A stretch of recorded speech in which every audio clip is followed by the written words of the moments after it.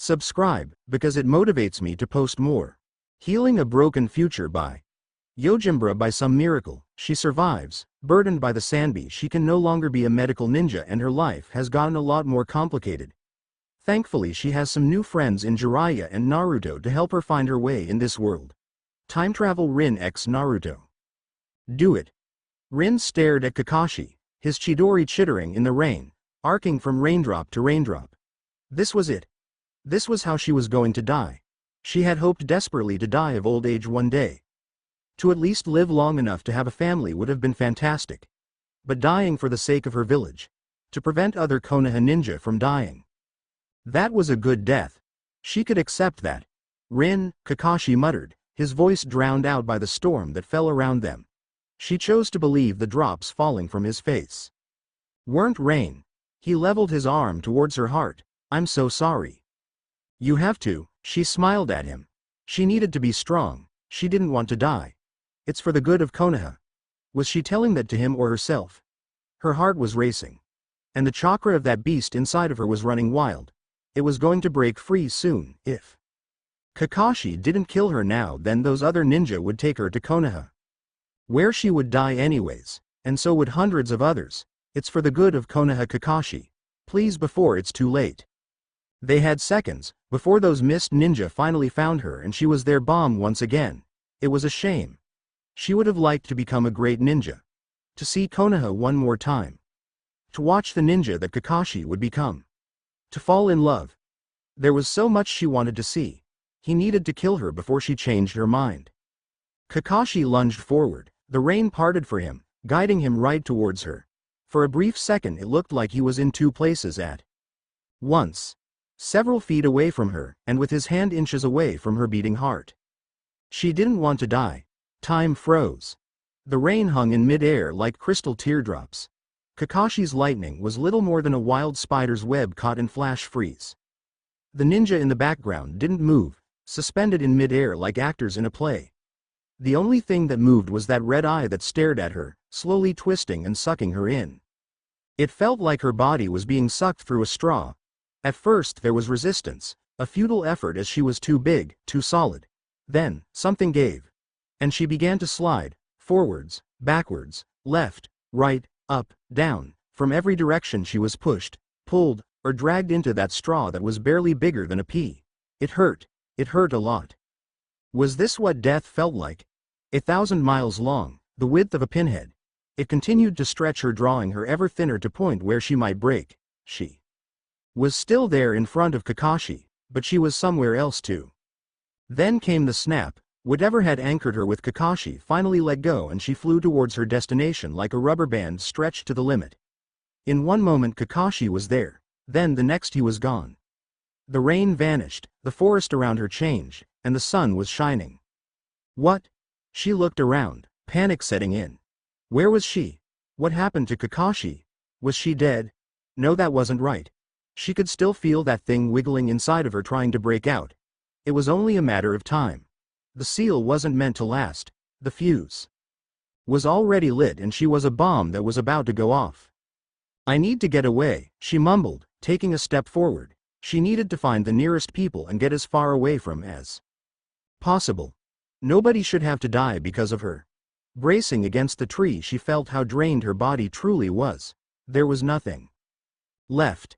And everything hurt. If she stopped now, the three tails would be unleashed and who knows how many people would die. She needed to kill herself. A cliff, a river, enemy ninja. Any of those would do.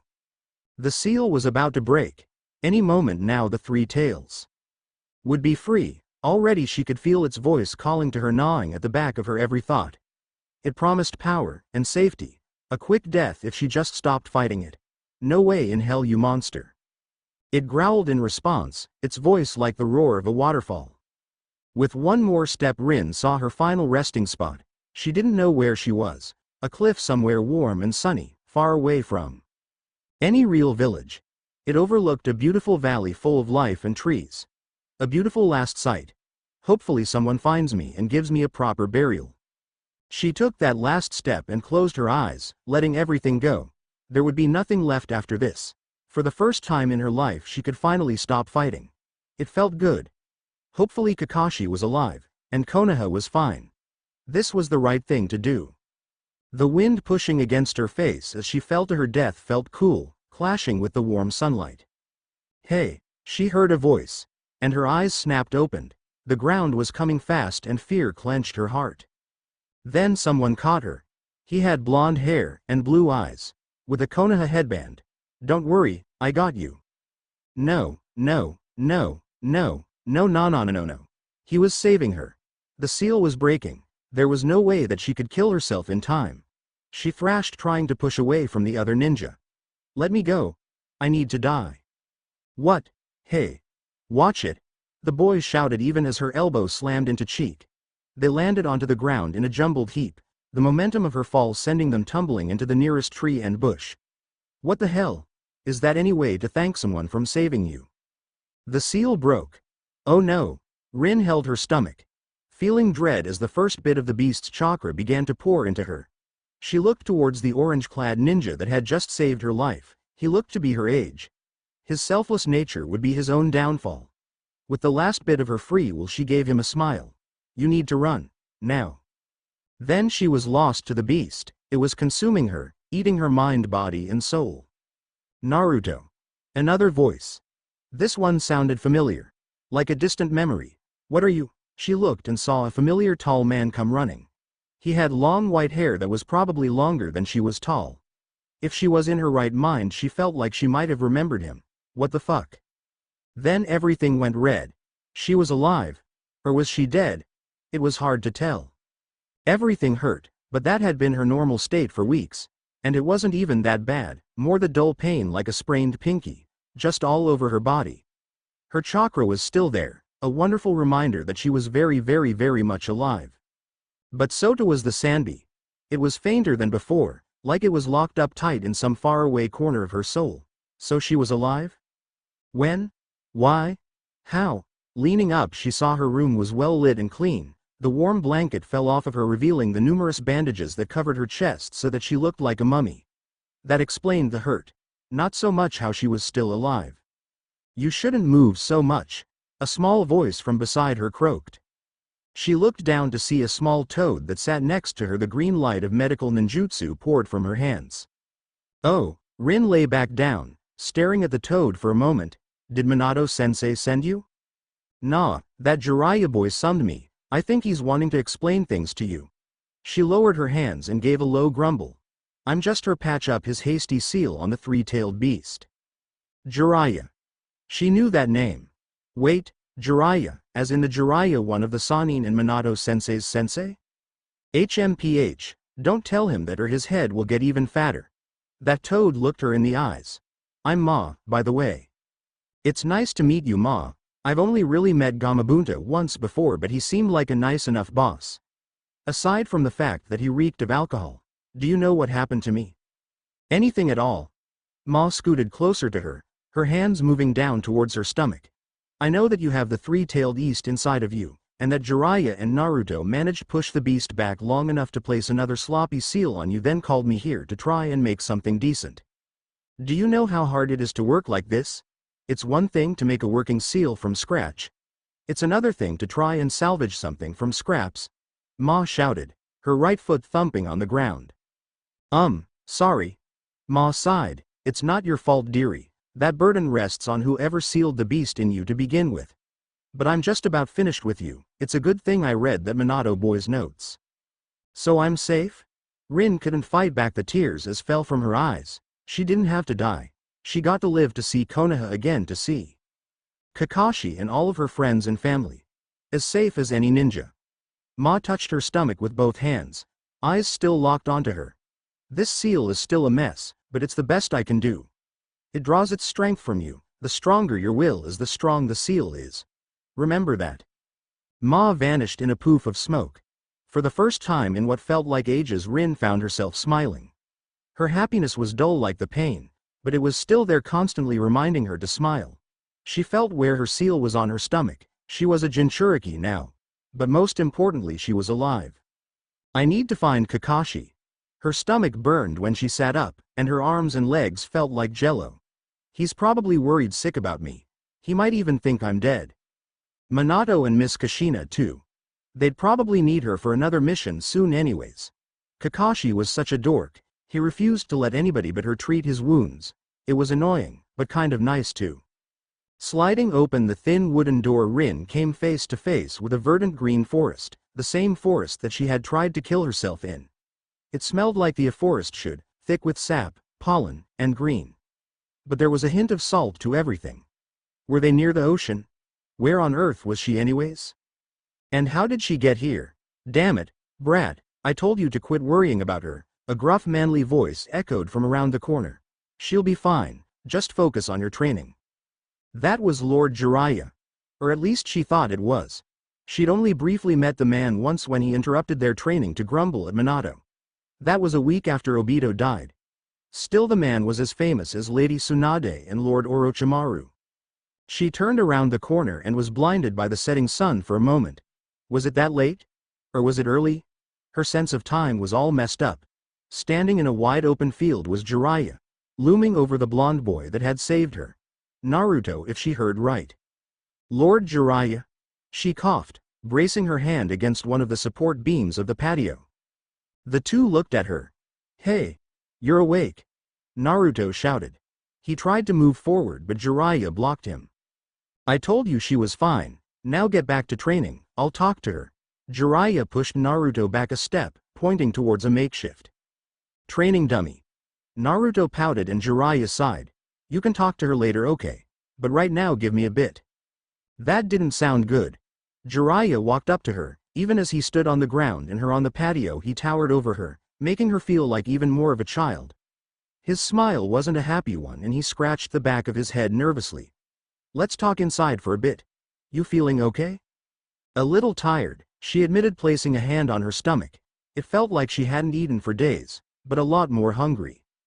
Jiraiya nodded, stepping past her, opening the door for her and gesturing inside with his hand.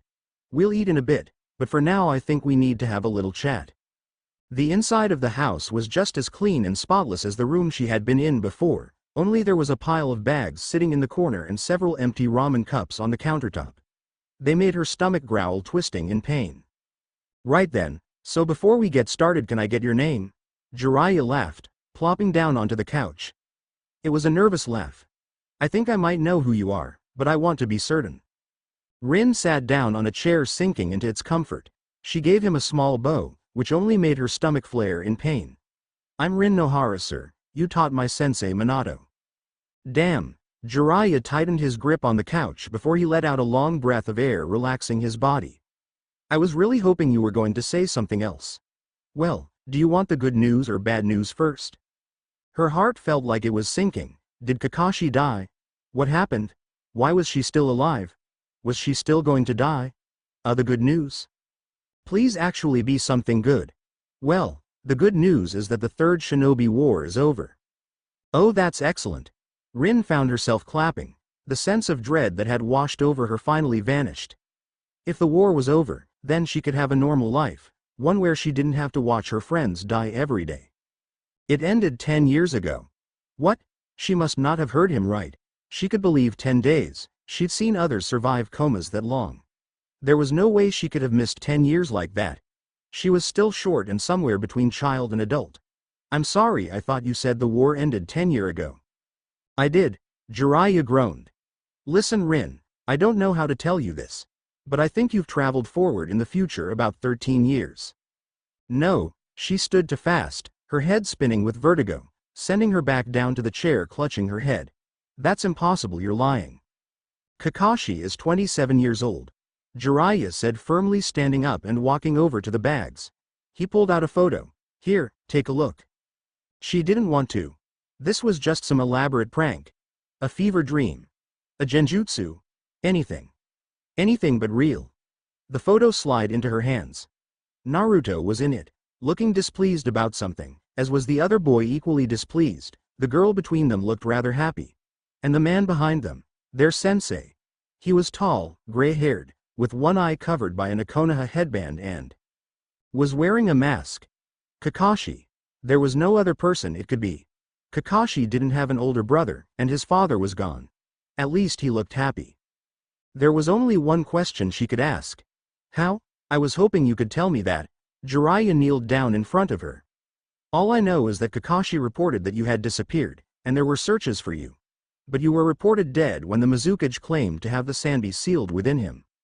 Rin bit her lip and tried to think. That night was a blur. Kakashi was there, it was raining. And she was going to die. Wait, that was it. There was a red eye. I remember a red eye and feeling like I was being pulled away. Then I was here. So nothing to go on. Jiraiya sat back down onto the couch and rubbed his eyes. Right then, now for the rest of the bad news. There's more? She was not ready for this. Her heart was racing. What else could go wrong? A lot. Minato-sensei was dead. So was his wife Kushina, the third as well. Orochimaru was a traitor to the village and Tsunade was now the Hokage. Now because she was a Jinchuriki, a group of super powerful ninja called the Akatsuki were going to be coming after her. Rin stirred her ramen cup. Her medical training and body told her that she should eat. But her appetite was completely destroyed. It felt like she was all alone, drifting along in the world with no one to cling onto. Now she couldn't even practice medical ninjutsu because of the Sanbi. Her chakra control was all over the place, and it was likely to only get worse as time went on as her seal began to fade. Hi. The blonde boy, Naruto, almost shouted as he came bounding up to her like a puppy. I'm Naruto, I'm the one that saved you earlier. Yay, I know. Rin offered him what little smile she could. I'm Rin, and thank you. No problem. He sat down next to her, slurping from his ramen as happy as can be. I would have done it for anybody, but I'm kind of happy it was you. Why's that? Did he know who she was? What she was now? Well, we're the same. Huh? Yay. He pointed towards his own stomach. I have the Kyuubi sealed inside of me, has been there since I was born. And you have the Sanbi in you, right? So we're kind of the same like that. Plus, we're both Konoha ninja. Rin let out a laugh, feeling her whole body shaking with each breath. It hurt, but it felt good too. Well, I guess we are the same, Naruto, thank you for that. And don't worry, it sucks being alone. I know what that's like, so I won't let you be alone. He had such a large, kind smile. It reminded her a lot of Kushina, and a bit of Minato with that hair. You have my word, and I never go back on my word. That's my ninja way, believe it. Rin stared at her cup of ramen. There was always somebody that wanted to protect her. Thank you, Naruto, I'll be sure to hold you to that. Her ramen was cold. And baited by XX Terror 33XX. Hey, look, another time travel FIC. This one has a character going forward instead of back. Yay. Anyways, here's a Naruto x Rin story. A couple people suggested it that I send Naruto back in time to get with Rin, and make him super powerful, but I think this is a more interesting take on the couple. I'm going to try and make sure that the chapters for this FIC are between 3K-4K. As always, I hope you all enjoy. Good night, and be sure to leave a review if you like laughing face. Chapter 2: Sleep. The roof was divided into 35 tiles in a 5x7 grid. Each tile had approximately 73 grains cross-woven in a thatch pattern. Meaning there were 2,555 grains in total. Which meant she wasn't asleep. Her bed was soft, blanket warm, her stomach was full, and only a dull ache from her injuries remained. In theory, she should be able to fall asleep. Flipping her pillow over to the cool side for the 100th time, Rin let out a long breath that stung where her ribs had been bruised when Naruto caught her. This was all just some twisted dream. None of it was real. There was no way that she was still alive. No way that she was the Jinchuriki of the Sanbi. And she definitely wasn't 13 years into the future. Where everybody she loved was either dead or an adult. It just wasn't possible. It wasn't a genjutsu. It wasn't a dream. It wasn't real. It couldn't be. No matter how real it felt. That was why she couldn't go to sleep, because this wasn't real. None of it was real. And she could only sleep if it was real. That was the reason why. Her pulse rate was resting at 42 beats per minute, slightly above average for a shinobi of her age. She should be freaking out. Her pulse rate should be much higher. Rin. A voice, Obito's voice, echoed through her head like a branch scratching on the window. Her heart rate doubled, blood raced. She shot up searching for the voice. In the corner where the wall gave way to a giant boulder was Obito's half-crushed body, his lone eye locked onto her. Obito? She croaked, her voice like the groaning of a dead tree. It was Obito. She needed to save him.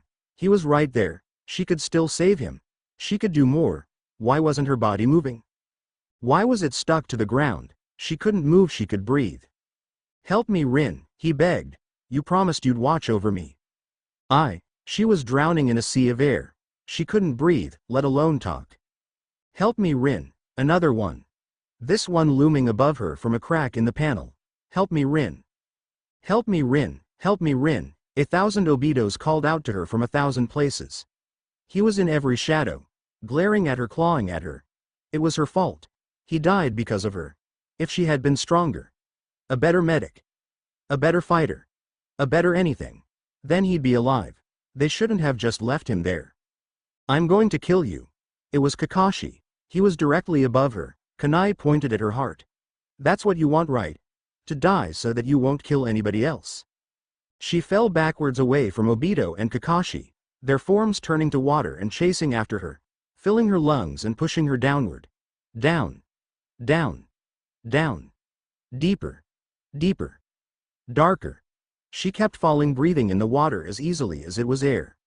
Only a lone light surrounded her in the growing dark abyss.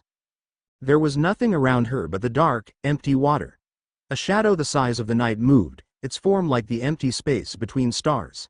It rumbled like a storm as the water stirred about her. A red eye larger than the desert sun glared down at her, searing her with its hatred. She was drawn towards it. The water pulling them closer and closer. The eye vanished, and it was only then did she become aware of its intent. It wanted to consume her. With the last of her strength she tried to pull away. The current was too strong. It was going to swallow her whole. She woke up screaming. Sweat clung to every part of her body, forcing the cloth and bandages to cling to her. Every heartbeat stung, like it was a wild animal caged inside of her. Her breath came in sharp gasps. Her ears were ringing. Rin. A voice shouted, and footfalls from outside her room sounded like thunder. Her door swung open and that loud blonde boy came barging in. His face contorted with panic. Are you okay? I heard a scream. Did he have to be so loud? Her body was shaking. She couldn't answer, let alone breath. Her throat was dry, and everything. Absolutely everything hurt. This shouldn't be real. She shouldn't be here. She shouldn't know Naruto. His touch was like acid, burning her skin with the bitter cold of frost. You're hot. Did he always have to scream? He ran towards the door, crashing into everything along the way. Hold on, I'll get some water.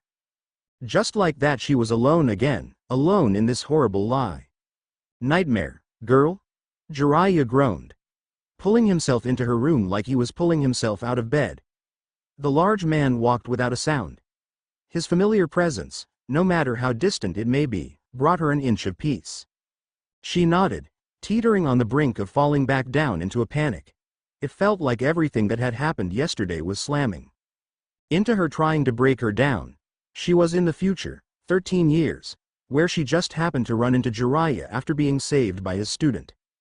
This was just some horrible dream. You want to talk about it?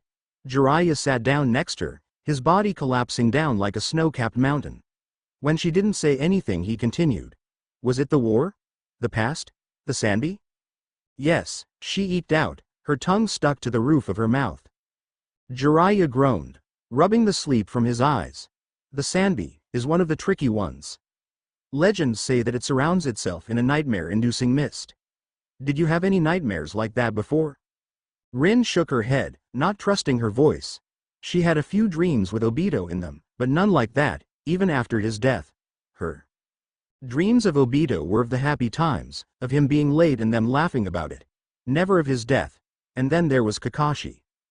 Kakashi would never hurt her, not after he made that promise to Obito. Naruto came bumbling in, looking like he got more water onto him than into the cup. Here, the cup sloshed as he came crashing down beside her. I brought you some water. Overcome by thirst, she drank the nearly full cup in one gulp. It burned on the way down before it cooled her. Thank you, Naruto. Are you okay now? Naruto scooted closer to her. His large eyes danced against his furrowed brow. He kept switching between smiling and frowning. He seemed so familiar. In so many different ways. In a way he reminded her a lot of both Minato-sensei and Obito. Better, she answered, placing a hand against her chest. Her heartbeat was erratic, but stabilizing. Deep even breaths, she was panicking. That's all it was. It was perfect given her situations. Do you want to talk about it? Naruto asked. Your dream, that is? I hear that helps? Rin bit her lip, clutching at her heart. How could she tell them about that dream? They weren't there. They wouldn't understand. Naruto wasn't even born. How could they possibly understand her?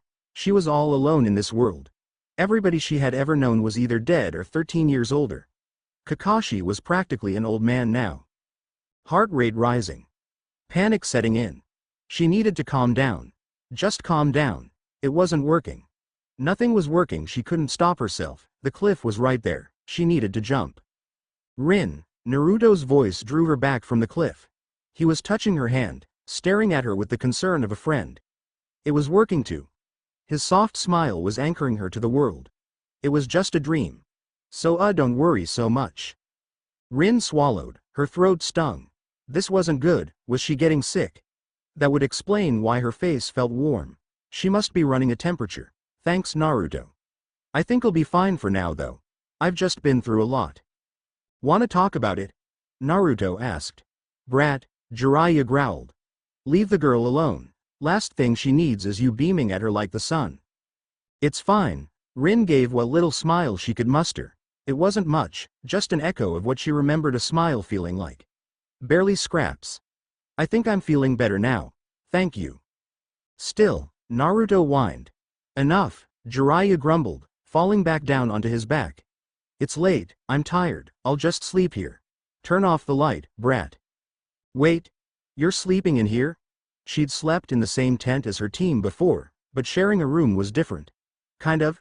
She had known Kakashi and Obito for years, they grew up together. Well, yay. Jiraiya waved his hand at her like she was just a child. Helps me keep an eye on your seal. He gave a giant yawn that smelled faintly of beer and rolled over like a bear preparing to hibernate. Besides, if you can sleep in the same room with us, it'll save me big later on. What? How would that save you money? And what? Her protests were drowned out by the sound of Jiraiya snoring. It was like the coming of a thunderstorm. Can't you talk to him? Rin looked towards Naruto. Instead of the ally she was expecting to find, she saw that Naruto had gotten his own blanket and pillow. His soft snores already merging with Jiraiya's. If she couldn't sleep before, now there was no way she was going to be able to sleep with these two snoring in her room. That was her last coherent thought, so it was real. That was the truth that glared down at with the intensity of the desert sun, searing away her resistances. She could feel everything. The narrative was coherent when it needed to be, and dreams were incoherent messes. Everything was so real, and yet it was completely unbelievable. Time travel just wasn't possible. It shouldn't be possible. But here she was, apparently. 13 years into the future with the Sanbi sealed inside of her with Jiraiya as her only source of information. She needed to get to Konoha. Then she would find Kakashi and ask him. She'd know if Kakashi was the real one. From everything to the scar on his left eye, to his mannerisms, she knew him like the back of her hand. Rin watched as Naruto and Jiraiya trained in the small field that separated the house from the forest. That was all she could do at the moment. Her body was still sore from her injuries, and much of her was still covered in bandages. If she could use her medical jutsu, then she'd be fine. Just another depressing truth. They were doing a chakra exercise of some kind. All right, brat. Jiraiya bellowed, hands on his hips. I want you to make the Rasengan, but I want you to make it bigger. Bigger? Naruto asked. How's that going to help me? Well, it'll be more powerful than a normal Rasengan. And if you can master that, then you might just be able to handle some of the other stuff I'll be teaching you. Jiraiya rubbed his nose, turning away from Naruto. He was lying. And Naruto was believing him. And I want you to make it 3 times as large. You got it, pervy sage. Naruto shouted. He created a shadow clone like it was the easiest thing in the world. 1 Mega Sengen coming right up. Jiraiya waved him off, walking towards her. Work on the name. Are you teaching him the Rasengan? Rin asked, wide-eyed, even. Kakashi was having problems learning that jutsu, and her and Obito were just hopeless with it. Jiraiya laughed and sat down beside her. Teach nothing. He can already use the Rasengan as good as Minato ever could. Still trying to wean him off needing a shadow clone though. Did Minato ever try to teach it to you? Yay, she nodded. I could probably get the shape, but I don't have the power to use it. And with how my chakra is now. Then that's where we'll start. A giant slap to the back nearly knocked the wind out of her. Wait. What? Rin coughed. Her entire body shook with a dull pain. You're going to train me? Yep. Well, at least after you finish recovering. Then we're back on the road for the next stop. He smiled, looking so sure of himself. I hear the ladies the next town over are simply divine. Rin groaned. Miss Kushina did always say Jiraiya was a huge pervert and to avoid him at all costs. If at all possible, I'd rather just return to Konoha, Lord Jiraiya. No can do, Jiraiya groaned, placing both hands behind him, looking to the sky. I'm out here training Naruto to be able to stand up against the Akatsuki if they ever manage to get near him. Honestly though, the brat probably thinks I'm training him to take them on. You're in the same basket as him now though. Cause of the Sanbi? Her stomach twisted at the name, and she could feel its cold chakra roil against the seal. Jiraiya nodded. Yep, that's why I'm going to train both of you to control the beast inside of you, if even just a bit, anything to give you an edge against them. But wouldn't I be safe if I stayed in Konoha? Coward, that's what Obito would have said if she had said that to him. Kakashi as well. Just running and hiding while others fought her battles. That's not who she was. Not anymore. I can train there, right? And I might even be able to relearn medical ninjutsu. 6. I'm sorry, Rin. He patted her on the back. I know you must want to see your friends and family. But I can't let you go back to Konoha. His voice lacked the cheerful nature with which it had before. Instead was a serious tone that carried the weight of the world with it. Not until you can at least partially control the Sanbi. Her throat burned and her stomach felt empty. Why? Because you're one of Minato's brat. He laughed, slapping her back once more. And Minato was my brat, so that makes you my brat. Jiraiya's face fell and he glared at Naruto. Besides, my brat found you, so that makes you my responsibility. So basically I'm a lost puppy that Naruto took in? Yep, now I have to feed you. And make sure you're trained. Jiraiya said before he let out a giant sigh. If you really want, I should be able to arrange for Kakashi to meet up with us in the future. Really? She stood quickly, her voice sharp and loud. Could you really do that? It'd mean so much. Kakashi, she had seen the photo of him, but there was still so much she needed to hear from him. With him she'd be able to know if this whole ordeal was real. No matter how much she wanted it to just be a dream. Sure, I'll send a message once we get to the next town, Jiraiya said with a groan. It's probably for the best that I don't surprise Tsunade with you either, so telling Kakashi might be good for my long-term health. An explosion ended their conversation. Everything had been going fine. He had the Rasengan in his hand and was trying to make it bigger. It worked. Kind of, it wobbled a bit, sure.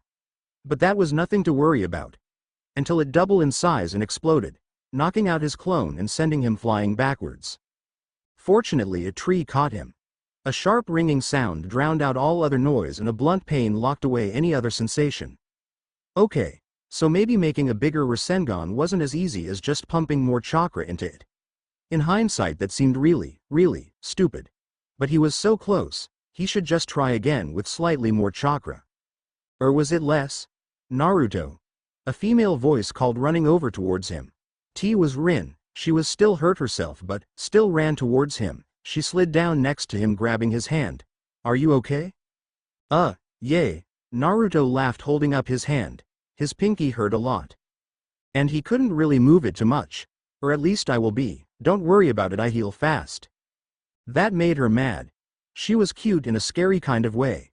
A pain seared through him when she grabbed his hand and popped his finger back into place. Faster healer or not, if you don't set a dislocated finger like this, it won't heal correctly and that'll just cause it to hurt more later. She ripped off part of her robe and began to tend his finger. Honestly, I guess boys just never learn, don't they? Are you a doctor or something? Naruto asked, wide-eyed. The only doctors he knew was Granny and that Kabuto jerk. If I could use medical ninjutsu, I'd be able to heal this quicker. She huffed, her brown eyes sparkling with concern. So you'll just have to rest for now. No training for the rest of the day, you got that? Scary. Naruto nodded his head as quickly as he could, watching as Rin continued to dress his wounds. Gotcha. Good, she smiled sweetly at him. And he felt his heart thump in his chest, and his cheeks begin to warm. You know, his mouth did that thing where it talked without listening to his brain first. You're kind of cute when you're doing this. She glared at him, tugging on the fabric hard enough to send a sharp jolt of pain through his whole body. If you start hurting yourself on purpose, I'll make you regret it. I won't, I promise. She was even cuter when she was angry. It was a good thing that he didn't need to try to hurt himself. AN. Baited by XX Terror 33XX second chapters are rough for me, and this was no exception. Please let me know what you think of it by leaving a review. Thanks in advance. Chapter 3 The Rasengan was a lot harder than she remembered it being, but in some ways it was easier. She had more than enough chakra to try again and again, but it was wild and unwieldy, like she had went front turning on a faucet to trying to control the flow of a river. It was easier to fill up the glass, but it was also easier to drown in it. Something was in the water, a beast lurking in the depths, watching her, waiting, a constant reminder that she was not alone. And she would never truly be alone again. Rin tied a knot on the air balloon. It was about the right size, and her lips hurt from blowing up so many of these stupid balloons. The pack Jiraiya had given her wasn't even halfway empty yet. Careful. Just a sip. A drop. The balloon popped the moment her chakra filtered into it. Rin grit her teeth. What was the point? How? Was this going to help her? Lord Jiraiya, is this really what's best for me? The old man groaned, looking like a grandpa woken up from his afternoon nap. Huh? Oh, I'm still trying to figure out what to do with you. The Rasengan is busy work. How could Minato call this man his sensei? He was so flaky. Like he didn't have a plan and was just flying by the seat of his pants. It was frustrating. Look, Jiraiya sat up, rolling his shoulders to look her in the eyes. I know it's hard for you. But I'm still not sure on how best to handle the Sanbi. Still. Why the Rasengan? Wouldn't I be better off with an actual chakra control exercise? Rin asked. She couldn't get the Rasengan the first time even with her excellent control. This just felt pointless. Sure, you can train however you want. Jiraiya shrugged. The Rasengan is just useful like that. It's a versatile jutsu. Just learning it helps you get better chakra control, and not just for form either but spiritual as well.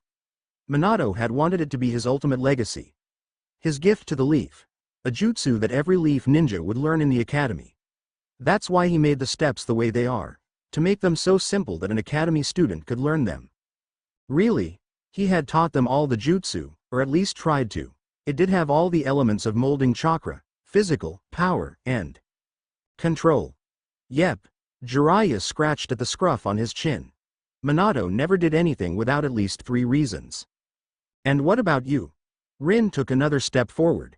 I've watched you train Naruto. It was less training and more Jiraiya just watching him with that same stupid look on his face. And I can't understand why you're having him do more of the same. Minato and Naruto are kind of the same. Jiraiya nodded towards Naruto as the boy maintained a Rasengan several times larger than a normal one. Rin focused on Naruto. Besides looks, Naruto was nothing like her sensei. I'm not seeing it. They do a lot with a little. Jiraiya cracked a smile. How many jutsu do you think your sensei knew? A lot.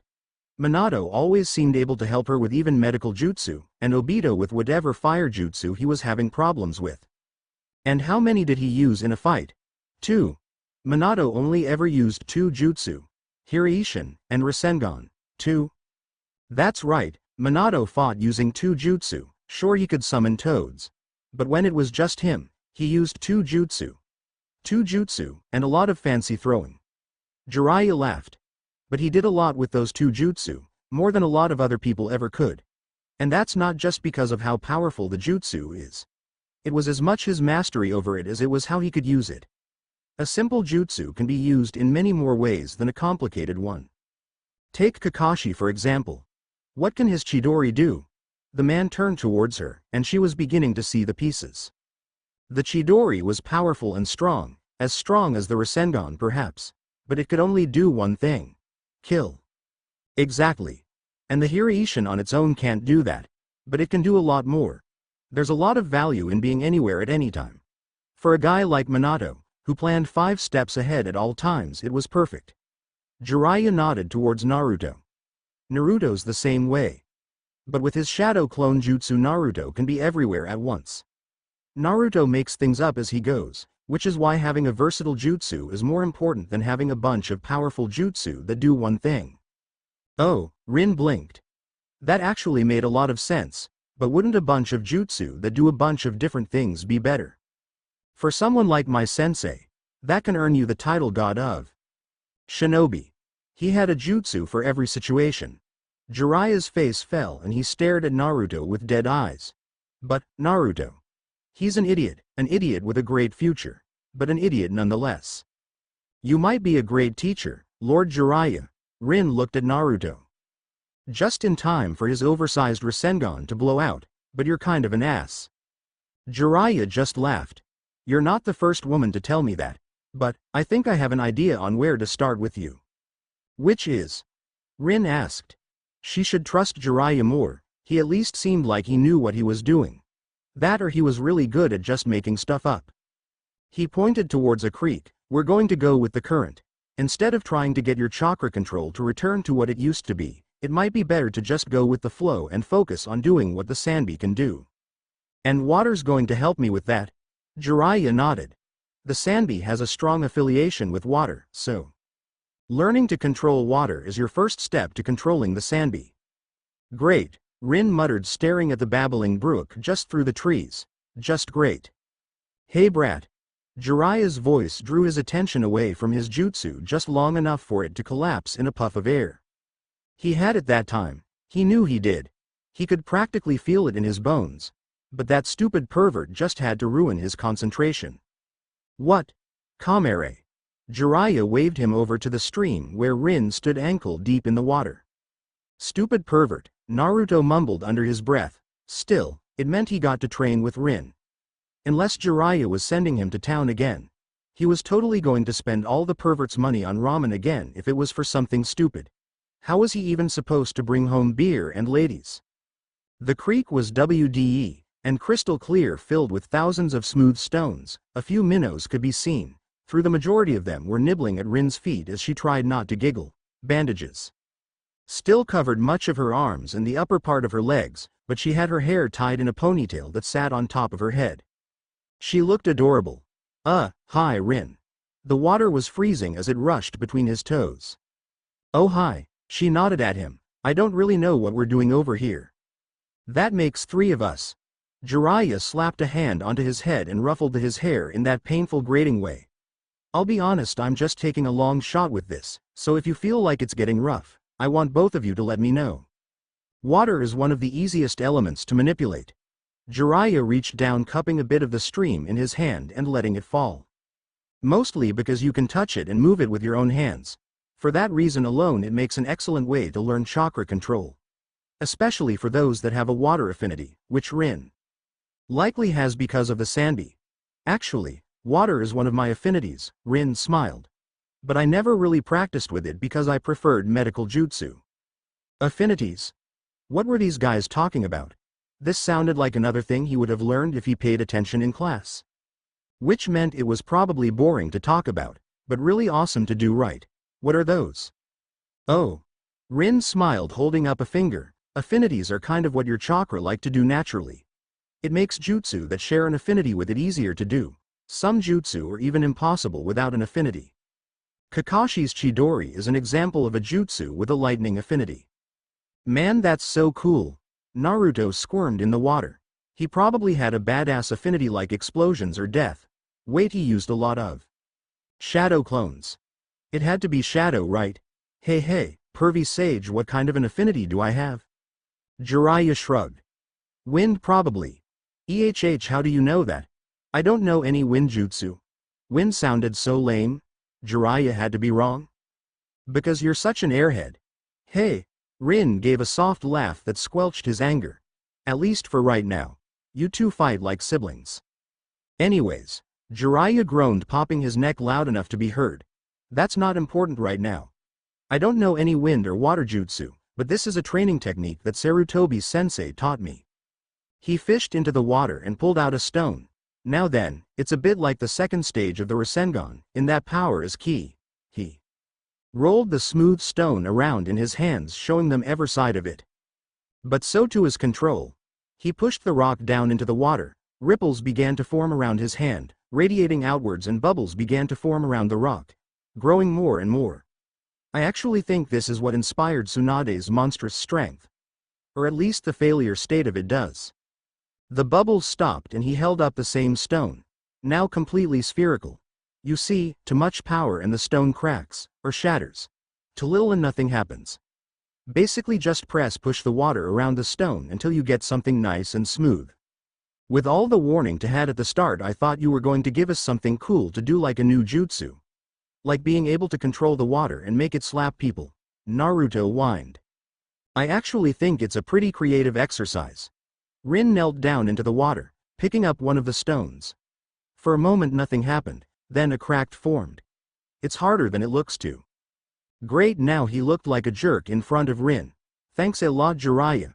Slamming his hand into the creek, Naruto grabbed a rock. He looked towards Rin smiling. So how did you make it do that? I'm not very good with chakra stuff. Well, you start by, so, are you an Inuzuka? If he wasn't training, Naruto seemed to lack the natural ability to leave her alone. In a lot of ways he was like a puppy, or like that cat she fed once that kept coming back and meowing at her for food. Only less cute, and a lot harder to ignore. Maybe the cat was still alive? What are you talking about? Rin asked, poking at her food for the 100th time. She should eat, she knew that. But her appetite just wasn't there. So she poked, like a child playing with her food. Naruto sat down next to her. A cup of instant ramen was in his hands. She was beginning to think that his hair was blonde from the sheer amount of noodles he ate. It couldn't be good for him. Then again, she really didn't have a lot of room to talk about proper eating right now. Those markings on your cheeks, they're kind of like what my friend Kiba and his sister have. Oh, he snapped his finger. And they were Inuzuka, right, the dog clan. No, I'm not, last name is Nohara. Ah, Naruto took a noisy slurp from his noodles. So, why do you have those purple stripes? Not that there's anything wrong with them, I think they're neat. Neat, huh? Rin took a bite of her food, popping a crunchy ball of rice into her mouth. Well, the woman that taught me medical jutsu had them. That was an old sting, from her days in the academy, before she was part of Team 7. Miku was killed in the Third Ninja War, so these are kind of my way of remembering her. I'm sorry, his ramen dropped ever so slightly. I shouldn't have asked a question like that. It's fine. It was fine. Everything was fine. Really, really fine. She was kind of like a mother to me, but it happened a long time ago. Wait, a long ago. Still. Naruto left his word hanging, a forgotten thought to never be touched again. He looked sadder about the subject than she was. What about you? She needed to change the subject, to get her head out of the past. Being there wasn't going to help her. Another crunchy rice ball popped into her mouth. Somehow she had eaten half of her meal without even thinking about it. Huh? Are you from a clan or anything? Oh, now he really looked sad. Then he took a deep breath and sat up, shoulders back like he was overflowing with pride. Nah, I'm an orphan. You too, huh? Rin poked at one of the last few rice balls, rolling it around the container. When was the last time she talked about this? Right, when Miss Kushina was threatening to adopt her. That would have been something. Yay, the old man, a third Hokage, said that I was found after the fourth Hokage sealed the Kyuubi into me, and that I was a newly born. Naruto smiled up at the sun as it began its long journey behind the mountains to bathe their valley in shadow. He said that my parents died as heroes. Did he ever tell you their names? Rin asked. He said that he'd tell me when I was older. Naruto smiled. I used to hope that they were gone on some super awesome top secret mission and one day they would come back and I'd have a family. Kind of silly, right? Not at all. She was out of food and the taste was already fading from her mouth. What's it like being a Jinchuriki? That killed Naruto's cheerful demeanor, and the temperature dropped as the shadow of the mountain finally fell over them. Had she overstepped her bounds? He was so open with it before, it was practically the first thing he said to her. People avoid you. Naruto took a long breath. No matter what I did they kept ignoring me like I didn't exist. A lot of kids my age were told to avoid me. I got called demon a lot. I got really annoyed by it. So I started to prank people. Then they noticed me and were really mad about it. They started to kick me out of their shops, so I pranked them again. That probably didn't help. Yay, well, they deserved it. Naruto's chest swelled with pride. And I was good at it. One time I painted over all the Hokage faces. Iruka-sensei was so mad at that. Rin scrunched up her face and snorted. Minato was the 4th Hokage, right? Why would you paint the Hokage monument? It sounded like you liked them. Because I'm going to become the greatest Hokage. Believe it, he shot up, pointing towards the sky. Rin blinked, feeling her lips tug into a smile. It felt like her first smile, before she broke out into a massive fit of giggles. She could see it clearly now. The parallels that connected Naruto and Obito, and that dream that connected them. I'm sure you will, Naruto. He grinned at her and took his seat once again. Thanks, I'm sure you'll become a great ninja as well. Sure. Her smile left with the wind. What was her dream? Minato-sensei had once told her that trying to find a dream was just as important as having one. Sometimes it was easy, sometimes it was hard. Kushina would then come in and shout something about never giving up until the very end. Sensei, huh? Say Naruto. She already has his attention, but he still perked up, sitting a bit more properly. Do you hate Minato-sensei for sealing the Kyuubi in you? Minato? His face scrunched up. Oh, he's the 4th Hokage, right? I mean, I kind of resent him for it, I guess. He fell onto his back, staring up at the awning. I don't know. I just want to know why me. Why couldn't it have been some other kid? Someone that had a family or something. It was bad enough being an orphan, Naruto muttered under his breath. Well, I knew Minato-sensei pretty well. It was weird to think that he of all people could be killed. He seemed so invincible, both on and off the battlefield. It made sense that he was made the Hokage. He wouldn't do something for no reason, and if he chose you to hold the Kyuubi, then he must have believed that you were the best choice. That you could control it. Rin, he muttered, still staring up at the ceiling. Tears gathered at the edge of his eyes and his lips were twisted upwards into a smile. Thank you. She fell on her back next to him. No problem. Wait. Naruto shot up, wide eyes staring down at her. You were taught by the 4th Hokage? Did he have to be so loud? And baited by XX Terror 33XX. More cute Naruto and Rin. Moments. Yay. I had a lot of problems with this chapter in deciding what to do with it. A lot of the scenes I wanted to write felt too soon. So I settled for this. I hope you all enjoyed. Please let me know what you thought of it. Chapter 4. Isolation. An island of light floated within a sea of darkness. Fog mingled with the shadows, creating 1,000 monsters set to devour her spark of light. But something larger lurked within the darkness. It feasted on the shadows, creating a vast empty coldness. And her light was next. A single hungry eye appeared, bursting through the shadows like a whale breaching. Darkness splashed onto her light, lingering for a second before it sunk back down. It grew closer without moving, until she stood before a mountain. Its voice like a rockslide grated against her body and forcing her light to shake and shimmer. The single red eye glared at her with the hatred of the desert sun, though it only uttered a single word. Its voice stretched out for 1,000 years. Leave. Her light shrunk, trying to move away, but there was darkness everywhere holding her in place. She couldn't move. She was trapped here with this eater of light and darkness poised to swallow her whole. Leave. Like thunder without sound, the beast bellowed, its massive mouth opening like a tear, in reality sucking her in. She tried to get away, but the tendrils of shadow clung to her, dragging her down into the beast. The light and dark vanished. There was nothing in here. Nothing but her. She was alone. Completely alone. She looked for anything. Light, dark, hot, cold, anything. Any spark that she could cling to as proof that she existed. Anything. Anyone. Please. Help. I don't want to fade away. The nothing around her was seeping in, taking her apart piece by piece. Soon nothing would be left, and she would be gone. There was no hope. She was going to vanish and no one would remember her. Who was she? What was her name? Name. She had a name, right?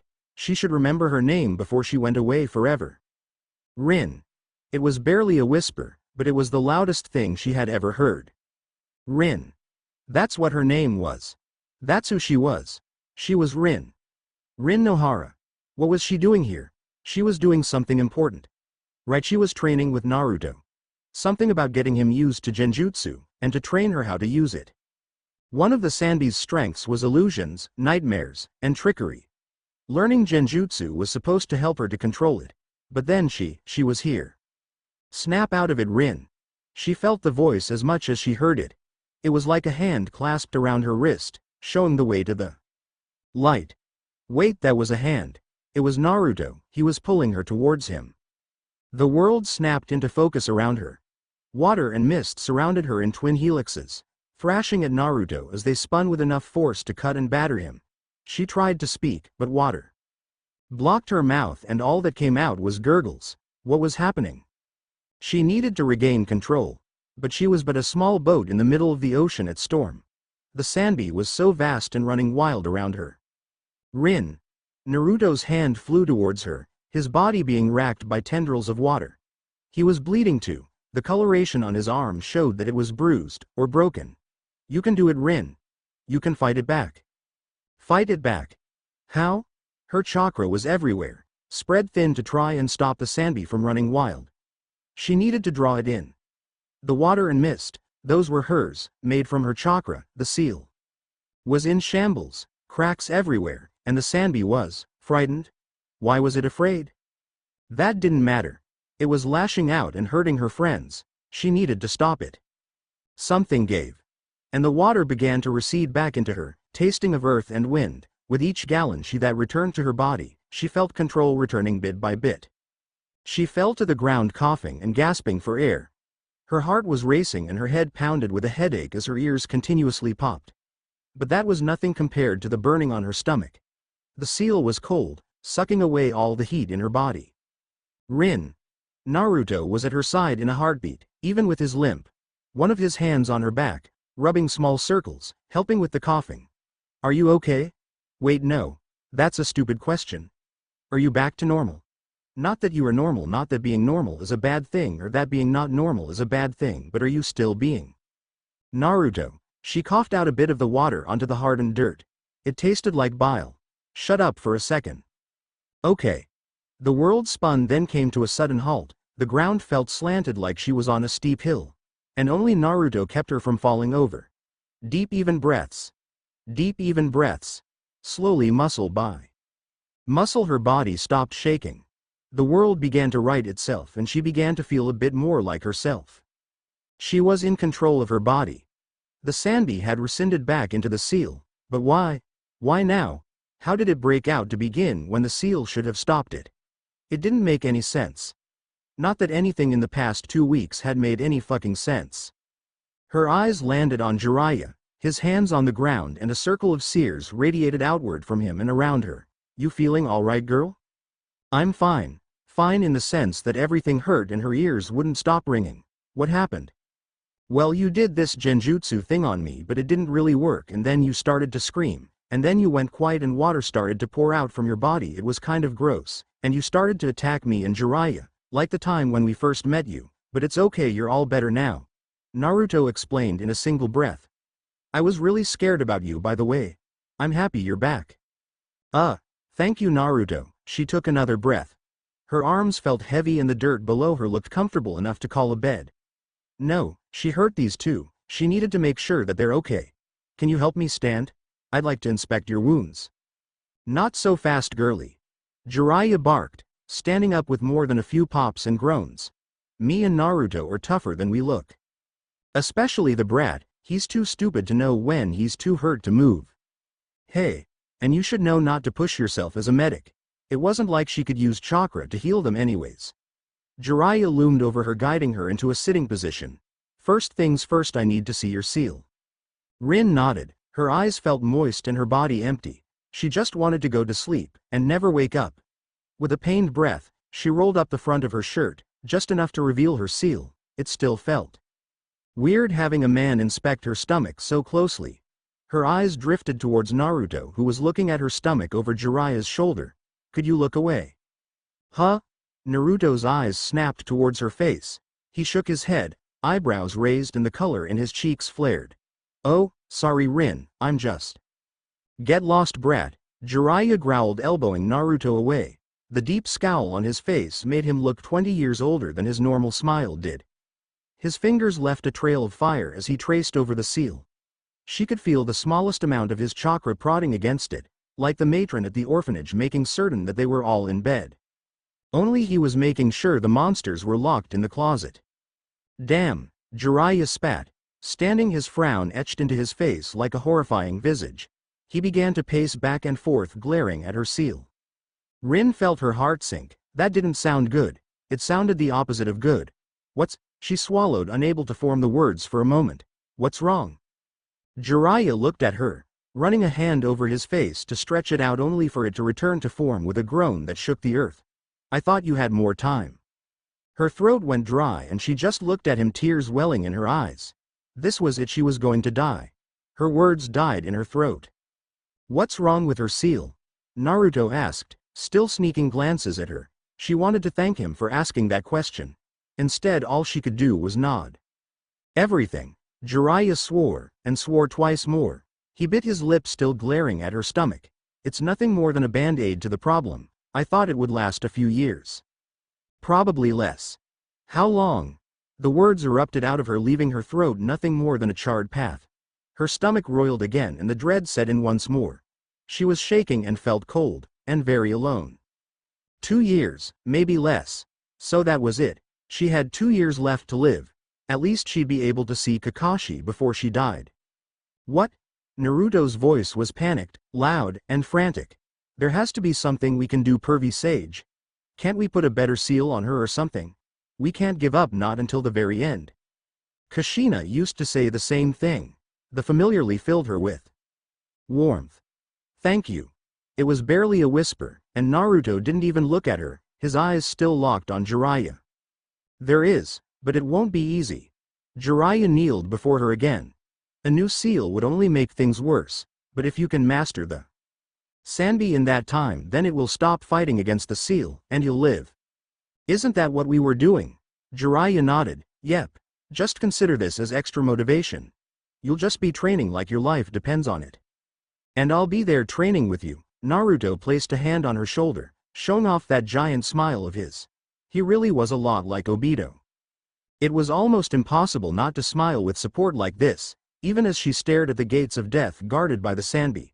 She almost felt like she could do it. I'll do my best. Rin sunk her toes into the sun-baked sand. The warmth of the top layer mixed with the coolness that laid beneath was one of her favorite things about the beach. No matter what went around in the world around her, she could rely on the ocean to calm her, and let her just forget about everything. The tide was coming in. A dozen small islands barely big enough to stand on marked the rocky peaks of the tide pools. If they had arrived sooner, she would have been ankle deep in the cool ocean water, watching the creatures that called the pools home. Instead, she was watching the sunset change the ocean from a radiant blue to a soft purple capped with red and a golden crown. Where the sun met the water. With a sigh that weighed more than a mountain, Rin pulled her knees up to her face, using them as a pillow to watch the sea change colors. Soon the sea would be dyed black, save for the stars acting as a million shimmering jewels off of its placid surface. It would have been the perfect beach day, warm, with little to no wind. She could already see it. Obito would be loud and jump into the water first thing, only to get attacked by some sea creature. Kakashi would tease him like he always did, and she would heal him as she always did. Minato-sensei would just laugh like he had just been reminded how much younger they were. Then he'd stop when Miss Kushina would show up carrying an entire beach trip's worth of food, towels, and umbrellas with her because she's stubborn and could do it herself. Obito would be teased by everyone to the point where he would pout, and she would smile at him and he'd forget it ever happened. For 2 seconds until Kakashi made another snide comment, then they'd be at each other's throats. She'd shake her head and smile all the same. Those were her boys after all. It was to be expected of them. It was a lovely memory, if only it was real. In reality, she only got passing glances of the beach on her way to a mission, and on the rare moments where she was on the beach she couldn't enjoy it for long. Just enough to develop a fondness for the place. She could enjoy it now, but she'd never be able to enjoy it with them. She was alone. Now more than ever. Hey Rin.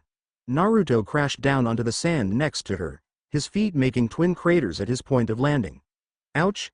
he yelled, reaching forward and digging into the sand to pull out a perfect cone-shaped seashell that ranged from hot pink to flesh pink in its coloration. It was beautiful. Stupid shell. Can I have it? Rin asked quickly, raising her head barely off her knees. Sure?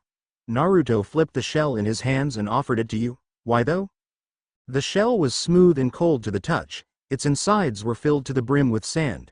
Whatever creature had once called it home did a wonderful job. She blew into it softly, loosening the sand and shaking it out. It was the perfect size for a necklace. I used to have a collection of shells back in the village. It wasn't a lot, a few like this, one of the big ones that you can hear the ocean in. A conch, I think, and a lot of cracked ones. Oh, Naruto dug his palms into the sand. Do you know what happened to it? She didn't even know what happened to herself. Or what even was happening. 2 years. That time frame burned itself into her mind. She had 2 years to accomplish what only the Mizukage had done before her. Master the Sanbi. Rin shook her head free of those thoughts, focusing on the waning light of day. Already the brighter stars were filling in the sky behind her, and the moon crescent moon cast its spotlight on the darkening ocean, bathing it in pale light. I don't know, it's probably gone. Just like the rest of her life, or what little was left of it. She twirled the shell in her hand again, tapping it gently as the final bits of sand fell free from its inner spiral. Or at least what she could get out of there without water or some jutsu. She could probably drill a hole on the lip to slide a string through. Maybe it'd be better to just tie the string around it? Naruto hummed. Do you want to go look for some more shells? I bet we could find a lot here, like I just found that one on accident. It's getting dark, it'd be hard to see them. Besides, Jiraiya wants to get to port tomorrow. A city full of people. The perfect place for a Jinchuriki that was prone to lose control any second. What could possibly go wrong? And weren't you helping him with camp? She already missed that soft bed she had in the hut they had stayed at for a few days. Even if the walls didn't provide her any privacy with her 2 traveling companions, it still beat sleeping on the ground by a long shot. At least the campfire was warm and their snoring wasn't quite as loud when it wasn't trapped inside. It's finished up. Jiraiya sent me out here to make sure you were okay and stuff. Naruto pulled a rock from the sand and tossed it towards the waves as though he meant to skip it. It landed with a plunk. Not that you need me there. It's just being a Jinchuriki is a lot harder when you're alone, Yano. Like it wasn't hard enough already. At least you're not going to die. Neither are you. Naruto spun towards her, the last bit of the sun reflecting off his eyes as he leaned in close to her. You're going to live, Rin.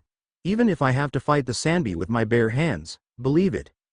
You sure are an interesting kid, Naruto. Hey, we're the same age.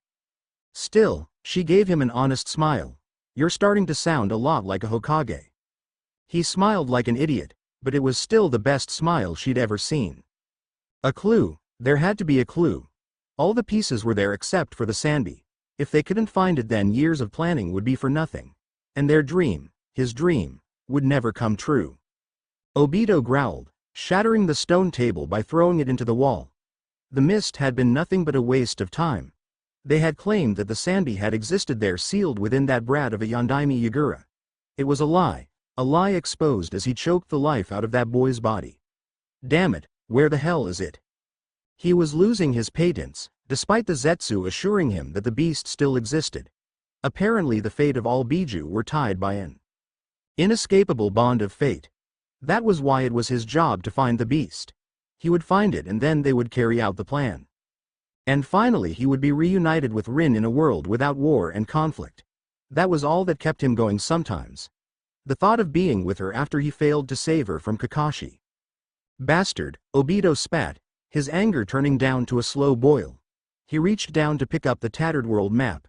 The locations of all the Jinchuriki were located here, or at least their general whereabouts. The 9 Tails was especially hard to track thanks to Jiraiya. It was a shame that the beast was sealed inside Sensei's son, but he could hardly feel remorse over something he caused. There was a presence in the room. Zetsu. What do you want? He didn't bother to turn towards the creature. Of all the Atatsuki, only it knew of their plans, yet they knew nothing of its schemes, save that they shared a common goal. But the way the plant spoke put that into question. One of our sensors has detected the Sanbi's chakra. Its voice spoke twice as though the first was followed by an echo trying to surpass the original sound. That was good news, very good news. Where? Near the port town of Asagi. Zetsu began its slow retreat within stone floor. One of the plant's better habits was that it left as soon as it finished giving information. It's near the location the Nine Tails was last seen. Obito examined his orange mask, feeling the weight of it on his hands. It was time to return to the outside world as Toby once more. If I can confirm the Jinchuriki, should I attempt to capture it? If you can do so discreetly. The plant vanished. Obito placed the mask on inside. He hated this childish act he had to put on. It was nothing but the echoing laughter of who he used to be. Toby is a good boy. AN. Baited by XX Terror 33XX. Hey look, stuff happened. Hope you enjoyed the chapter. Next chapter is going to be fun. Chapter 5. A knot rested in her stomach. It wasn't because of the smell of rotten fish that permeated the populace. Everything and everybody smelled of salt, water, sweat, and fish. Lots of fish. A fog of grime blanketed the town, leaving everything slick with what could only be a slime made of all the dead organisms of the ocean. No, the knot in her stomach was something else entirely. It made her muscles tighten, unwilling to move forward. The last time she had felt like this, Obito died. It was like her body was screaming at her that she should not be here, that this was a mistake. I shouldn't be here. The words escaped her mouth as free as a breath, drifting through the foul fog like an angry wasp that stung at Jiraiya. Girl. Jiraiya stopped. It was always girl with him, like he kept forgetting her name or that he wasn't worth noticing. She wasn't, was she? She was nothing without the creature sealed inside of her. If it wasn't for that, then this man wouldn't even give her the time of day. RIN. Naruto bounced into her field of view like a ball of sunshine. A sight that was as welcomed as the first rays of sunshine that woke her up this morning. She wanted to stay asleep. To stay groggy. Don't be like that. We want you here. Besides, I'm sure there's a ton of cool stuff to do in this village. There might even be a mission or something, right, pervy sage? Jiraiya groaned, rolling his shoulders that caused his joints to pop like 1,000 firecrackers. Look, we're just here to meet and informate. We're not going to go on some mission or try to save the day. Asagi is a quiet town where nothing happens, and I plan to keep it that way. Then why can't me and Naruto wait outside? Like at the beach a few miles back. It was low tide now and she could scour the tide pools for shells and just relax with her feet touching the water. Instead of being trapped in this city feeling like she needed to be holding something back. Jiraiya let out a sigh that could make a child complain of back pains and lead them down another alleyway. The center of the narrow street was a rut where the water pooled, ultimately ending up back in the harbor. Boxes, barrels, and garbage decorated the streets, and any number of cats feasted on their contents. Above them a net of wires and clothing hung like jungle vines. Because Naruto is a trouble magnet. You leave him alone in a village and he'll find the only person of note in the village, piss them off, cause them to enter a dangerous situation, and then save them a few hours later. It almost sounded like they'd been through that before. Jiraiya opened the door to a restaurant that smelled more like butter and bread than dead fish, an impressive feat in this town. And you're here because there's someone you wanted to meet. A glass shattering drew her eyes inwards towards a far corner where she saw him. That constant half-asleep look was shattered. His easily too cool for everything attitude was nothing but a distant memory. It was one of the few times she had seen him cry. Somehow, despite the years between them, he still looked exactly the same. Kakashi? She asked, her mouth going dry. She should have been happy, instead she felt that knot in her stomach grow. Kakashi reached out towards her, unmoving from his spot. She wanted nothing more than to run over to him and hug him. RIN? His voice cracked. Tears fell from his uncovered eye. She could see years of guilt and regret melting away, stripping away the man that they had built. But how? You don't look like you've changed at all. This isn't some kind of genjutsu, is it? I wish it was. She brought a hand up to her chest, squeezing at where her heart was. It hurt. Every beat was more agonizing than the last. Her standing and not screaming on the floor in pain was a miracle in of itself. But I'm here, Kakashi, I'm really me. She hoped. She was still numb to the idea of being in the future. 13 years. She had skipped over so much. He stepped away from his table towards her. The world fell away as she saw Kakashi for the first time. She wanted to cry. She wanted to scream. She wanted to run away and pretend this wasn't real. That this was all some dream and that Kakashi wasn't some old man now. Instead she smiled. "But how are you?" The words dropped from his mouth. He extended a hand out to touch her. A gesture she mirrored and their hands met for the first time. She used to love him. But he was so different now. And she was still the same. She let go, her hand dropping to her side. "How am I alive?" She laughed as much as she said but cried even more, offering Kakashi a shrug. "I don't know what happened. You were about to, I was about to." She couldn't say the words. They wouldn't form. After all, it was impossible. Kakashi would never kill her. The world froze, and I felt myself get sucked backwards. The next thing I knew, she was silenced by her face being forced against the rough surface of Kakashi's jacket. This was a first. Kakashi had never hugged her before. How should she act? What should she do? Was it weird that he was now a grown man and puberty had yet to hit her in any meaningful way? "I'm just happy you're alive." His voice cracked again. Here was a man that held the record for youngest Junin hugging her like a long-lost sibling crying his eyes out. "No, there was nothing wrong with this. I always wanted to believe that you weren't dead, that you really did vanish. I searched for you, but they said it was guilt. I'm sorry, Rin. I should have looked harder." "It's okay, Kakashi." It was so weird to have to actually look up at him. He was as old as Minato-sensei was, and probably a little taller.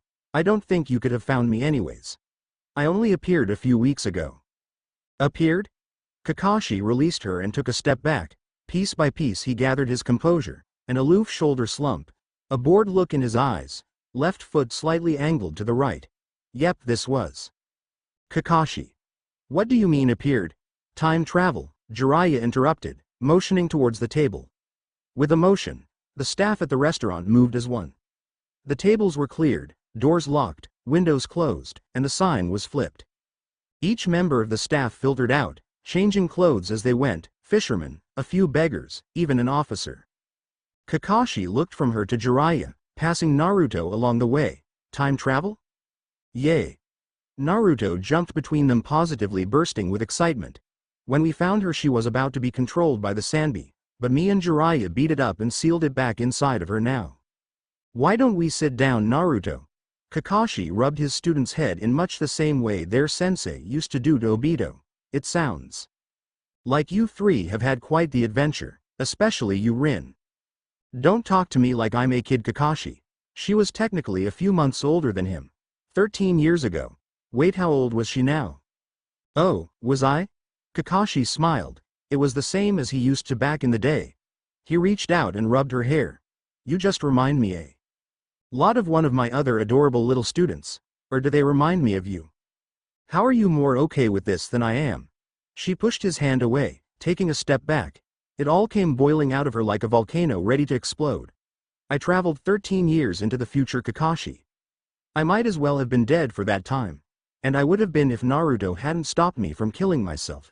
I have the Sanbi sealed inside of me. I still don't want this to be real."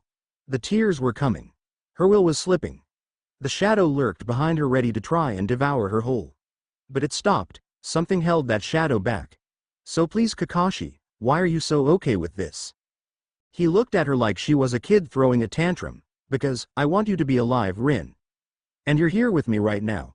If it is some kind of genjutsu, then the caster is beyond even the greatest of ninja. If you're some clone, then you wouldn't have the Sanbi inside of you or Jiraiya's trust. I have no reason to believe that you are Rin outside of my own selfish desires. But I have no reason not to believe you either. You jerk." She was shaking. She wasn't ready for this. There was no way that this was real. Why was she the only sane one? How could they just casually accept time travel as an answer? It just wasn't possible. "You're supposed to have my side in all this." She bolted for the door, fumbling desperately against the lock for what felt like years, the voices of the others nothing more than background noise. She flung the door open, blinded to all but the tears in her eyes, and she ran forward, slamming into the wall and darting in a direction. Why was she running? What was she running from? Where was she going? She didn't know, she didn't care. It didn't matter. She just needed to get away from them. She needed to be alone right now. The knot in her stomach was festering, growing heavier with each step she took. Why? The voice rumbled in her head like thunder without sound. A single thought that did not belong to her. Sanbi. Now even the beast inside of her was showing concern. What the hell was wrong with this world? It was like everything was trying to keep her on the cusp of sanity. Rin. She could hear Naruto running after her. His shouts only made her want to run harder, faster, and further away. She made another turn, pushing through a crowded street that was half fish market, half harbor. She ignored the shouts of the angry fishermen who she nearly pushed over. Nothing mattered. It wasn't real. It couldn't be real. Another corner and she'd be out of the city, into the wilderness where she could be alone. Then she'd be able to gather her thoughts and not be an emotional wreck. Yay, that was it. All she had to do was be alone. An hour, a day, a week. It didn't matter. She turned and was stopped as she crashed into someone. Or so she thought. She saw 3 men. 2 were wearing black cloaks with red clouds on them. The other wore only black with an orange spirally mask. It was him that she crashed into, or rather crashed through. She stumbled at the lack of impact sending her to the ground. Sorry, she mumbled, she had to get away, she needed to leave the city. The man in the orange mask grabbed her, helping her up. But his grip on her arm was like a manacle. He was shaking. Just as much as she was. Rin? She knew that voice. She knew that voice like it was her own. She had heard it call her name so many times growing up. It lacked the youthful cheer it once had, replaced by something sinister and desperate. No, she tried to push away from him. You're dead. You can't be here. Rin, he said again, pulling her towards him. She caught a glimpse of it. That red eye she remembered seeing when Kakashi killed her.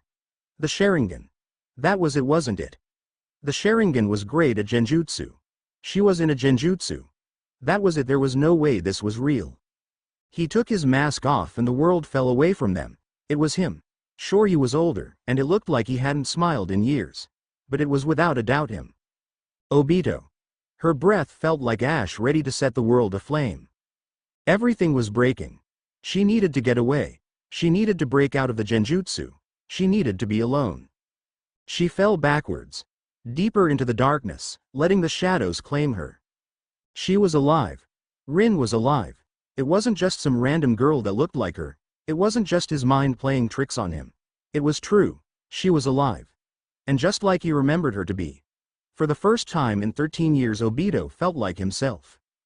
Obito, she said, her voice as brittle as glass. Her eyes were large and full of fear as he held her arm. Now that he had her, he wasn't going to let go.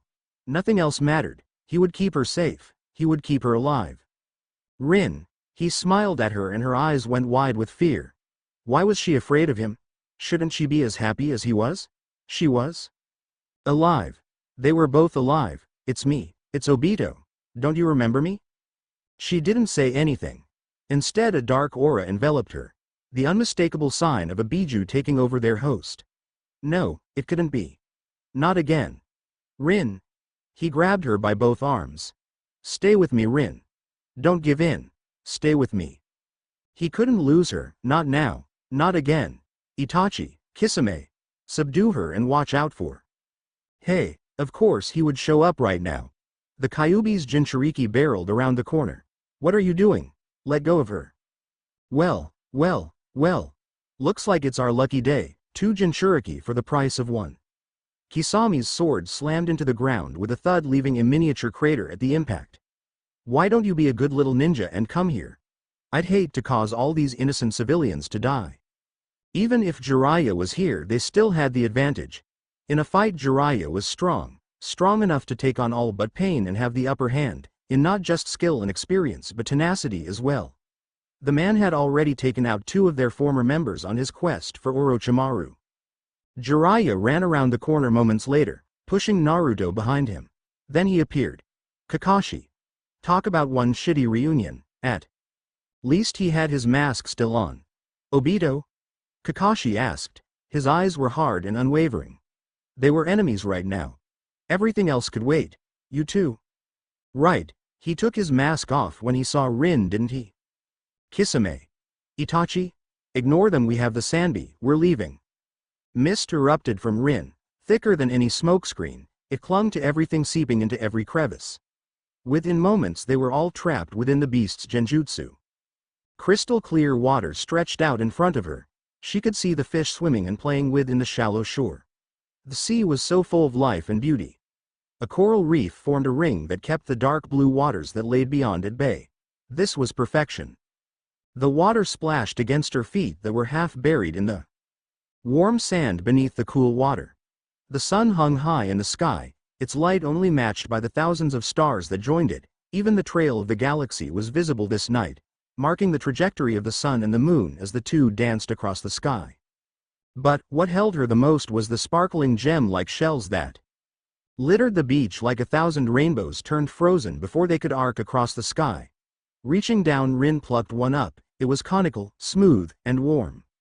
A shell made of stars that changed colors on its own. She was alone here. Completely isolated from the outside world. None of that mattered.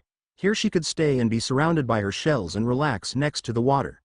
Rin turned towards the tree that dug its roots deep into the sand, water lapping against its numerous trunks. Its branches turned sharply once they left the water, hanging just high enough in some places where she could sit with just her legs dangling in the water. The tree glowed with each wave, starting from the base and rolling up towards the leaves where shells grew like fruit. Curiosity got the better of her. She took a bite of the shell. It was hard and soft, slightly salty but incredibly sweet. It was like eating a candied apple. Rin rested on one of the branches, feeling the cool water barely touch her toes.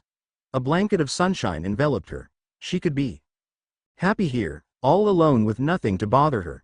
It didn't matter if it wasn't real. It was better that out there where they were. Time came to a standstill as she watched the stars swirl overhead. They orbited the sun. A hollowness overtook her. What was she doing here? She was running away. Was this who she was? A coward? What would Minato say? Or Kushina? Oh, that's right, the dead didn't talk. The water splashed up around her, nearly knocking her from her perch. But she didn't care. She was far too comfortable. She turned her head just the slightest bit to see herself staring at the sandbee. It was large, but far smaller than it normally was. Just big enough to eat her in a single bite, but not large enough to destroy the scenery around her. Somehow the creature seemed at home in here, even if everything about it clashed with the gentle beauty in this place. For another eternity she stared at the creature, and it stared back at her, neither one of them moving, until the beast opened its mouth. "Excuse me, are you done being alone?" Its voice was almost childlike compared to its massive body, but still shook Rin to the core. The ones outside are loud. "You don't want to kill me?" "No, why?" For some reason she just had to ask that question. Here was a creature of death and destruction that had been used to turn her into a living bomb, claiming that it didn't want to kill her. Her instincts were telling her she was an idiot to just accept it and move on. One of the creature's tails extended towards her, the three large spines acting like a thumbless hand. A conch filled with various other shells was sat on her lap. "My collection." "You collect shells too?" Rin picked up one of the small shells inside the conch and marveled at it. It was a sand dollar, in perfect condition, not a single crack or missing piece. It didn't shine like the ones growing from the tree. This one was real. "It's a lovely collection." "Thanks, it's gone now." The collection crumbled to dust in her lap, blowing away with the wind. "I'm sorry, I know what that's like. I've lost my collection as well." Rin sat up to look at the creature more fully. It could end her right now if it wanted to, but it didn't. "Right? Do you know where we are?" The sandbee nodded, and its tail poked right above her heart. "Here, in your dreams." "I like your dreams, they're tasty. Your nightmares are not tasty." It stuck out its massive tongue like a child being forced medicine. "You eat dreams? Is that why she has had so many nightmares?" "No, she had those before the beast was sealed inside of her." "So you don't want to kill me? Do you want me to kill you?" Rin caught herself just before she fell into the water. Her heart was racing. She didn't know the answer to that question. I don't think so." Then why had it been tormenting her? Why had it been trying to break out all this time? "Then I won't." It shook its shell from side to side. "The loud ones are pushing me back inside again. It's your turn now. I'm sorry." "It's okay." She was still confused. Still lost at the actions of this beast. Lost at what her friends and teammates had told her, and how they acted. Why were they all so okay with this? Even Obito was back from the dead didn't even bat an eye at her time traveling. Wait. His Sharingan. She had seen it that night. This was all his fault. Rin was slammed into consciousness with the force of a charging bull. She woke up to see destruction around her. A pillar of coral extended skywards. The remains of a building were skewered on it. The wall that surrounded the village was shattered, and trees were uprooted, but it was localized. Rin! Naruto shouted, pulling her into a hug. It was warm and inviting. She fell into the hug, returning it using Naruto's heavy breaths to slow her own. Once her breath was steady, did she look around. Kakashi was hurt and panting. Jiraiya had blood pouring from a few spots. A ninja she didn't recognize stood to the side, wearing a green suit of some kind. Wait, was that guy? Where did he come from? But no Obito or those other two ninja that were with him. Where's Obito? She asked Kakashi, separating herself from Naruto before her cheeks began to feel warm. That was Obito, right? Kakashi nodded. It was, and he got away. We have to find him again. An. Hey there, long time no see. Sorry I didn't update for a while. Kind of fell into a funk for this one. And then Ni no Kuni came out. But anyways, not giving up on this guy. Anyways, I should probably address a few things. Isobu being rather docile and actually nice. I'm actually just extrapolating off of what's known about him in canon. Unlike the other Biju, he has a history of compliance with his host and is rather polite, often addressing himself as a young boy. So yay, that's why he's like the way he is. More will be extrapolated in the future, but I can't cover everything in one chapter. Well, I could, but that makes for a bad story. Another thing, Obito and Kakashi. They come off as more fine about this all than a few of you are hoping. But remember, most of this is from Rin's POV, and next chapter will be dealing with Kakashi and Obito much more than it will Rin. And explain why Guy is there. Baited by XX Terror 33XX. Be sure to leave a review. Until next time. Chapter 6. Another retch, and more bile poured from his mouth. It was bitter and sour, burning his throat and nostrils with whatever lingered inside of him. Obito slumped against the toilet, resting his cheek against the cold surface. The energy to care about things like where he was simply did not exist. All he had known for the past day had been a poor excuse of sleep with dreams that haunted him and the cold comfort of the toilet as he vomited into it. It was like his body was rejecting his own existence. There was no doubt what it was. It was her. It was all her fault. She was supposed to be dead. He was going to make a perfect world so that she wouldn't have died. But now here she was alive and exactly as he last saw her. His stomach twisted, forcing more of the bile up from his mouth. Food would only make it worse, not only because it would add more fuel, but because the very idea of eating made his limbs feel weaker. He was going to wither and die here in the bathroom. I can't believe it. Obito slid to the side, his head bouncing off of the wall hard enough to rattle his teeth. He let out a laugh that died into a sob halfway through. She's alive. Rin is alive. Those words burned more than any acid. They tore at his heart, shredding it to ribbons. What the hell had he been doing for the past 13 years?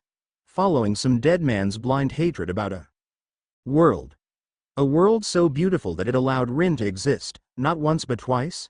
A world that would allow a monster like him to exist at the same time as her. He had murdered for her. Butchered, slaughtered, terrorized. There was more blood on his hands than any of the Akatsuki. Not just random killing. He knew most of the names he claimed. His actions had paved a bloody path for the future. The blood of his own mother and father were on his hands.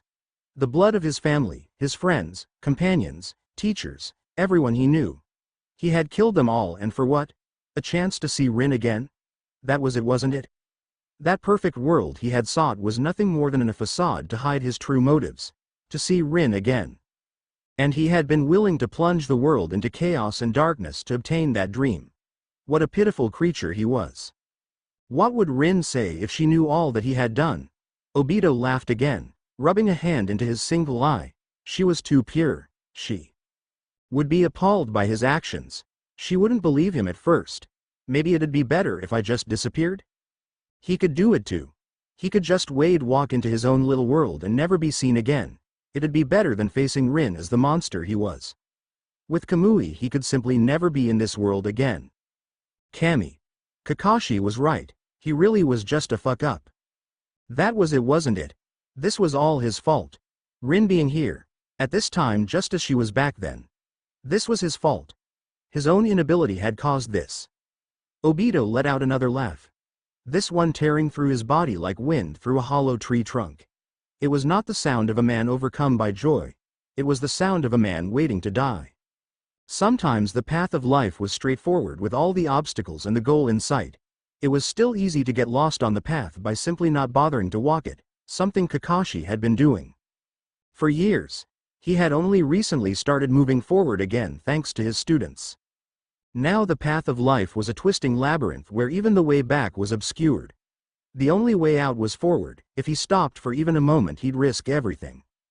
Swallowing another sip of the sweet sake that Jiraiya enjoyed so much, Kakashi let out a sigh. Already he felt closer to Jiraiya's age than he was to Rin's. She was 13 years old, and here he was a 26. Or was it 27-year-old broken shell of a man that was just now starting to feel human again.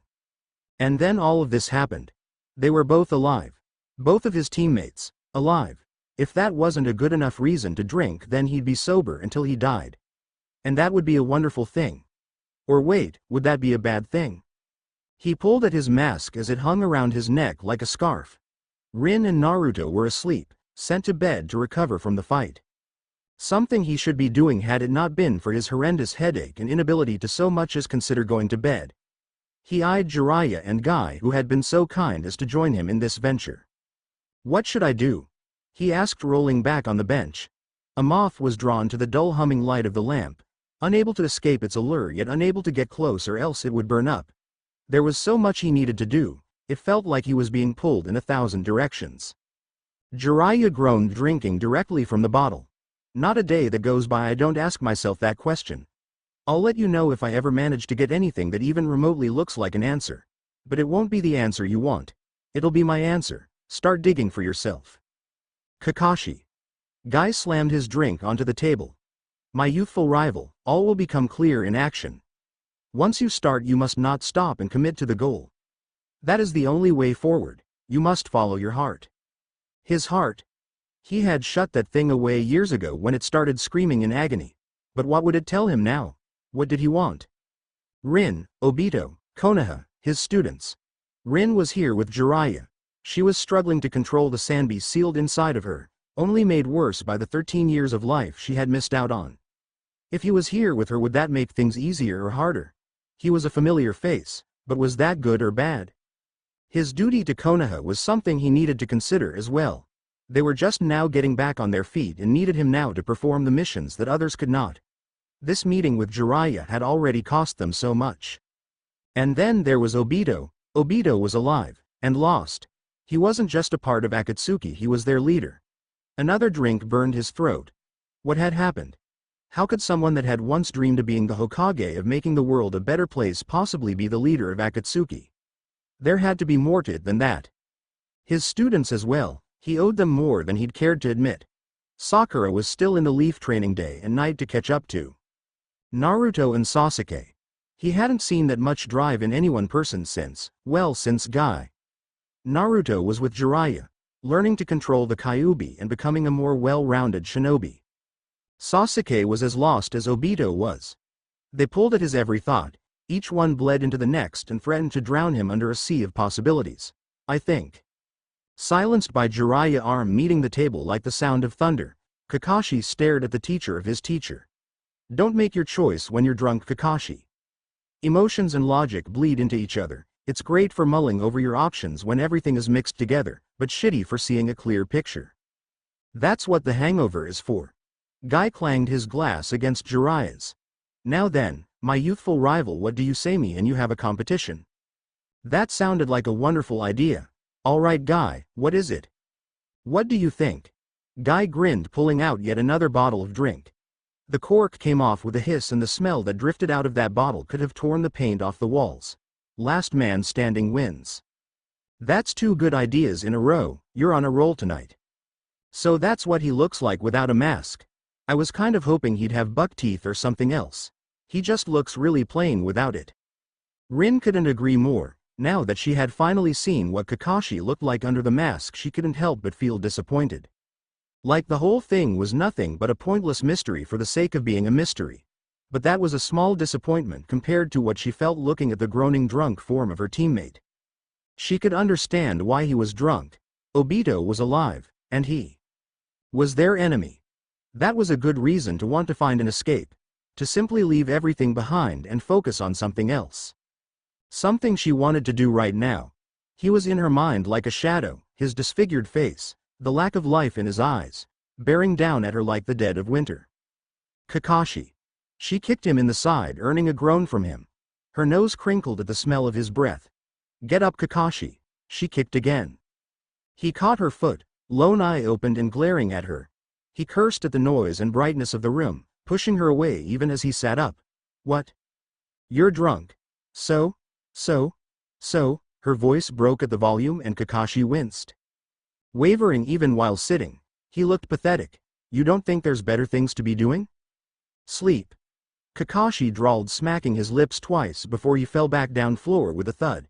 Sleep's the most important thing right now. She screamed, kicking at him again and again. He blocked each one. It would have continued had it not been for Naruto grabbing her arm and pulling her away. Rin. He whispered her name like it was a secret. Come on, let's go. We're not going to get anything out of them today. I know it sucks, but there's nothing we can do. He's done this before, enough to know what to do. With 3 steady breaths, Rin calmed herself and let out a long sigh that made her feel twice her age. If she was, she'd be on the floor twice as drunk as Kakashi. Fine. Despite having 6 ninja that could wipe the city off the map, and a rampaging Jinchuriki battling it out just inside its boundaries, life continued on as normal.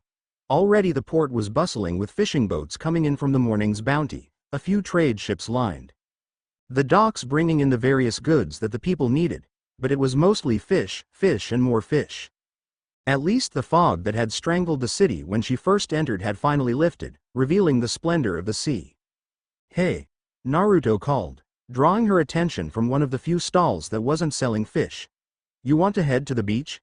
The lady over there said there's some cool whirlpools and something called a blowhole over that way. Are you sure it's safe? What if he came back? What would she do? What would she say? Obito was alive. She wasn't dead. And Kakashi was a drunken asshole that drank his problems away. Instead of dealing with them like a man. Naruto shrugged, if they think it's safe enough to get drunk off their asses, it should be safe enough for us to go to the beach. Just because they're being irresponsible doesn't mean we should be irresponsible. The beach sounded a lot better than hanging around here or watching a bunch of grown men slowly get their shit together. We need to be careful if they come back. They won't come back. Naruto had his arms behind his head, tapping his foot on the ground. I mean, they haven't before, like. When I went out with Jiraiya to get Tsunade, we fought them off once, then they stopped chasing us. I think they need to recharge or something. Oh. Rin placed a finger on her lip and paused. She really did want to go, and she had a lot of questions for Naruto. Most of which shouldn't be said in public. Well, if you're sure. Awesome. Naruto took her hand, all but dragging her out of town with a giant smile on his face. At least one of them got to be happy. This is going to be awesome. We haven't had a day off in forever. They got lost twice on the way towards the beach Naruto heard about, but when they found it, there was no mistaking it. A soft sandy shore was dotted with large rocks, was marked by a band of dead sea plants where the waves met the beach at high tide.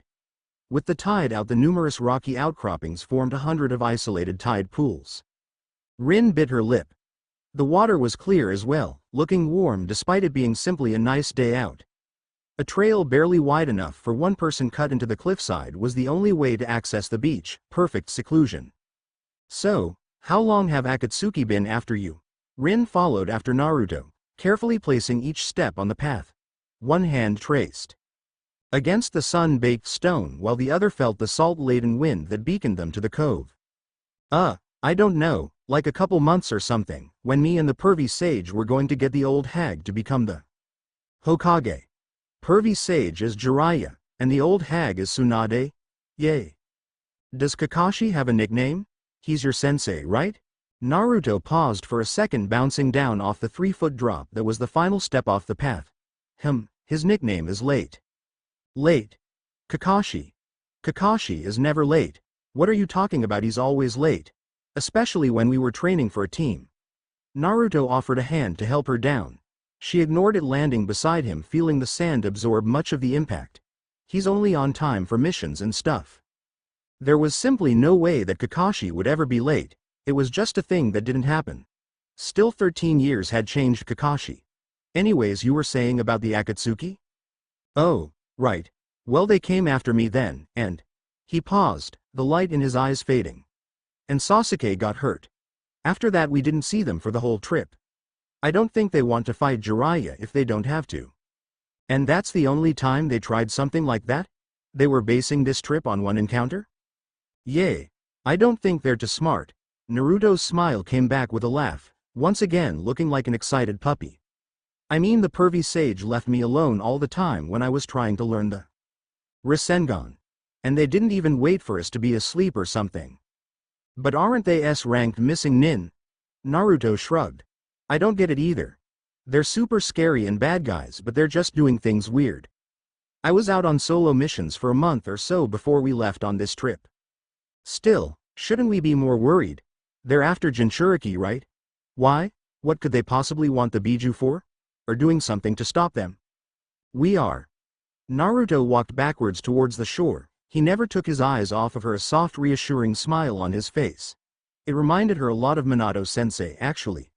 That's why Jiraiya is training us, or at least part of the reason. The water was slightly too cold, but still pleasant against her feet as it rushed in the gaps of her sandals. One of the tide pools had a hermit crab scuttling about. A few unclaimed shells lay in the sandy bottom. A few Mainos frolicked about, dashing from one side to the other at random. A lone starfish sat in the shallows, one of its legs barely out of the water. What's the rest of the reason? She asked, plucking out one of the shells. It was a small little kakina, barely the size of a coin, easy to lose and easy to carry but hard to break. A great second piece to add to her collection. Naruto splashed from behind her. By the time she turned to see him, his entire right leg was wet. His face lacked energy again. It was only for a moment before he locked eyes with her and sprung back to his normal self. I need to get stronger to bring someone back. Sasuke, right? He nodded, sucking on his bottom lip. Yay, how'd you guess? Women's intuition. It was obvious. Whenever Sasuke was mentioned, it was like a reset button on Naruto's mood. What happened with him? Orochimaru tricked him. Something told her to leave it there. That was not a wound to be picked at right now. The tension from yesterday still stung at the mood like a beehive. Still, they had to talk about that. She needed to know. She found an octopus relaxing in one of the large pools, its large eyes looking right at her as it shrunk back under a rocky overhang. With a practiced hand, she moved forward, touching the ground in front of the octopus. It shied away. Some giant predator had seen it. Then, as the moments passed in the water, still a single tentacle creeped out and tapped her on the top of her hand. It was kind of cute in the way that most small things were. Can I ask you a question, Naruto? She turned to look at him. He was squatting down in front of another whirlpool, his arms fiddling with something. Huh? Oh yeah, sure. He spun around, keeping his arms out of her sight. What's up? She sat down on a dry spot, allowing her feet to dangle in the small channel of water that separated them. She could make out her own reflection in the clear water that rippled with each passive wave. At least she still looked the same, even if anything was different. Have you ever spoken to the Kyuubi? She had expected the question to hang in the air, to force an awkward silence between them. Instead she got, yay, and he's a giant grumpy jerk. Calling me weak and a brat while grumbling about escaping. Naruto put on his best big scary demon voice. You shall fear me, mortal, blah. Blah blah, I'm evil and grump blah. Oh, she clutched at her heart. I was just wondering because I talked to the Sanbi. Don't worry about it. Kazgara, he's like us and he has this big sand raccoon thing inside of him and it doesn't let him sleep. I think being a jerk must be a Biju thing. Well, that's just it. When I spoke to the Sanbi, he didn't seem like a bad guy. He almost seemed nice and kind of like a little kid. In a weird way, he was kind of cute too. He said that I had tasty dreams. So I was kind of hoping you'd be able to help me understand it. I'm still new to this Jinchuriki thing. I'm not all that good at it either. I really wish I wasn't no. I can't help but feel like if I wasn't a Jinchuriki I might have parents and a family. I'm grateful for what I have, Iruka-sensei. Kakashi-sensei, the pervy sage and the old hag too. Sakura, Sasuke. The others. He smiled at her, his face turning a shade of pink. But I still want more. She stood up on the water's surface, crossing the deepest part of the water. A sea lion poked its out of the water to eye her curiously. I know how you feel, Naruto. If I hadn't become a Jinchuriki, then who knows what could have happened. She'd probably be married with a kid right now. Touching Naruto's shoulder, she sat down next to him. But we have to keep moving forward, right? We don't have a lot of time to look back. Thank you, Rin. It's nice to be able to talk about this stuff. He shifted his hand again, still keeping whatever was inside of it out of her sight. I mean, with someone my own age. You can't talk about this with your friends. He bit his lip and took a breath. It wouldn't be the same. They wouldn't really be able to get what it's like having a giant grumpy demon inside of you. Yay, probably not. Rin smiled. But I think the Akamichi do a good job with their stomachs. They shared a laugh. Naruto held out his fist in front of her face. His fingers slipped and a thin string of leather with a shell secured at the bottom fell free. It was a conical one with a color that was like the ocean with white dots sprinkled around it. Its splendor could rival that of any gem. Here. It was a lot like Naruto's eyes. Sparkling, simple, elegant, and blue as can be. What's this? Well, you like seashells, right? So I made this for you. He was looking away, a blush on his face. Was he embarrassed that he did a bad job? Sure, the string could be more secure, but it was still beautiful. She leaned forward and Naruto took the hint, sliding the necklace around her head. It was heavy, but also kind of warm, in that it made her happy. Thank you, Naruto. I'll be sure to keep it with me always. Years later, they would discover that in this village giving a girl a blue shell from this cove was a marriage proposal. Hey, look, Obito is depressed and Kakashi is drunk. Neat. Anyways, hope you all enjoyed this chapter. Please let me know what you think. Baited by XX Terror 33XX. Chapter 7, So You're Leaving? Those words came out cracked and hallowed. The meat of their meaning was already stripped bare, leaving nothing but the rotten truth. Kakashi was leaving her behind. She saw it coming from the packed bag.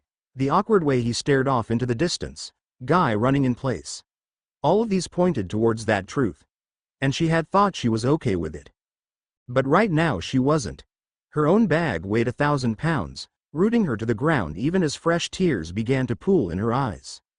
Yay, Kakashi said, refusing to meet her gaze. She saw the boy that he once was, always too mature for his own good in some ways, yet crippled in many others. His hand reached out to her but stopped halfway with a twitch. The man that he was now was there too, still growing to make up from what was taken from him.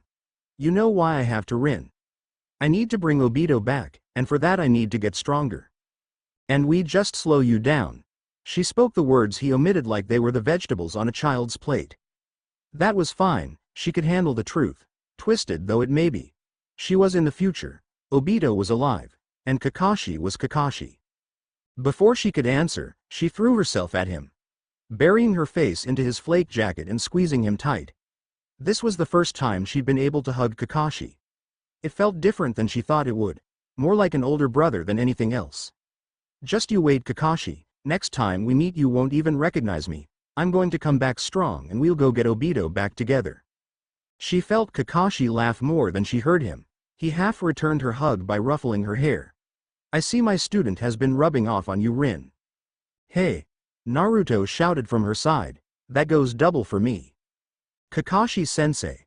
I'm going to come back super strong and then we can go get Sasuke and Obito together. Kakashi grabbed her shoulder and pulled Naruto into the small hug. He was smiling, but above all he was happy. I'll be sure to hold you to it. He ruffled Naruto's head, looking towards the blonde. Now, Naruto, Rin is a very important person to me, so I want you to take care of her for me, alright? Hey. She jabbed a finger into Kakashi's chest. I can take care of myself a lot better than you can, Kakashi.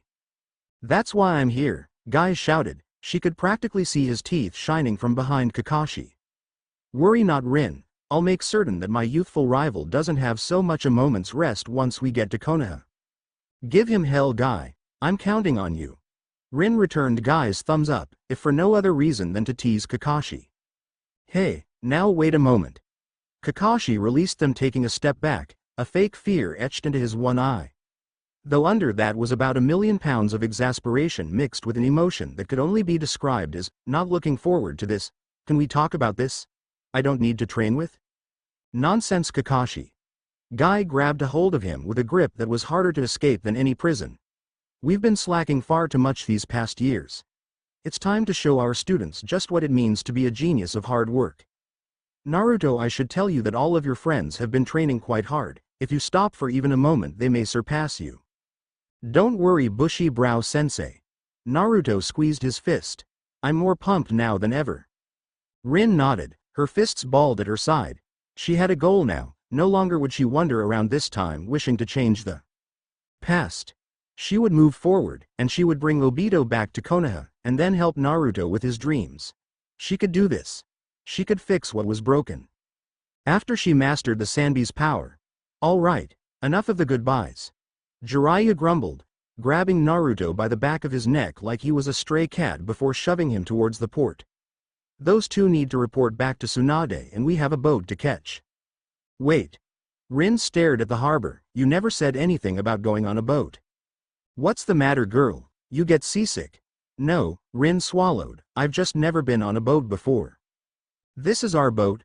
Naruto looked at the pond toy Jiraiya was boarding as opposed to the much larger looking and cooler looking boat that was just on the other side of the dock from them. It had a dragon on it. And it had a name, Sunward Tsunami Dragon. That was one hell of a cool name, and they should be riding that thing. Not this dingy. It didn't even have a paint or a name, let alone a dragon.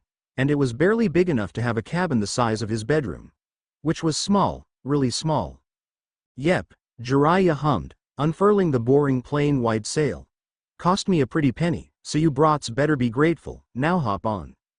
Come on, Naruto, Rin said, jumping and sitting down onto one of the benches the boat had in one fluid motion. She was as disappointed as he was, but was too polite to show it. At least we won't have to walk for a while. Ha! Jiraiya barked, don't be expecting me to do all the work, girl. By the time we make landfall, you and Naruto will be able to sail the boat without a problem. Great, more useless work. When was he ever going to need to learn to sail a boat? Please tell me you're not going to teach us how to fish too. Hey, now that's a good idea. Naruto groaned, flopping onto the seat next to Rin. Oh well, at least she was here, and it wasn't like this could get any worse. The sun was out and there wasn't a cloud in the sky. Half a day later and it got worse. Much worse. The sky turned dark and winds lashed at their boat as the waves bucked their boat like an angry horse. All right, brats, Jiraiya roared over the ocean waves. Get inside. Rin was the first one in and Naruto followed after her, crashing into her as she stood in the tiny room that was too small for one of them, let alone three. Two cots, barely half the size of his own bed, were squeezed to the walls that looked ready to be used as storage containers if needed. Sorry, Rin, he apologized, wind lashing at his back. Fortunately, there was only so wet and cold he could get. Rin took a step forward, dripping wet but a smile on his face all the same. She seemed so different from before, happier. It's okay, I. Quit gawkin' brats and move. Jiraiya shoved him into Rin once again and into the wall. It was awkward for only a second until the door slammed shut and the rain stopped blasting in. Damn storm came out of nowhere. Jiraiya grunted, tossing his wet vest down onto the floor with a moist slap. Can't go anywhere in this weather.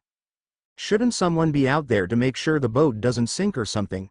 Rin asked, his body still between Jiraiya and her. Do you want to go back out there? Jiraiya wrung his hair like a dish towel, forcing out more water than what should be possible.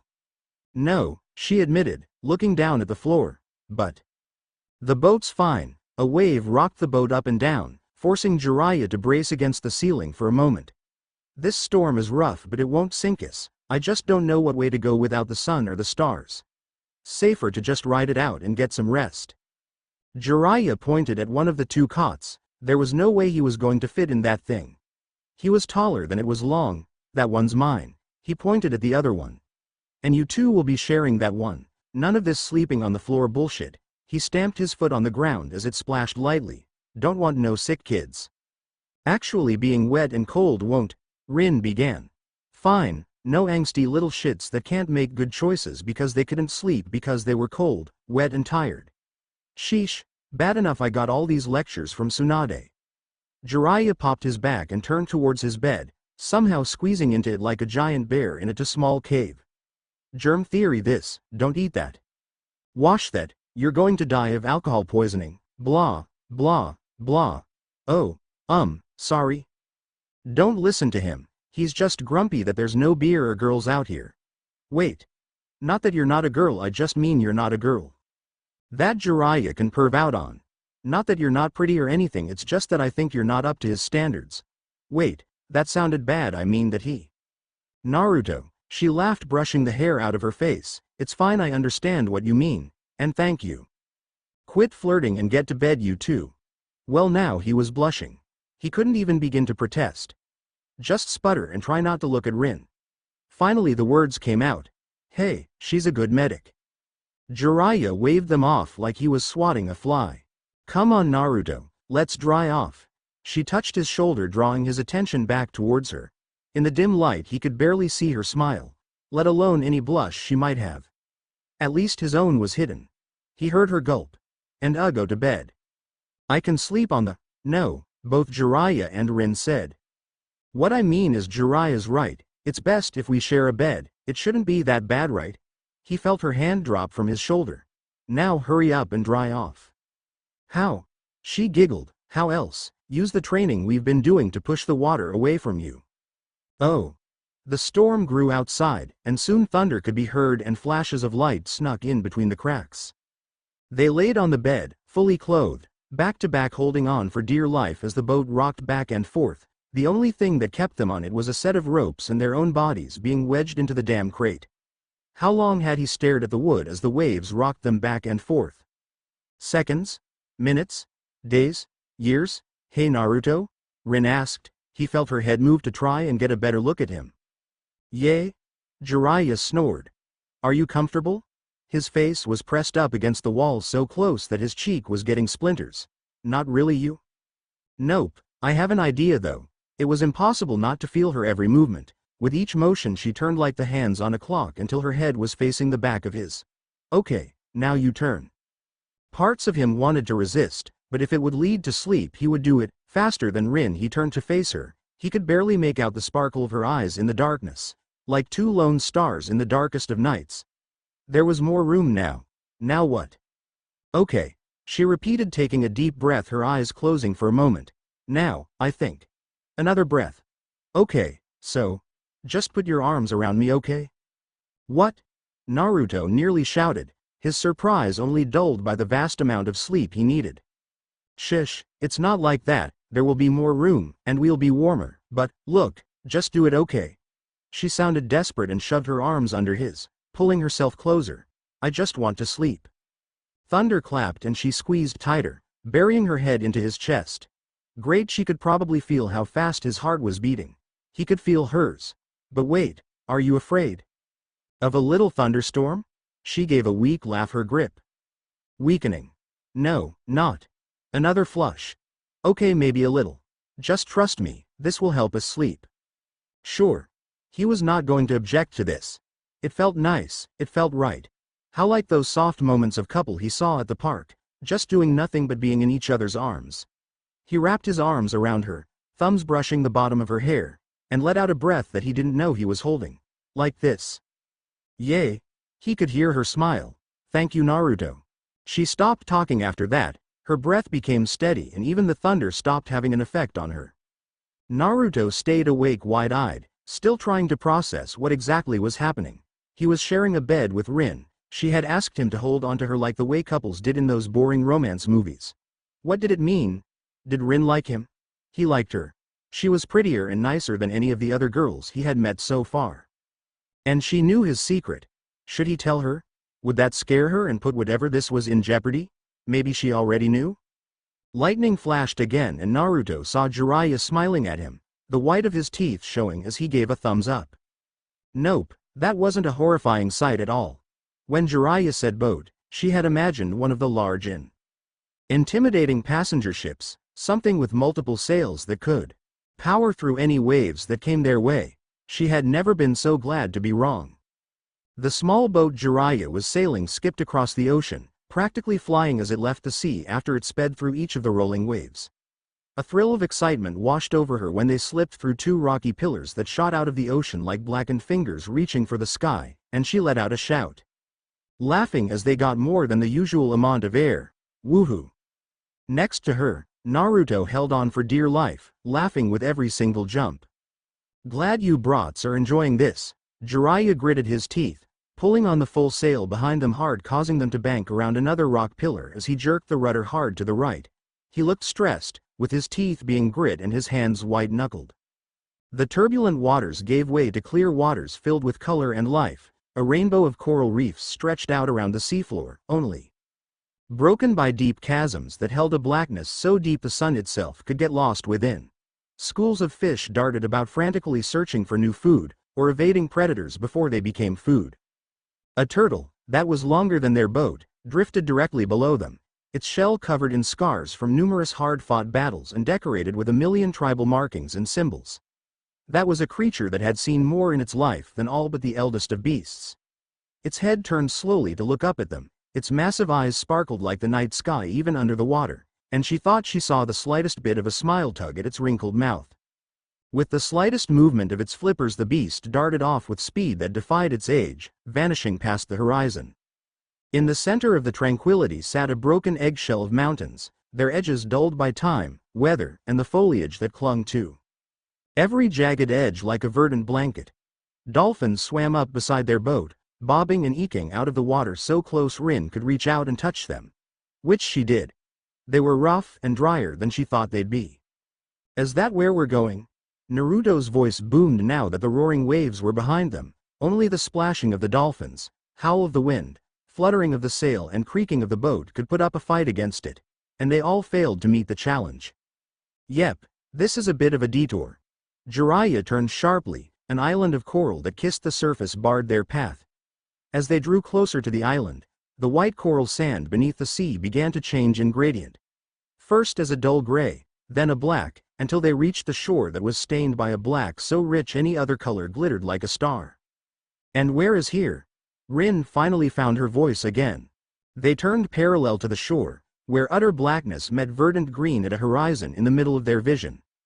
This island was a sacred place to many people. It was here that the 7 swords of the mists were crafted. It was here that the first summoning contract was made. It was here that the Uzumaki first sealed a tailed beast. And here where the Mizukage learned to control the Sanbi. So we're here for me? Rin asked, tearing her eyes off of the tree. Line just long enough to see Jiraiya nod, then back to Naruto. He was smiling like nothing was wrong. What about Naruto? Is his training?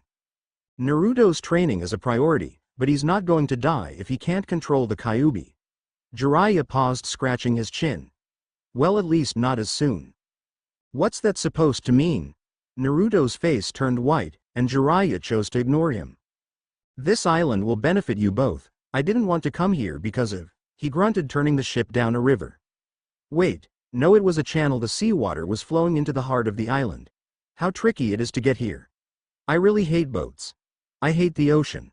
The risk just wasn't worth the benefit. Really, what kind of awesome training are we going to do here? Meditation. Boo. When the sound of water grew to a roar, they finally stopped to moor the boat at what was once a stone dock, now choked by roots. A tree as tall as the ones near Konoha grew out of the remnants of a hut made of stone brick. At the center of the island, where the peaks cracked the sky like the night sky forgotten in time, was a whirlpool that spun unceasingly around a stone that glowed with the brilliance of the heavens. Where does the water go? Rin asked, her voice carrying easily over the roaring water that surrounded them, almost like it was polite enough to step aside and allow silence a chance within its domain. Oh, a sing-song voice drifted in with the current. It comes and goes, that's simply the way that the water flows. Hey! Who's there? Naruto shouted, taking up a defensive position. Rin looked around. There was no one except for them, the trees, and the water. The stone wasn't talking to them, was it? She looked towards Jiraiya, who, aside from shrugging in her general direction, made no move. There was a splash from one of the rivers that fed into center. It was almost like the water was laughing. Then a great beast burst forth from the water. It was the turtle she had seen when they first entered. It flew through the air as easily as it swam through water. With wide graceful turns it banked against the black stone like a comet streaking across the sky. It came to a stop directly in front of them, a smile on its ancient face and eyes filled with motherly love. Hanging from its neck was a pendant, the color long lost, but the spiral engraved in the stone still remained. "Greetings, my wayward children. I am Nahuatl, caretaker of the island. It has been many years since I last had a visitor. Tell me what brings you to my home." Rin opened her mouth, but all that came out was air. Was this a trick of some kind? Did she fall asleep again and this was another dream with the Sanbi? Finally she looked at Jiraiya, who seemed to be way okay with this. "Why is there a talking turtle?" "Don't look at me. I summon talking toads." Jiraiya scratched his chin. "This is basically just Thursday for me."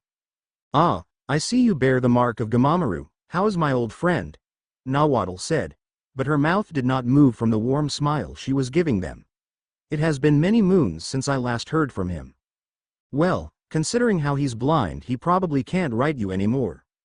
"Oh my." Her smile twisted upward, eyes sparking with a youthful appearance once again. A low chuckle like tide pools at low tide came from the beast. "A seer that can no longer see, that is amusing." Jiraiya gave a great laugh, hands on his hips. "Can't hear too good either." This had dream written all over it. Just to be sure, Rin pinched herself hard. Nope. This was real. There was a giant flying turtle talking to Jiraiya. Sure, she had seen Gamabunta once, when Minato-sensei had summoned him, but that was a summon animal, they were allowed to talk. "Hey turtle lady," Naruto shouted, his eyes twinkling with delight. "Are you a summon boss like Gamabunta is?" Nahuatl swung her head towards Naruto, her giant star-filled eye nearly swallowing him whole. "Well, I'll be, if it isn't a little Uzumaki. I should have figured your kind would be too stubborn to fade away. Oh, what's this? I see the Kyuubi still rages within you." "How do you know that?" Rin asked, drawing Nahuatl's attention towards her. It was like staring into the night sky. She chuckled like a summer rain. "Well, my little time traveler, while my toadly friend has the ability to see the future, it is clouded and muddied. I can see things as they are with the clarity of the cloudless sky." There was a pause as Nahuatl considered her. "And you are here to commune with the Sanbi. You fear the death it brings." A soft chuckle like waves kissing the shore rumbled from the turtle's massive frame. "Worry not, child, the Sanbi once lived on this island when it was young. It shares a connection with this place." "Did you know him?" Rin asked. It felt like she was staring at the night sky. Then the turtle blinked and she was brought back to reality. "In some ways yes, in others no," Nahuatl said, bobbing her head to one side and then the other. She spun slowly, pointing towards the rock that sat in the middle. "Now child, go to the center and try to connect with the Sanbi. But do not fear. Because he gets stronger." Naruto jumped up towards Nahuatl. He took the words right out of her mouth. "A monster that could eat her dreams and gave her nightmares." Nahuatl huckled like a babbling creek. "Oh no child, the Sanbi is.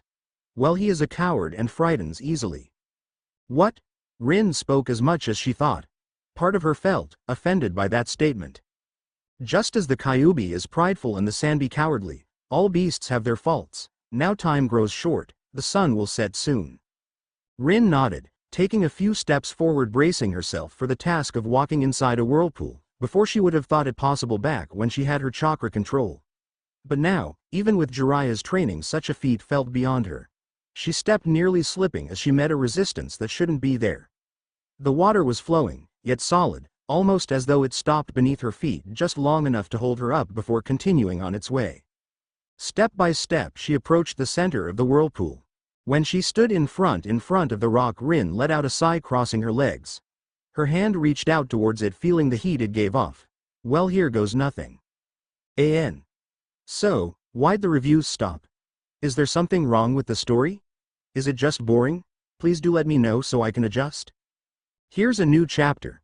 I hope you all enjoyed it, and my constantly comparing things to a starless night, I'll work on that. Anyways, here's yet another dreamy place for Rin.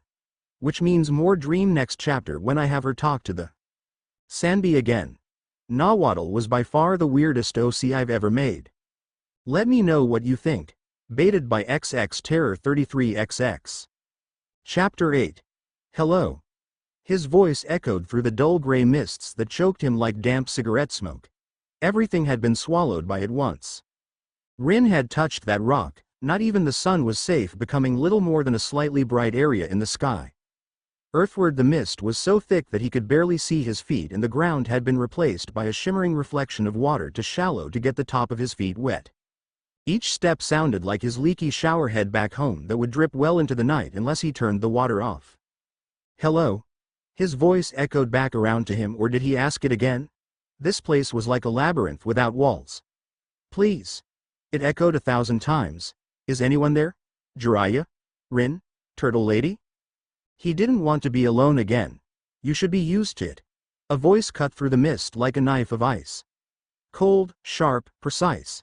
"After all, who would want to be around a demon like you? When even your own parents didn't want you?"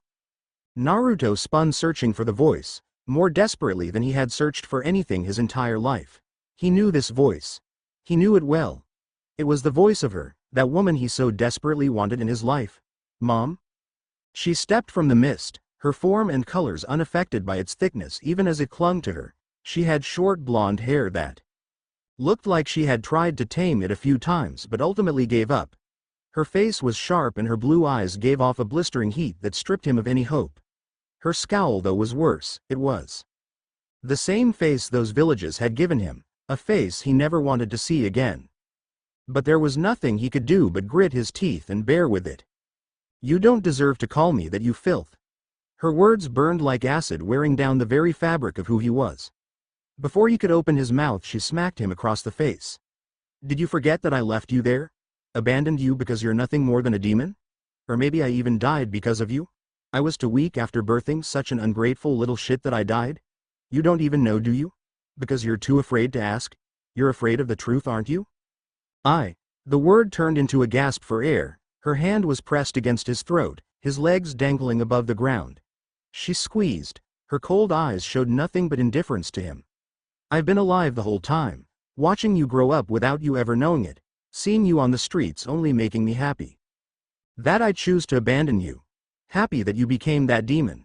Because who in their right mind would ever want to have a son as wretched and horrible as you?" Naruto grabbed at her hand, tears in his eyes. Everything she said was true. He was nothing more than trash. "I'm sorry," he choked. "I'm so sorry. You're going to die how you were brought into this world," she hissed. "All alone, with everyone hating you. Just like they do now. They don't care for you. You're nothing more than a..." "Enough." The voice was calm and warm, like a ray of sunshine breaking through the clouds. It soothed him just as much as it burned his mother. A chain came from the ground, stabbing into the skull of the blonde woman. Naruto fell to his knees. He still couldn't breathe. He could still feel his mother's hand around his throat. And then she appeared with hair like fire, pushing the mists aside to lean down beside him. She frowned, but it is not filled with hatred. It was warm and soft. A look that filled him with hope. She was beautiful as she leaned down in front of him, purple eyes filled with tears. Her arms shook as she touched his shoulder, then stopped. When she wrapped him in a firm hug. "Naruto, we loved you, we loved you more than anything in the world. Please, don't ever forget that." Who? Just as she had appeared in front of him, she vanished, just as quickly as she appeared. The mist faded away, revealing the swirling whirlpool bathed in starlight with Rin still sitting in the middle. "We love you." Her voice lingered like honey in his ears. Jiraiya sat against a tree. A mist the color of dish soap poured into a shallow bowl, swirling with blues, greens, pinks and purples. Naruto went towards him, his hand moving towards the mist. "I would not touch him so soon after you have broken free." Nahuatl's voice brought with it the sound of the forest, more alive at night than it ever had been during the day. He spun to see the turtle laying on the ground, her great body acting like a rocky knoll. A gentle smile on her aging face. Her large eyes seemed to mirror the stars behind them. That is the Sandy's mist. When he is frightened, it brings out the worst fears of those who touch it, making them real. Naruto pulled his hand away, clutching it towards his heart. "I thought I saw my mother. She choked me, saying that I killed her, that she was glad she abandoned me." The turtle chuckled like the babbling of a brook. "It also makes people more honest afterwards. For a time, but fear not little. Uzumaki, it was only an illusion, though I am surprised by how quickly you awoke from it. There was another lady that showed up. She stopped my mother and said that she loved me. If he touched the mist again, would he Get to see the red-haired lady again. Who was she? Why did it feel like she was important? Ooh. Amusement ran through her tone like a river through the mountain. I wonder, who do you think she? Shouldn't you know? Don't you like see things with your eyes? Some truths are best discovered on their own. She turned to look up to the sky. Now, who do you want the red-haired woman to be? Naruto clutched at his heart, feeling the way it beat against his chest. I want her to be my mother. Nahuatl's smile widened. Then hold on to that as your truth. He matched her smile and looked up towards the sky. You know, you're a lot less annoying than all the other talking animals I've met. And you are a lot less annoying than many of the other humans I've met. You and the object of your affection. Nahuatl's smile turned wry and a massive eye winked at him.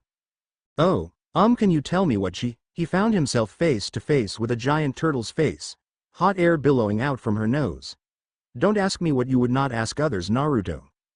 Naruto nodded, shaking his head and taking a step back, nearly falling back down over Jiraiya's sandal. Should we wake him up? No, seeing his fears will do him more good than harm. Nahuatl looked out towards the whirlpool where Rin sat. Though I believe you may not have to wait much longer.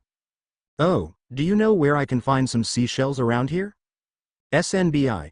Rin asked. Her words echoed like ripples in a still pond. The shells that made up the beach of the Sandy's domain. Or was it her heart? Her dreams? Her mind? It didn't really matter. It was nice here and easy to get lost as the waves lapped against the shore. The stars and sun glistened in a dull light that left not a single shadow here. It was safe, warm, and beautiful. But the Sandy was nowhere to be found. She had circled the island, her feet drifting in its shallow waters, at least 5 times now. It was hard to complain about being here, but she had a mission to do. She couldn't just stay here forever. Why not? That was her own voice. Scared and frightened but still hers. Rin spun on her heel. To find a younger version of herself with a friendly smile on her face, but there was nothing behind her eyes. Why can't we just stay here? Haven't we suffered enough? Can't we stop fighting for once? Who are you? Rin asked the girl. You know who I am. The girl tilted her head to the side. Or do you not want to know? She knew. You're that part of me that wants to stop trying, aren't you? The girl clapped her hands, striking a balance between overeager and sarcastically slow. You got it. We should just give up. We don't belong in this time, do we? There's nothing out there for us but pain. Let's stay in here. She reached down, pulling up a handful of seashells. See? We can find all the pretty ones and play games all day. The temptation was there. The thought of a life of peace with no more wars struck a chord in her heart. She brought a hand up to her heart, finding the necklace that Naruto had made for her. She squeezed the blue shell, feeling its warmth. Obito, Kakashi, Guy, Jiraiya, and Naruto. All of them were waiting on her. She couldn't just ignore them. Living a life of peace while others fought for her went against everything. No, her word was little more than a whisper but had the strength of steel behind it. I can't just sit still and do nothing. You know that. I want to be useful. But you can't? The girl screamed. You can't save anybody.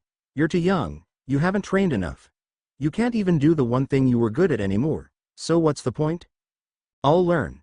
She ran a finger over the shell. Just because I can't do anything right now doesn't mean I won't be able to do something later. I need to keep moving forward.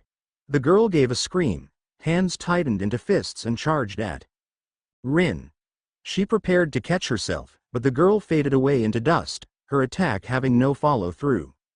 When she next opened her eyes, Rin saw the Sandy in front of her, its one eye holding a whirlpool of emotions, its massive head level with her. It gave a long sigh that smelled like the sea on a warm beach. For what felt like ages they stared at each other, a silence divided them like a river. I've been looking for you. Rin gave the creature a smile, pushing the hair out of her face. The Sandy nodded. I know. You're very loud. Then, Rin sighed, getting angry at him wouldn't do anything. I wanted to talk to you about helping me. You want me to fight? The beast shook its head, its voice sounding like a child about to break out into a tantrum. I do not want to fight. Nahuatl, the Sandy perked up at the name, its one eye widened in surprise. Said that you're afraid. I know what it's like to be afraid. There's been times where I've been so afraid I didn't know what to do, but, thanks to my friends, I find the courage to keep moving forward. You spoke to Nana? Rin smiled, stepping towards the beast, a hand outstretched. She's the one that told me to meditate in the center of the whirlpool. Ah. The Sanbi tilted his head to the side, confusion as easy to read on his face. You didn't need to go there. I didn't. Seal is weak. I know, and I know you don't want to fight. Rin clutched her necklace once more, drawing on Naruto's strength. I don't want to fight either. But there are people after us, and I'll have to fight them. I can't die yet. I have dreams I need to see through. Dreams? Tasty dreams? The Sanbi licked its lips like she was holding a treat just out of reach. Can you share them? Kind of, but don't eat them, okay? She placed a hand onto the Sanbi's head. He was smoother than she'd thought he'd be. I want to live my life in peace, to be able to help my friends again. Well, actually, I want to help as many people as I can. That's a tasty dream. But you might have to fight a lot. He nuzzled into her hand like a cat. What a weird turtle cat rock monster. I don't want to fight. I'll fight for you, Sanbi. The words flew out of her mouth, bringing with them a smile. It felt good to say that. The Sabi gave a noise that was as much rockslide as it was a purr. Isobu. Huh? Sorry. Isobu is my name. If I don't have to fight, then I can help you fight Rin. That was the first time she had heard Isobu say her name. He said it in much the same way she imagined a little brother would. Full of admiration and respect. Was this really a centuries-old beast that had caused countless deaths? Thank you. For what? Rin smiled, hugging him around the neck. She could feel the connection between her and this creature. It was little more than a springtime brook, ready to overflow with heavy rains or dry up during a drought. I should be thanking you for helping me. For asking. The others before you didn't ask. They made me. Isobu bounced backwards with a grace that belied his massive bulk. But now I have you, Rin. And you asked me to help you, so I will. That's what friends do, right? She couldn't help but laugh. This was the creature that those mist ninja wanted to destroy Konoha. He was a Biju. She needed to remind herself of that. Even if he acted more like a little kid or a puppy than a city-destroying beast. Yay, that's part of it. And don't worry, Isobu, I won't make you do anything you don't want to. And I'll even come visit you again. Please don't. Rin awoke with a gasp. The roaring of the whirlpool slamming into her all at once. A thick mist blanketed the land, choking out the excess color. Everything was the same, but it felt so very different. She could feel the mist. It wasn't like with a hand or any part of her body. She felt it like she felt a headache, but without the pain. She held out her hand, moving it to get a better feel for the mist. Okay, Rin, you can do this. Just concentrate on the mist. Try to move it. When she felt like she had a hold of something, she twisted her hand. It was like a switch was flipped. One moment the mist was there. The next it flew towards her, flowing back into her body like a giant breath of fresh air after nearly drowning. Her lungs burned as the beast's chakra filtered back into her body, infusing her with strength. Hey, Rin! Naruto shouted from the shore, running towards her, arms flailing, not even blinking as he stepped onto the moving water of the whirlpool like it was concrete. Did you do it?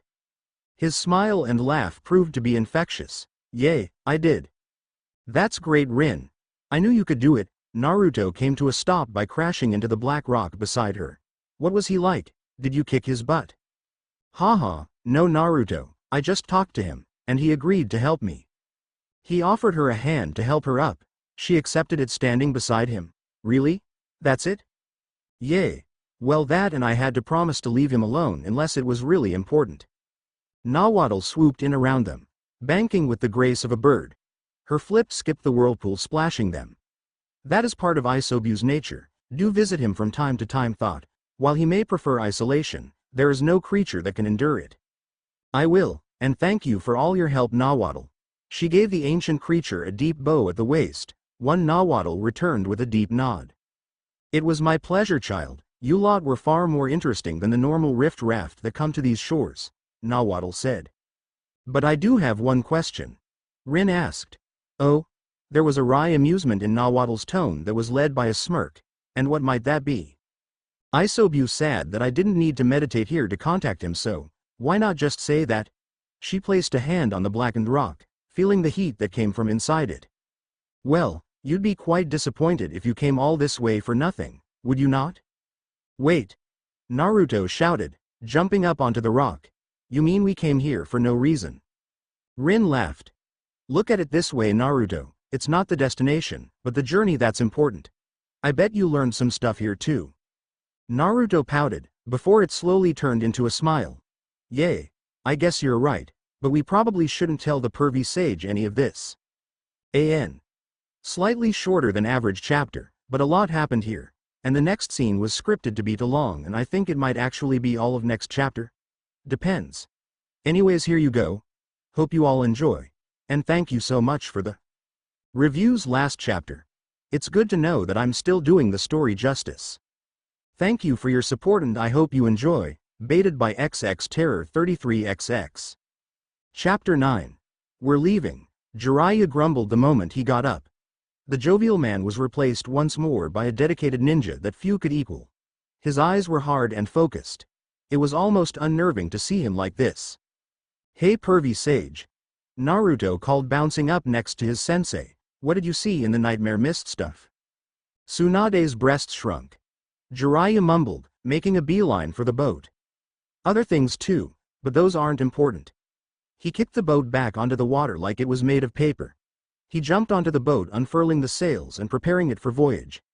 Get on, we have a lot of training to do. Jiraiya? Rin asked, stepping forward, is everything okay? No, Jiraiya shook his head. Wasted too much time. I'll make up for it though.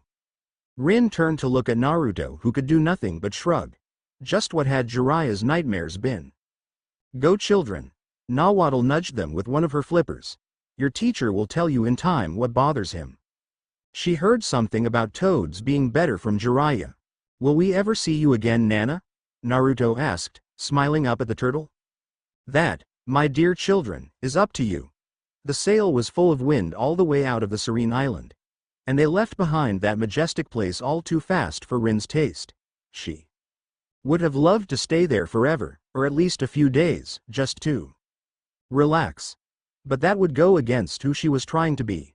A smile tugged onto Rin's lips as she looked at Naruto. He really was something else. No matter what, he didn't give up. To him, tomorrow could always be better, and he was right. All right, brats. Jiraiya groaned once they were out of the maze of jagged rocks that separated that island from the rest of the world. Looking back, Rin couldn't so much as see a hint of that wonderful place. Jiraiya unrolled a map pointing at the coastline. We're going to head to Port Ikomu. Once there, I'm going to drink and whore for one night, and that's it. No more until we get back to Konoha, and neither of you are my problem. After that, I'm going to make you wish that I was still drinking and whoring myself into an early grave. Does this have anything to do with your, Rin began. Yes. Jiraiya finished. I lived my life filled with failure, that's all I've ever been, is live and fail.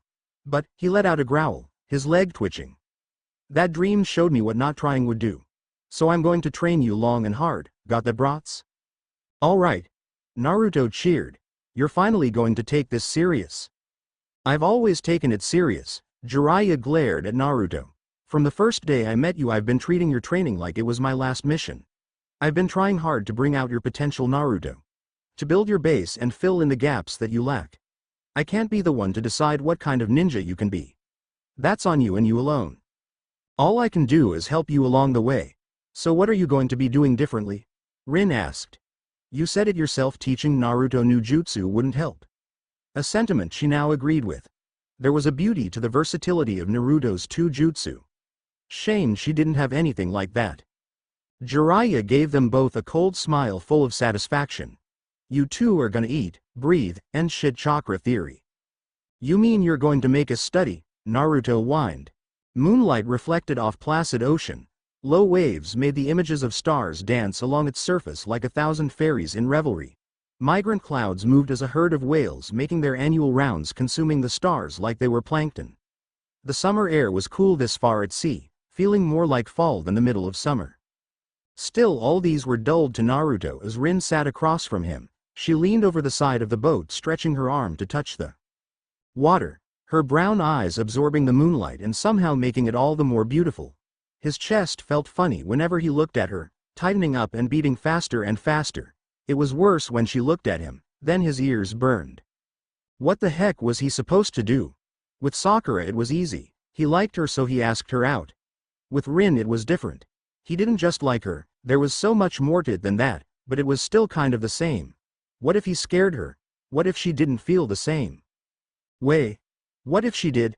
Hey Naruto. Rin moved back into the nest of blankets she had made for herself between two of the benches near the front of the boat. Naruto had his own in a joint agreement to look at the stars. So far he had yet to look up. She smiled when she saw him looking at her. I wanted to ask you about something, Nahuatl said. Crap. Stupid big-mouthed turtle lady. She told Rin, didn't she? Even after all that not going to interfere crap. He's never going to trust another turtle again. It's not what you think, Rin, I just What's not what I think? Her brow furrowed in confusion. I just wanted to ask if you knew what she meant when she called you an Uzumaki. Oh, so it wasn't about his giant crush on her. That was good. Probably. Maybe. What about it? Well, I used to know an Uzumaki. Her name was Kushina and she was actually kind of like you. She rubbed the back of her head. The softness of her smile reminded him of so many others when they remembered the past, especially Jiraiya or the old man. It was kind weird seeing it on Rin's face. I didn't know being an Uzumaki was a thing. I just thought that I was Naruto Uzumaki, and that was all that mattered. That and history and stuff was so boring. He didn't need to know about who pissed off who hundreds of years ago to become the Hokage. The Hokage cared about the future, not the past. But who was Kushina? What was she like? Another Uzumaki. It was only because of that turtle lady that he had any idea that being an Uzumaki was a thing. Maybe there was more of them. He might have actually paid attention in class if someone had told him about them. Especially if it was a cute girl like Rin. Well, Rin shook her head laughing. Like I said, she was a lot like you. Loud, always trying to smile, and a really nice person. She even tried to adopt me a few times. Went so far as to get the paperwork for it. She was also a great ninja. She was the one that taught Minato-sensei seals, and could fight with these chakra chains. Chakra chains? Yay. It was a really cool ability. She could make chains sprout out of her body. She didn't like to use them because they poked holes in her clothes, but one time she had Kakashi and Obito tied up while she lectured them on not overdoing it. Rin gave a sigh, sinking further down into her nest, eyes focused up on the stars. She yelled a lot at them, but that was just how she showed she cared. At least that's what Minato-sensei said. Chakra chains. Wasn't there a chain in that weird dream he had on the island? What? His throat felt dry. What did she look like? Most people knew her by her really long red hair. That woman. The one that saved him in his nightmare. He swallowed, remembering her face as easily as he remembered Teiwei to Ichiraku ramen. It was round, full of life and so kind, with purple eyes. Did she have purple eyes? Huh? Rin asked, shaken from whatever story she had been telling. Yeah, she did. How'd you know? Do you have a picture of her or something? Naruto, he leaned forward, walking on his knees to close the distance between him and Rin. His hands were shaking, and he felt like he could faint at any moment now. I don't think I do. But why? Rin leaned back away from him the slightest bit. Was he really that intense? Man. Naruto fell back into his nest with the force of disappointment, causing the boat to rock ever so slightly. I just feel like I need to see her is all. I see. Rin touched her finger to her lip, wearing it like a mustache. I might be able to use my mist. The mist? Like what happened when you went to talk to the Sandy? Naruto asked, sitting up once more to look at Rin. Don't those cause nightmares? I don't know, but I should be able to control them. I might be able to show you a memory of Kushina. She shrugged, holding up her hand with in moments a spiraling ball much like the Rasengan sat in her hand, made completely of mist. But it's worth a try, don't you think? Naruto stared at the orb of mist. Even in the moonlight it was filled with greens, purples, and every color in between. Would he see her in there again? That red-haired lady that saved him? He nodded. Yay. Okay. Hold still and I'm sorry if anything weird happens. I haven't actually tried to use this yet. Rin took in a breath and puffed out her cheeks. She let it out in a slow stream, blowing on the mist. It snaked in the air, drifting towards him like a column of smoke. Just remain calm and breath. The mist swirled around him, invading his senses like it was a head cold. You're just so cute. It was her voice. That woman who saved him. The one he wanted to be his mother. You are such a good girl, Rin, Yano. She pulled away from a hug, and Naruto saw her. The woman that had saved him. Kushina. Kushina Uzumaki. She was real. He didn't make her up. She had his last name. Naruto. The illusion faded and Naruto saw Rin looking at him. A hand rested on his shoulder. Tears were falling down his face. Are you okay? I'm sorry, I shouldn't have tried to do that without more practice. It's her. Naruto muttered, staring up at Rin, his mouth twitching into a smile. I think that Kushina is my mom. No way. Rin froze, her mouth dropping open. She blinked once, twice, then fell back into her spot. I can't believe it. Her lip twitched upwards into smile as the first hiccups of laughter began to bubble out. I can't believe I didn't see it, she squealed, kicking her legs and face glowing red from laughter and sheer delight. It was enough to drag him into it as well. Do you know what this means? Rin bounced back, leaning onto the bench that separated them, resting her elbows on it while her arms supported her head. He could see her smile from a mile away. That my mom was really pretty. No, Rin shouted, then frowned. Well, yes, but that's not the point. She held up a single finger in front of him. Miss Kushina only had one boyfriend in her entire life, and they loved each other more than anybody I've ever seen. Naruto, your father. He leaned in close, finding himself smiling. This was it, he was finally going to know. Where he came from. Was my sensei, Minato, the fourth Hokage. The humor in him died. The excitement was replaced with something. Something that wasn't good. It made his stomach roil and his fists clench. Why? Huh? Rin's smile didn't stop. Why what? If I'm his son, then why did he put the Kyuubi into me? Wasn't it bad enough that my parents had to die too, but then he went and sealed the stupid fox into me? Fresh tears joined the ones he spilled for seeing his mother for the first time. Naruto, Rin's voice was as soft and soothing as ever, breaking him out of his spell long enough to look at her. She touched his cheek, holding his gaze. You're looking at it the wrong way. Do you remember what I asked you if you hated Minato for sealing the fox inside of you? I know it now more than ever. Minato-sensei chose you because he believed in you. They both did. She was so pretty, so nice, and so important. Already he could feel her soothing him, and he took deep, even breaths that heralded the return of his smile. I guess it is pretty awesome that he's my dad, I guess. There you go. Rin stayed next to him, reaching down to grab his hand and squeezing it tight. I know it sucks, and I'm sure if they were alive they would have been awesome parents. I actually don't know what I'm saying here, sorry. Naruto shook his hand, feeling the heat rush to his cheeks. Rin's hand was so soft and smooth, it was just so fun to touch. No, I think I get what you're trying to say. There's a lot that happened that I'm not happy with, but Naruto paused, swallowing hard. What was he going to say? That he was happy all those horrible events happened so that she could be here with him? That kind of sounded bad, even if it might be true. If it helps, you can think of having the Kyuubi sealed inside of you like it's an S-rank mission given to you by the fourth Hokage. That got him to laugh. Thank you, Rin, for everything. I should be the one to thank you. She let his hand go, sliding back into her spot, brown eyes still locked onto him. If it was for you, I'd probably be dead or trying to kill myself before Isobu could hurt anybody. But because of you, I'm still alive and I feel like I can make a difference. You really are an amazing person, Naruto. His cheeks felt hot, really hot. You're the amazing one, Rin. You managed to get the three tails under you. Control. Control is a relative term. He mostly just wanted me to leave him alone and keep him safe. She held up a hand, conjuring another ball of mist. I think I got it easy with Isobu. The Kyuubi sounds like he'd be stubborn. Do you have any advice? Have you tried asking his name? You're pathetic? Obito groaned, peeking out from under his covers to see what magical bullshit entered his own private realm of existence. Ever since he had seen Rin, all of his deeds had been brought to light, all those deaths were on him. So much, he had wanted to bring the world to peace for Rin. Now he was steps away from bringing it to ruin. Plus she had the three-tailed beast sealed inside of her. A key he would have needed to bring about the world peace, Madara preached. Bah, what a load of shit. With Rin here, that peace was nothing more than a lie. The sheets were ripped from his bed and he saw the intruder. Itachi, he groaned, sitting up to glare at his. What was Itachi to him again? Cohort? Companion? Nothing? Clanmate? How did you get here?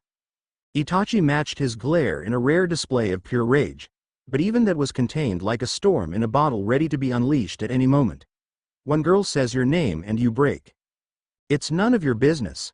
Obito stood looking over the barren landscape of his realm. He had come here to be alone where he couldn't mess up anything ever again. Rin was alive and happy. He couldn't risk that a second time. Leave, now. Why did we kill our clan Obito? Itachi practically spat his name. Because we're fucking idiots. He rummaged through one of the boxes of food he stole, pulling out a simple ration bar. Itachi smacked it out of his hand before he could take a bite. Every Uchiha is, you, me, your brother, Madara, especially Madara. We're nothing but a bunch of idiots that try their hardest to stand in the way of making the world happy. Look back on it. Honestly, the world would be better off without the Uchiha. Did we kill them all because of some girl? The bottle was breaking? Technically I did. Obito shrugged, grabbing another bar. He was past the point of caring. All he wanted to do was sleep until he died here, alone like the monster he was.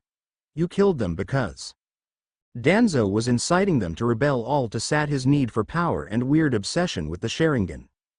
Have you ever thought about it? Like, what the hell is so great about these stupid eyes? Sure, you can copy a few jutsu and do some magic eyeball shit. He took a bite of his bar, chewing in Itachi's general direction. Face it. The world is a better place without us. Itachi continued to glare at him, nearly shaking with rage. His Sharingan wasn't activated yet, but that could change in a heartbeat. He wouldn't try to stop him if Itachi wanted to kill him. There was no point in it. Rin probably hated him right now anyways. Kakashi for sure, but Kakashi was a prick. Besides, isn't that basically why you killed your whole clan? To stop them from making Konoha worse? Itachi grabbed him by his throat, lifting him off the ground. Sharingan activated, don't you? What? Make you realize that you were manipulated into killing everybody that you loved? That I was foolish enough to believe some dying old idiot that caused two of the worst wars in history that he wanted true peace? That forcing everyone into a dream was the same as peace? That's just genocide. But hey, it's the family business. Itachi let him fall, the storm vanishing without a fuss. Face it, Itachi, we were wrong. So, what do we do? Obito shrugged, sitting back down on his bed. Wait to die? I've been doing that for 8 years. Then try something else. Just leave me alone. And fuck, I love writing depressed Obito. Anyways, hey look, they figured out who Naruto's parents are. Please stop bothering me about it. Anyways, probably a small time skip next chapter. Depends if I want to do a pseudo date with Rina ND. Naruto while Jiraiya has a one-man stag party. Please review. Baited by XX Terror 33XX Chapter 10. Port was such an unusual way to describe places.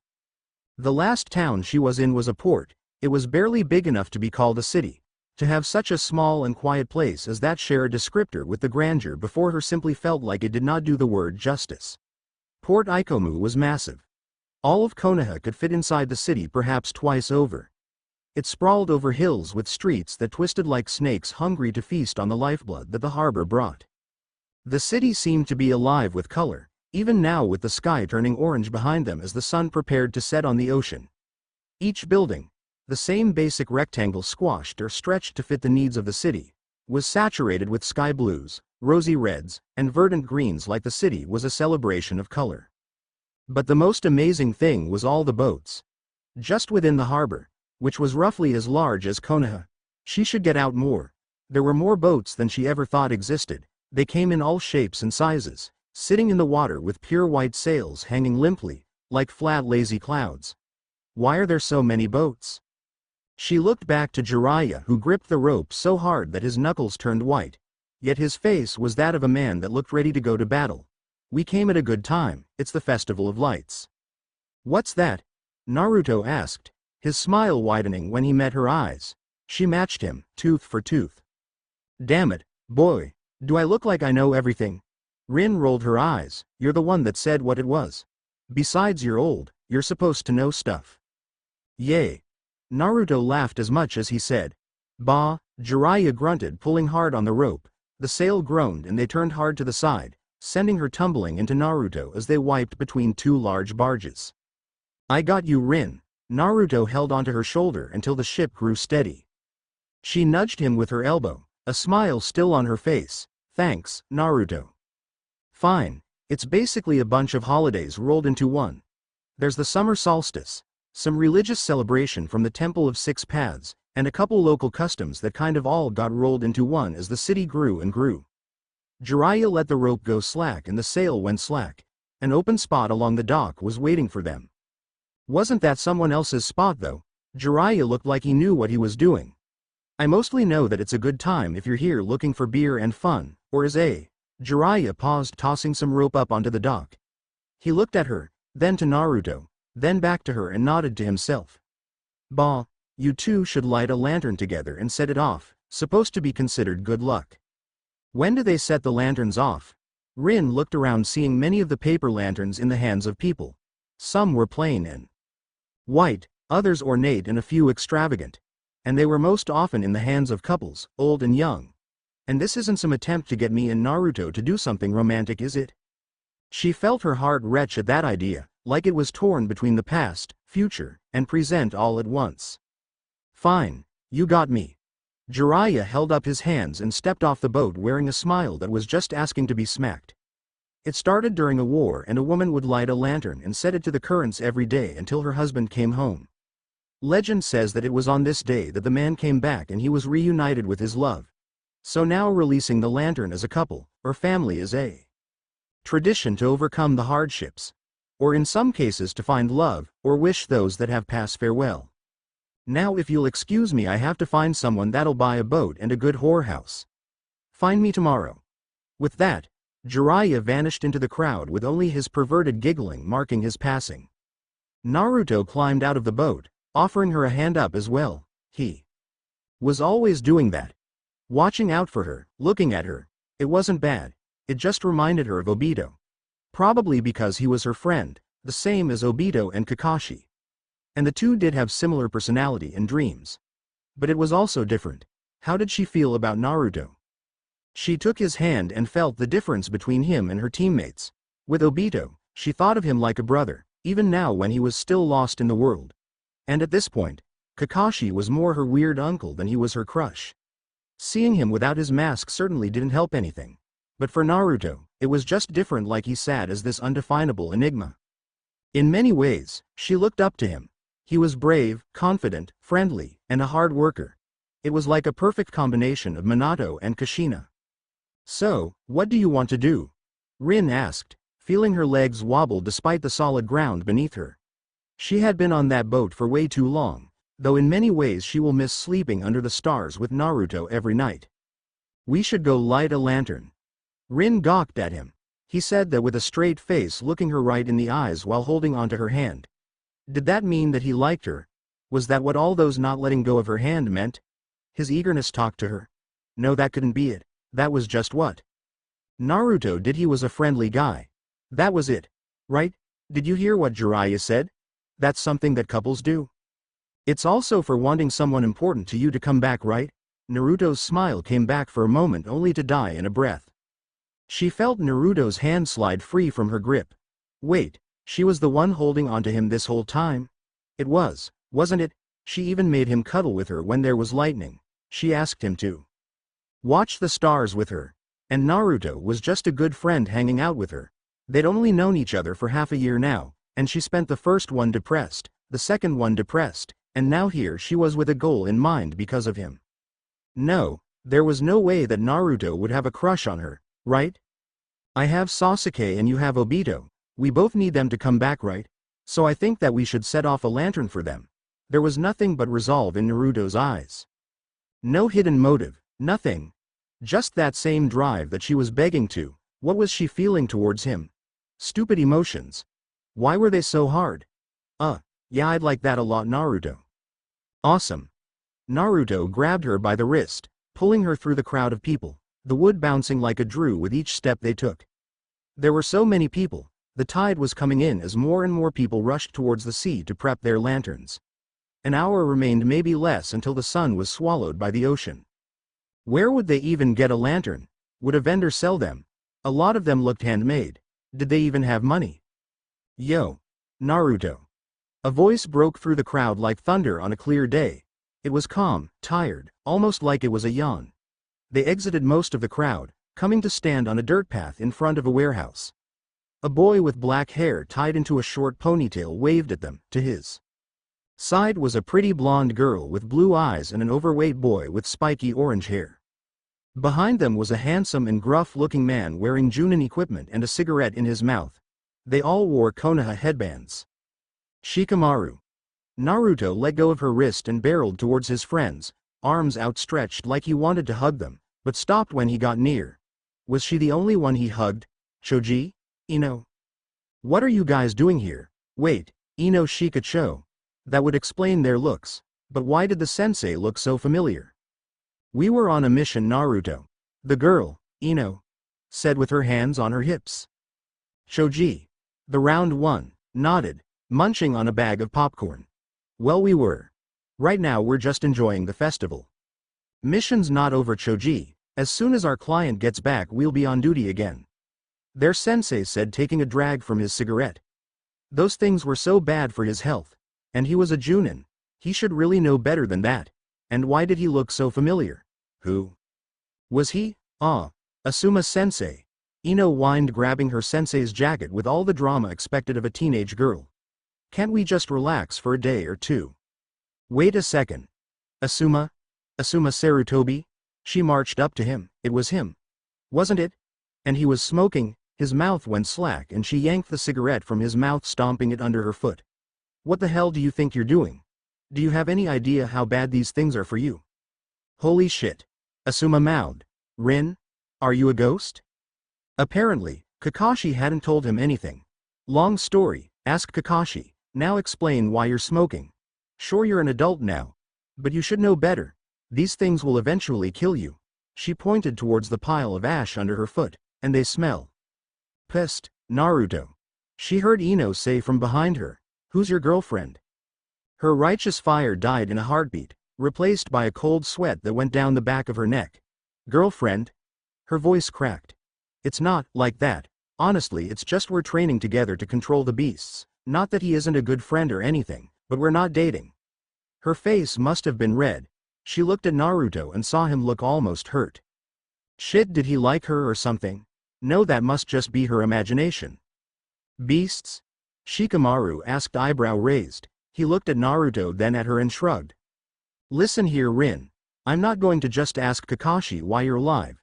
She felt a strong hand grab her shoulder. You're here, and I think I deserve an answer after you just crushed my last cigarette. As much as we'd love to stay and chat. Naruto slipped past Ino and Shikamaru, grabbing her by the wrist once again. We really need to find one of those lanterns to set off so we can bring Sasuke and Obito back. He could catch them. They were just genin after all, even if one was Rin. But what was that about Obito? Asuma sighed, scratching at his beard. He really needed to have a smoke right now. Shame that Rin was as health conscious as ever. Now he'd have to find someplace that sold his favorites in this city. Still, Obito's alive too. Asuma sighed. This felt way above his pay grade. Better bug Kakashi about this when I get back. Hey Asuma. Shikamaru looked up at him once Naruto was far away. What did she mean by beasts? Damn, boy was too clever for his own good sometimes. Beats me. Shikamaru didn't believe him at all. But probably wouldn't follow through. You'll just have to ask Naruto when you see him again. Won't you? Troublesome. That it was. Ino huffed. No, really, who was that? She wore a leaf headband. Was she Naruto's girlfriend or something? Hey Shikamaru, if Temari becomes your girlfriend, do you think she'll join the leaf? Shikamaru refused to comment, his face as ready for sleep as ever. I'll tell you who Rin is when we get back to Konoha. I need to talk to Kakashi about some things. He actually knew exactly what he was going to say. What the hell? She didn't have any idea whose roof they were on, but it was a beautiful spot overlooking the bay. That began to shine as the last rays of the sun began to pass beyond the horizon. There were so many people still running about, some joining them on the rooftops, others milling about the city like ants. Did you figure it out yet? Rin turned to see Naruto still holding the lantern they were given by a kind old lady. A reward for Naruto stopping to help her. Like it was some kind of a puzzle box. It was. Intricate in design and pure white in color. No doubt it would shine like a star. Naruto nodded, pointing towards the wick. Yay, I think we just light this and then I don't know. He bounced it in his hand, watching it slowly fall. It's really light though, do we throw it? I don't think so, it looks delicate. Maybe we should wait and see what everyone else does. Rin looked over his shoulder looking at the small wick that sat at the bottom of the lantern. Maybe the fire will make it fly? Science wasn't exactly a course in the academy when she attended, even something like history was an afterthought and a crash course. And Naruto. Well, he was Naruto, reliable yet very clueless. You sure? Wouldn't it just burn up or something? He scrunched his face up in the way that he did when he was confused about something. It was cute like a perplexed puppy. I don't think so, let's wait and see what everybody else does. It was going to be starting soon. Actually, shouldn't it be starting right now? The sun was already past the horizon, only the last echoes of its light remained. But nobody was lighting their lantern. What are they waiting for? Naruto shrugged, joining her in looking over the bay. The light continued to fade until the stars began to appear. There, Naruto pointed towards the dock. She saw it too. A lantern was lit, then one and another. The light spread like wildfire, snaking its way through the streets of the city.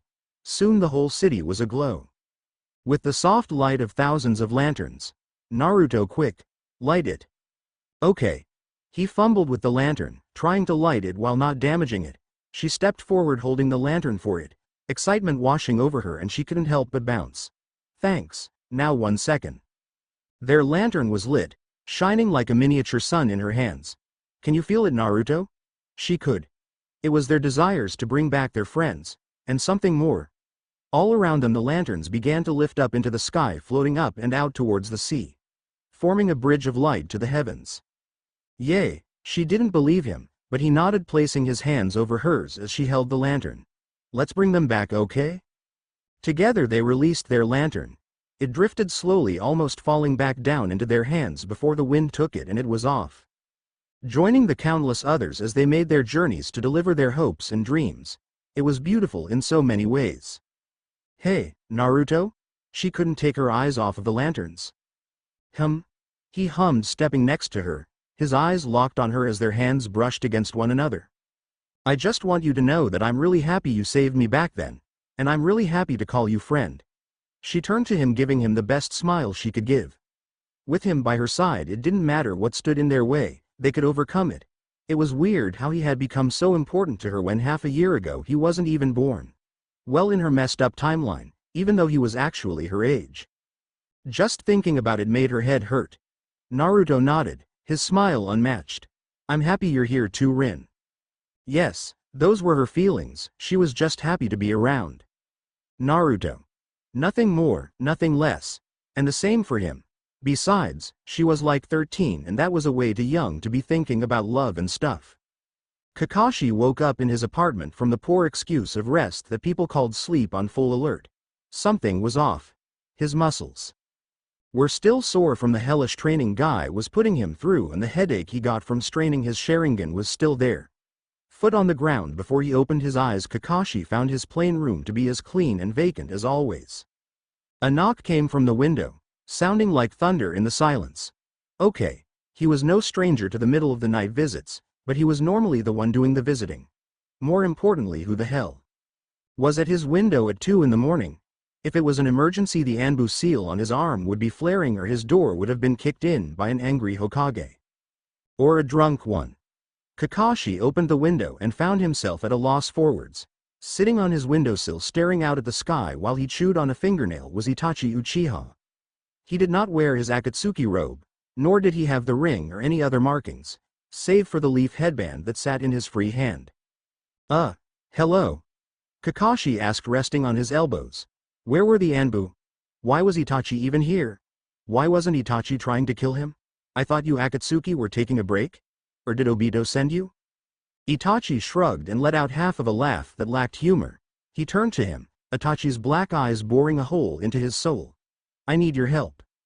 Well, this was new. And why would I help you? Because I know where Obito is. That was actually a very valid point. And how to get to him. All right. Now what exactly do you of all people need help with? I won't betray Konoha. Kakashi crossed his arms, leaning against the window sill to meet Itachi's gaze, a move that normally would be suicide. I never wanted to betray Konoha either, never wanted to kill my family. But I did because that's what I thought was best. Was that remorse in his voice? Where was that when he murdered his entire clan? It's come to my attention just how much I've fucked everything up. The man that promised me a world without war turned out to be nothing more than a child throwing a tantrum that someone died. The anger was real in his voice and Itachi shook. The only thing I don't regret is leaving Sasuke alive. Everything else from Shisui's death has been a mistake. Itachi closed his eyes and let out a deep breath. You're the only person I can trust right now, as my Anbu instructor. He gripped the headband tighter. And as someone who has Konoha's best interest at heart, I need your help to set things right. Which is, kill Danzo, Orochimaru, bring Sasuke back and eliminate the Akatsuki. Danzo's loyal to Konoha. That's why he hoards power and has made so many underground deals that often damage Konoha in the long run. Itachi slipped from the windowsill, now standing in Kakashi's bedroom. Everything about him was pleading. Itachi needed this more than anything. Alright, I'll hear you out. An. I really need to stop changing canon so much when I write a time travel story. It messes me up so much because I keep worrying that I'll lose interest by writing all the boring action stuff. In case you can't tell, I really do prefer character interactions and romance. Hopefully I'll be able to keep it up by keeping the action part of the story in those little chunks I've been doing with Kakashi and Obito. Also, it's been pointed out that there's a bit of a difference in how long I think has passed in the FIC and how long you all think it's been. In theory, RIN's been here for almost 8 months now. But a lot of you think it's only been a few weeks. So I'm going to do a time skip next chapter that will sync our times. And I'll try to make the passage of time more apparent in the future. Anyways, let me know what you think. Should I keep up with the canon changes, or toss them in the background and just focus on Naruto and RIN as they ultimately come to terms with their relationship? Chapter 11. 2 years. It had been 2 years and it still felt like he hadn't made any progress. He could do the Rasengan with one hand, which was useful, and he could make a super big Rasengan. And he could control some of the Kyuubi's power. But it didn't feel like enough. If anything, it felt like Sasuke was further away than ever. Naruto growled, scratching his head furiously with both hands. Sure, Jiraiya was working him and RIN to the bone and he was doing a lot of cool stuff now, but it just didn't feel like it was enough. Especially if he wanted to get Sasuke back, impress RIN, and become Hokage. Maybe I should ask the pervy sage to teach me a new jutsu? He understood why Jiraiya was teaching him the way he was. RIN had explained it, and she seemed smart, but that didn't mean he was happy with it. Why can't I get a super cool and powerful jutsu like the fireball jutsu? A pair of hands wrapped around his eyes, blocking his view of the forest below them. Because you'd probably end up exploding. RIN's voice tore through his mind like a river in the desert and a smile twitched onto his lips. Oh, and guess who? Jiraiya. Naruto laughed, reaching around to pull RIN's away. He leaned back and saw her smiling down at him. Her brown eyes shone with happiness. In the almost 2 years he had known RIN, he had thought of her as a friend almost instantly. Now she was his biggest crush. It didn't help that she had gone from cute girl to, well, his definition of beautiful. Wait, no, you're way too pretty to be Jiraiya. She snorted, pulling away to sit down beside him. In some ways she had changed, they both had, in others, they were both the same. He had an inch or two on her now, and her hair was now past her shoulders. She still opted for the simple black robe, but without her white medic apron the outfit took on a whole different image, like it was proclaiming that she was a woman.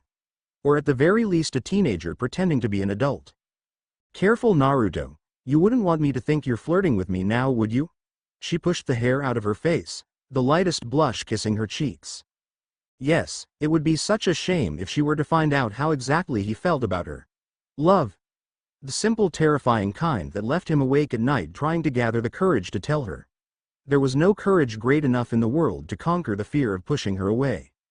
She was his most precious friend, he couldn't stand the thought of pushing her away. On the plus side, he could flirt with her easily enough.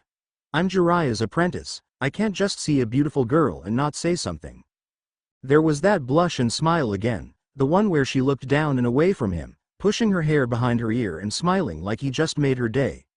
It was a smile that made his day and made him feel incredibly guilty. It was because a boy like him, had fallen in love with her, like he did. That there was so much suffering in the world. Sure, a lot of it might not have been directly because of Obito, but he was the leader of the Akatsuki. The crimes against him were many. All because of an obsession with Rin. It scared him that he could understand why. Well, Rin huffed, sitting straight once again. At least you have slightly more tact than our perverted sensei. Though to be honest, I'm surprised he's lasted this long. I don't think sobriety suits him. Yay. I'm kinda worried that when we get back to Konoha he's going to either throw himself at Granny or drink himself to death. Probably both if he thought about it. It's a good thing he gave us the day off so that he could. He coughed, putting on his best Jiraiya impersonation. Let 2 years worth of inspiration out. I really hope that means he's just writing. Rin gave a nervous laugh, scratching the side of her cheek. Yay. Naruto looked back at the small hut shack cottage tool shed that Jiraiya was currently locked in. He wanted to be training, but at the same time, a day off with Rin. What should he say? Should he try touching her? Would he scare her off? Did she like him? Was he in that thing Jiraiya kept talking about? The friend zone? Was now even the right time? No, it wasn't. He needed to bring Sasuke back and help Rin bring back Obito before he could even consider letting her know how he felt. So, Rin leaned at him with her eyes sparkling. Have you made any progress with the Kyuubi? Since the last time you asked? Naruto smiled, shaking his head and letting out a breath he didn't know he was holding. Not really, he's impossible to talk to, and if we don't start shouting then he just ignores me or keeps trying to get me to let him out of the seal. I've tried everything. Begging, complimenting, trying to suck up to him because he's supposed to be prideful or something, but he just really hates me, I guess. Well, you can control 4 tails now, right? Rin nudged his arm, placing her hand really close to his own. That's more than I can control. You only have 3 tails. Her cheeser smile said one thing, she knew. Well, what about you? Have you gotten any luck with trying to heal with your mist? It was an idea they had a year ago when Jiraiya got really hurt. Rin was angry at herself that she couldn't even manage to treat the wound with chakra. Yep, she let the pea pop, holding up her fingers in the sign for victory. The fish no longer explode. I still think you should use the exploding mist as an attack or something. It doesn't work like that, she hummed, swaying like a tree in the wind. Besides, I'm a medic. My first duty is to make sure my teammates get out alive. Naruto nodded. Maybe when we get back to Konoha, Granny will be able to help you out with it. I hope so. I've always wanted to learn from Tsunade. Do you think she'll teach me her super strength if I ask her? Rin flexed her arm, showing off the toned muscle that came from the intense training they had both been through. While he had put on bulk, not a lot, she had a great deal of definition, but it still looked soft to the touch. If she says no, I'll set her straight by stealing her booze. Wait, Rin with super strength? She could hit hard enough as it was in their sparring sessions, but only if you promise not to hit me if I do something stupid. She laughed, flipping her hair back again. Why did she always do that? Didn't she know how cute she looked when she did that? It was almost unfair. Naruto, you have never given me a reason to hit you, and I don't think you'll start anytime soon, so don't worry, okay? Her hand fell on top of his, and his mind went into a free fall. What the hell was she doing? Rin kept her smile up at all costs. It was her last barrier against the coming storm of freaking the fuck out that was welling inside of her. She had thought that her feelings for Naruto were simple. And they were until she saw him training shirtless 3 months 2 days and 18 hours ago. Not that she was counting, when everything changed. It was like puberty had finally got up and punched her in the face, saying that she liked blonde hair and blue-eyed boys that were funny. Now she knew that she liked Naruto, and not just as the best friend and teammate way she used to for Kakashi and Obito kind of way. This was the boy she wanted to wake up to his smiling face every morning for the rest of her life, kind of like. And now as her hand touched his, such a small gesture was causing the hormones in her body to go wild, sending tingles up and down her spine that just felt so wonderful. Kushina had often said that falling in love just kind of happens. It was more than a physical attraction. It was Naruto, pure and simple. Every compliment he gave her made her heart flutter and mind go slightly numb at the thought. It was because of him that she was happy to be in this time. Now all she had to do was bottle these feelings up and take up drinking, and she'd be set for life as a world-famous medical ninja. So, Rin mumbled, running her finger across Naruto's vein. What was she going to say? Damn it. Why can't she just go back to pretending that she didn't have the hots for this dorky idiot? Wait. She came here for a reason. Well, several reasons. Do you know what you want to do for your birthday? Birthday. Naruto's face finally snapped out of whatever trance he was in. Wait, it's not. Wait, what day is it? October 10th. Rin stuck her tongue out. I know we've been busy training, but how on earth did you forget your own birthday? I'm still mad at you for not telling me about it last year. Well, I mean, my birthday just wasn't really important to me, she growled, leaning in to glare at him. He pushed away, but his hand remained pinned under hers. It's not like I had a lot to celebrate before, and well, yay. The thought of a cute little Naruto being alone and sad on his birthday while people mourned the deaths of the Kyuubi attack was enough to make Rin grind her teeth. Well, get used to it, because I'm going to make sure that you celebrate every one of your birthdays, even when you're old and wrinkly. I think that'll happen to you first, aren't you like 28 or something? Naruto laughed, leaning in to nudge her with his shoulder. And no, I'm not going to try and make up all those birthdays you've skipped. Hey, she pouted, I'm technically younger than you if we count days lived. Why wasn't he moving his hand? Was he happy with it there? Damn it, this was worse than Kakashi 1,000 times. Worse. At least with Kakashi, she could admit that she liked him, but something about Naruto was holding her tongue. But, if he did like her, why didn't he say something? He had no problem telling her she was pretty and always spoke her mind. Say, Naruto, she swallowed, her throat going dry. Deep even breaths. This was no more terrifying than when she first met Isobu. She squeezed that blue shell he had given her years ago. It was still in one piece, but numerous chips could be seen. He hummed, still looking at her. What's up, Rin? Well, what the hell was she doing? Is there anybody back in the Leaf Village that you had a crush on or anything? I mean, we're going to be going back there pretty soon, right? She knew the answer to this question. Naruto had a bunch of friends and he had a crush on Sakura, his teammate. He had told her about her for a bit. But that wasn't why she was a coward when it came to her feelings. If anything, Sakura was her motivation to say something before they arrived in Konoha. Well, I did have a crush on Sakura, but I'm not so sure anymore. Still, I'm really excited to see her again. Naruto beamed. I can't wait to see how strong she's gotten. Wait, why don't you have a crush on her anymore? Did you find someone else that you liked? And don't say it's about Sasuke, or try to lie to me. I know when you're lying, Naruto Uzumaki. Actually, she didn't. But he didn't need to know that. Well, not really. His face was red. He liked someone. Someone? But who did he like? I guess I kind of grew out of it. Oh, that made sense. Damn it. So is there someone else you like then? Her heart felt ready to break out of her chest at any moment now. Why didn't he like her? He keeps saying that she's pretty and looking at her when he thinks she's not looking. Not that she isn't doing the same. She was the only girl that had been in his life for the past 2 years for more than a few days. Her heart quickened, going faster and faster. The word hung there in there like a tantalizing fruit ready for her to jump at it. Then he swallowed. And pulled his hand away. What about you? Haha. What the hell kind of phrasing was that? Well, I mean, I haven't really been around anyone besides you. This was her chance. She should just let him know exactly how she felt. That she thought that he was cute and adorable. What on earth could possibly happen if she told him now?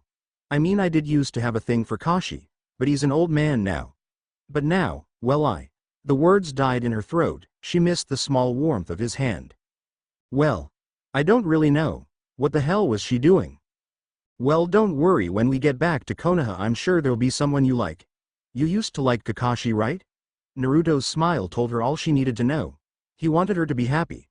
I know. I can introduce you to Shikamaru again. He's kind of like Kakashi. Lazy, always tired and really smart. Pass.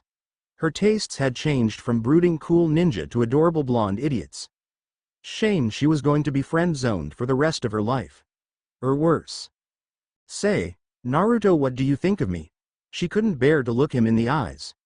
Instead, she stared off into the forest, clutching that blue shell he gave her. It felt warm and soothing. Well. He stuttered. Well, I mean, you're one of my most precious people. So you're kind of like my family, I guess. Fuck. She was family zoned. Naruto bit his tongue, turning away from Rin so that she couldn't see him blushing and mentally trying to kick himself. What the hell kind of answer was that? Why the hell couldn't he just tell her that he liked her? That he never wanted to be away from her? Why was this love stuff so complicated? Now she was going to think of him as a brother or something. It wasn't like he was her type anyway. She liked the cool strong ninja, not the goofballs. Damn it. Why did he have such an easy time asking Sakura out, but telling Rin that he liked her was the most terrifying thing ever? She wasn't even that scary. She'd probably just smile at him and politely turn him down. Or ignore it. Or things would be even more awkward between them now. He should just say it. He was going to say it. Right here, right now. There was nothing to stop him. Here it goes. Oi, brats. Jiraiya boomed from across the clearing. Already Naruto could smell the booze coming from his sensei's breath like low tide at an ocean of beer. Jiraiya half sauntered, half stumbled towards them with the kind of confidence that only someone completely plastered could muster. A large shit-eating grin was on his face, and a stack of papers that was thicker than his hand was waved about like a victory flag. I finished my book, now let's get back to work. We have a lot of training to do. Or he could have the ruined moment by Jiraiya. But it's Naruto's birthday. Rin tried to protest for him. We were going to celebrate. Celebrate when you get to Konoha and can have some real fun. Jiraiya slapped his manuscript onto her lap with a smack. I didn't get to go boozing or whoring for my birthday, so you two don't get to skip out on yours.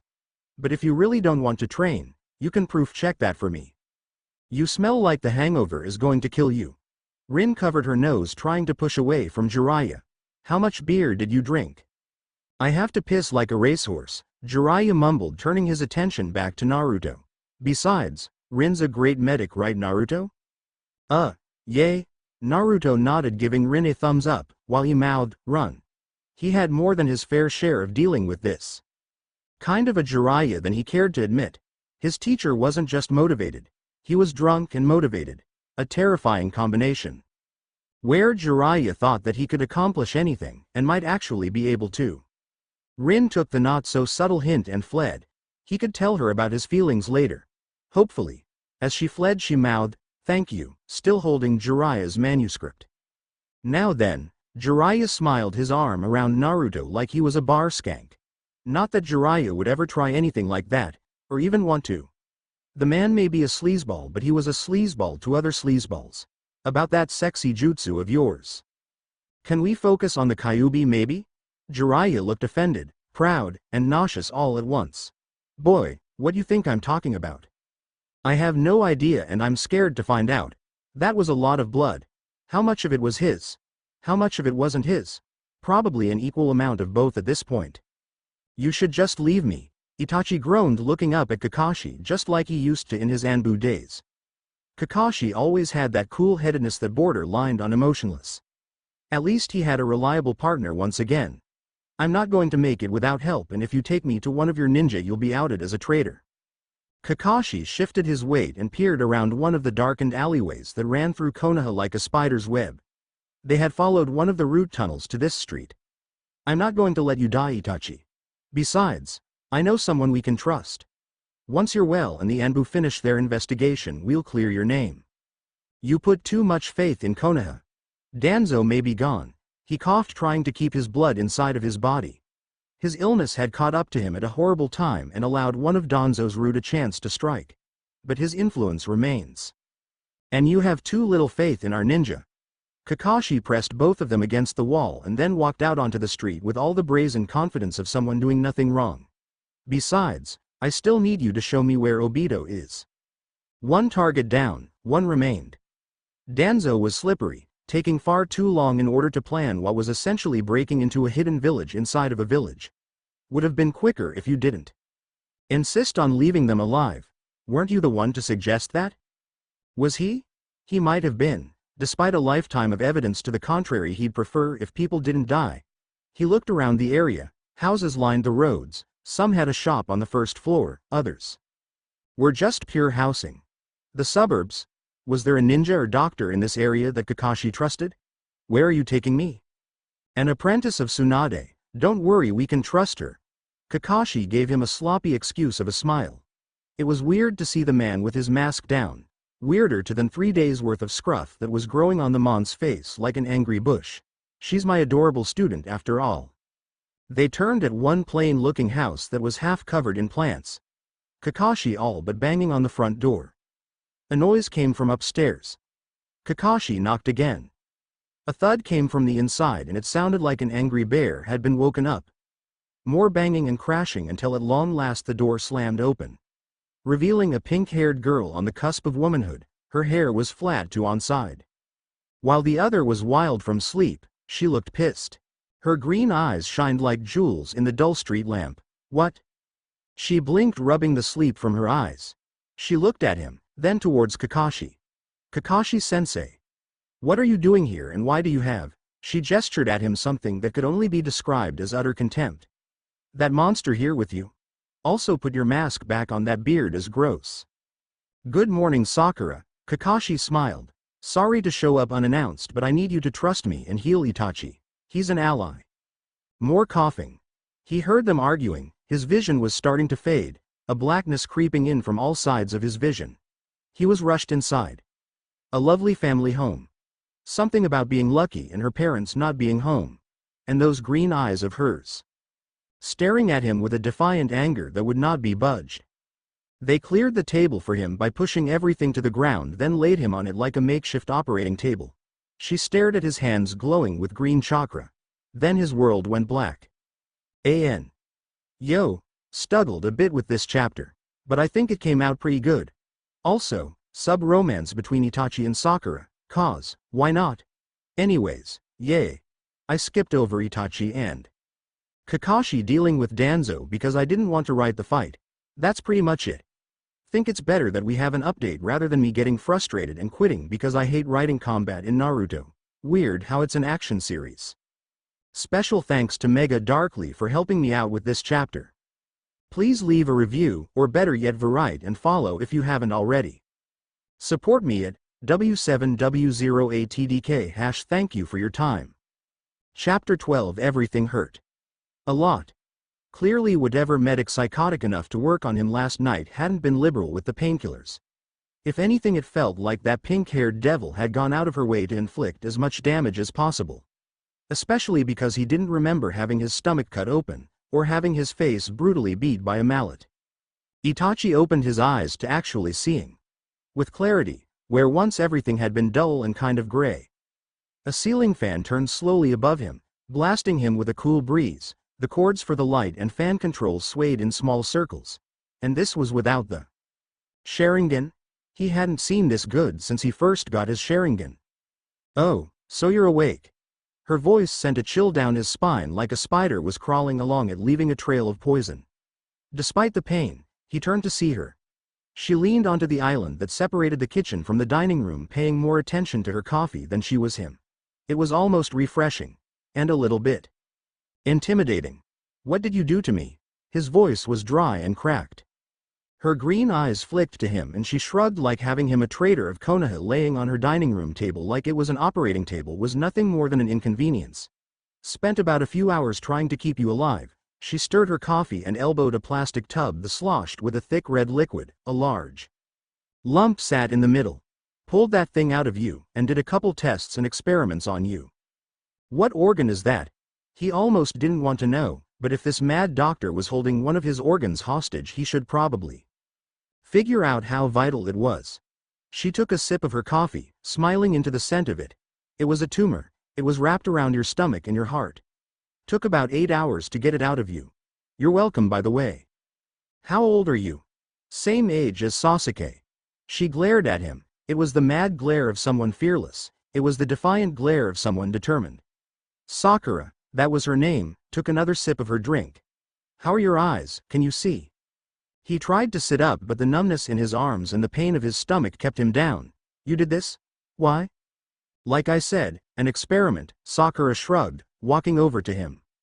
Her slender frame gliding across the floor with ease, but each step was firm and proud.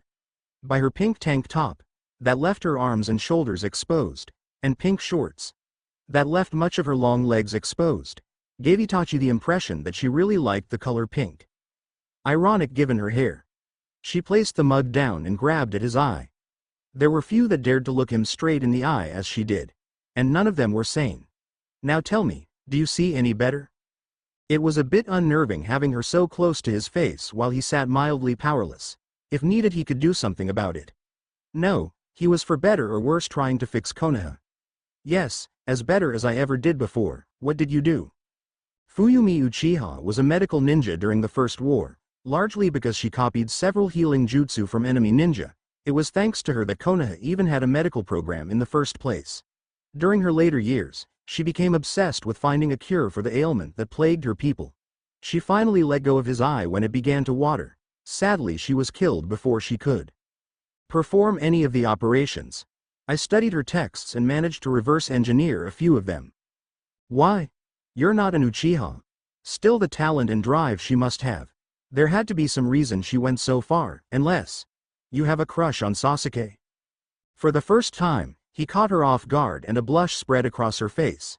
That's not something you need to know. He's lucky to have someone like you. More blushing. Ah, he had forgotten the joy of teasing someone younger than himself. Don't think I did this from the kindness of my heart. Sasuke left the village to get strong enough to beat you. So as far as I'm concerned, you're just as guilty as Orochimaru for making him leave. Your medical bill is to bring Sasuke back to Konoha. Assuming I can trust you like Kakashi said, I will cause you no harm. Besides, I wish to bring my brother back to Konoha as well. He gave her what might have been his first smile in years. Her face was still red when she turned away. Yes, well, I believe it's time for you go get out of my house. My parents will be back soon, and in case you haven't noticed, I have a lot of cleaning up to do. And I should probably go get Kakashi so he can take you to whatever secret base you guys have. One of Orochimaru's old labs had been serving as his makeshift home for the past year. Hopefully, soon he'd be able to enjoy the sun and stop lurking in the shadows. Kakashi didn't wait. He did, but it would look kind of creepy if he stayed over here while my parents were out. Sakura shrugged into another sip of her coffee. I kicked him out a day or two ago. I'm sorry, did you say day? She nodded. How long have I been out? Like a week. That explained a lot. And I've been here on your table for the past week? No, I had you in the bathtub when I was taking out your tumor. Too much blood. She sighed into her drink like it was full of fond memories. I thought about using you as a punching bag, but killing a patient is something I'd rather avoid. I thank you for your hospitality. Itachi forced himself to sit up, bearing the pain. He gasped at the pain as he felt something give. Whoa, she rushed to his side. Don't move so fast, you're still healing, take things slow. Couldn't you use chakra to finish this? He asked through gritted teeth.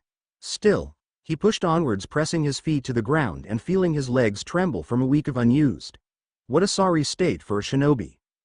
Her hand was glowing with chakra already, easing the pain in his stomach. I could, but some wounds are best healed on their own, especially with the surgery I did. What's best for you is daily sessions of chakra care followed. There was a knock on the door, followed immediately by said door flying across into the wall opposite, sending a storm of splinters up in the air when it shattered. As the dust settled and the sense of unease began to set in, Tsunade, the fifth Hokage of Konoha, stepped into the house. A smile that was anything but kind on her face, and in one hand defeated Kakashi being dragged along the ground like a child's blanket. Sakura. Tsunade's voice cracked like a whip and the girl jumped. Would you care to explain why your sensei committed treason by killing Danzo? Or perhaps your willingness to assist one of Konoha's biggest traitors? I'd ask you why you decided to skip training, but I believe that's painfully obvious at this point. Fuck. The word seemed almost foreign coming from Sakura's mouth, but Itachi had to agree. The bridge that spanned the Yokomoto River was little more than a pair of ropes and a couple of sticks. The river below was deep this close to its source, but so too was it narrow, barely more than 20 feet at its widest. She could easily jump it if she wanted to, but on the other side of that bridge was the land of fire. Home. The thought of finally seeing her home and how much it had changed in 15. She supposed it had been 15 years since she'd last been into the village, filled her with equal parts excitement and nervousness. It was going to be strange seeing Minato's face on the mountain, stranger still to see Tsunade's. Rin. Naruto shouted from the other side of the bridge. He crossed it like it was nothing. Which it really wasn't. Come on, we're almost there. Hard to think that one day she would be seeing his face up on that mountain too. Still, She looked forward to that day. With a smile that would not fade, she walked onto the bridge, feeling it sway under her weight. There were other ways to enter the land of fire, larger, more impressive bridges, or a few decorative grates and a few that were little more than a signpost on the road. They had chosen this one because it was there. Hang on, Naruto, we still have a few weeks before we get back to Konoha. And a hell of a lot of training, Jiraiya grumbled. Sobriety had done wonders for the man. At first. But it was fast becoming apparent that he needed to be perverted in the same way that she needed to breathe. Still, her teacher was a man of his word and rarely took a break from training them. It was impressive, really. Shouldn't you be jumping with joy at being so close? Naruto asked, hands behind his head like he was leaning against an invisible tree. You'll finally be able to do all that stuff you said you wouldn't. Jiraiya kept his jaw straight and eyes focused. I'm not quite ready to drink and whore myself to an early grave, brat. But rest assured, once I get to Konoha I won't step out sleep until I have drunk at every bar and flirted with every beautiful woman that calls Konoha home. You should not welcome my return, you should fear it. Rin. Naruto turned to her, pointing towards Jiraiya. He's doing that thing again where he acts like he's writing a story. Leave him be, Naruto. Her foot fell onto the land and she was greeted with a small sense of home. The land of fire had that kind of magic to it. The sun felt just a bit brighter. The forest more lively, the leaves a bit greener. But I'm excited to get back to Konoha. Why can't you train us there? In theory, by the time we get to Konoha the Akatsuki will be moving again, and I will be busy keeping track of them. It also gives you 6 months to try and find Sasuke before Orochimaru steals his body. She had forgotten about that little detail. Jiraiya shrugged, motioning them forward. Besides, I made a deal with Kakashi to hand Naruto back over, and there's not a lot I can teach you, Rin. Maybe Tsunade? I've always wanted to train under Tsunade. Rin smiled at her early dreams of becoming a great medical ninja like Tsunade. Though that was a long-gone dream given her current abilities. She channeled a ball of mist into her hand as easy as a breath. A swirling mass of green and blue that was like looking up at the sky through a windy forest. But there's still a lot I need to figure out on my own. Like how to make fish not explode. Naruto offered helpfully. Rin pouted, her cheeks red, throwing the ball of mist at his head. It was a harmless gesture that would only make Naruto's face slightly damp. Hey, they haven't exploded in a week, I'm just using too much chakra. Too much chakra. Before she met Naruto she would have laughed at the idea of her having too much chakra. It was always the opposite. Now with Isobu's chakra bolstering her own, there was always a surplus. If she asked for a drop she'd get a river. Still, she was close, she will be able to heal again. They continued along the road, basking in the warmth of the sun. The trees here weren't as large as they were in Konoha, but already they seemed much larger than the trees she had been seeing moments ago. The forest floor was thick with foliage and dark, a fortress of darkness fighting a losing battle against the sun until night came. So where are we going now? Mount Kyoshi, Jiraiya mumbled, biting into a ration. The volcano? Why are we going to the volcano? I want to torture you too by having you dodge blobs of lava. Jiraiya's face grew dark and he gave a hollow chuckle that only the truly depraved could muster. A spot of wisdom overcame her and she hopped beside Naruto. I think Jiraiya is going a little crazy. Naruto nodded in agreement. So, are you excited to see Konoha again? I'm a little nervous. She gave him a weak laugh, taking the chance to stand just a little bit closer to him. Her voice little more than a whisper on the wind. I'm just worried about how everyone will react to me being alive. They'll be happy. Remember, we met Asuma, so even if Kakashi-sensei was lazy, words still would get around. Probably. Naruto half whispered in reply, leaning in just as close as she was. But why are we whispering? Because she liked being close to him. 'Cause it's fun, but I'm kind of worried what I'm going to do when I get back to Konoha. What do you mean? You're going to be a ninja? Naruto beamed at her even as he tried to blow out her eardrums. No, I meant what I'm going to do about a place to stay. I thought about staying with Kakashi, but I don't think that's a good idea. Mostly because Kakashi was now a grown-ass man that seemed slightly less emotionally stable than the boy she had a crush on all those years ago. Besides, it would be way too awkward. Oh hey, I know. Naruto stretched his arms out to both sides like he just had a fantastic idea. Why don't you stay with me? I have my own apartment, you can have the bed and I can have the couch. it'll be just like now. Apparently, it was possible to both want something and be scared shitless of it. Sure, she had technically been living with Naruto for more than 2 years now, but that was no different than being on a mission. And Jiraiya was here. Living in a home, alone with Naruto was far too domestic. Worse, what did it mean that he offered that so easily to her? Maybe he really did think of her as a sister. I wouldn't want to impose, oh come on, it'll be fun. Just think about it. Naruto grabbed her hand and looked at her with sparkling eyes. His cheeks were really red. Besides, it'd make me happy. It was so easy to picture her and Naruto watching a movie on his couch, him putting an arm around her trying to act cool before she leaned into his chest, getting nice and comfy to watch the movie. Then as the movie went on they would slowly fall asleep, she'd be curled up into him and he'd either start snoring or take her to her bed, where he would steal a soft kiss on her cheek. Okay, so reading Jiraiya's manuscript apparently wasn't as harmless as she thought. Still, the thought of her and Naruto cooking something, laughing and playing only to stop suddenly when he wiped something from her cheek was a pleasant thought. I'll think about it, okay. Her cheeks must have been beyond red. Why couldn't she just tell him how she felt? The best way to get out of being seen as a sister is to do something that a sister wouldn't do. Right? Maybe she should just kiss him. That almost seemed easier than admitting anything. Even if they were nowhere near that level. Actually, Rin. He swallowed, unable to meet her gaze as he finally let go of her hand. I wanted to tell you something. You see, the thing is that I found you. She knew that voice like the back of her hand. Obito appeared right in front of her, that orange mask of his affixed to his face. He grabbed hold of her hand and pulled her towards him. Naruto. She reached for him. What was happening? Why was Obito here, now? Naruto reached for her, their fingers touching even as she was sucked in after Obito, Rin. It happened so fast. One moment she was with Naruto and Jiraiya, the next she was inside a gray world filled with blocks. She stared at her hand. What did Naruto want to say? Why did he let go of her hand? Why didn't she hold onto him? Take me back. It's okay, Rin. She heard Obito say from behind her, ignoring her. We can be here together from now on. Just me and you. We can ignore them while we're in here. I can't believe I didn't try this sooner. She turned to look at him. He was crazed, his Sharingan focused on her like a hawk. She wanted to find him. But no, like this. Obito, she stood to glare at him. Take me back.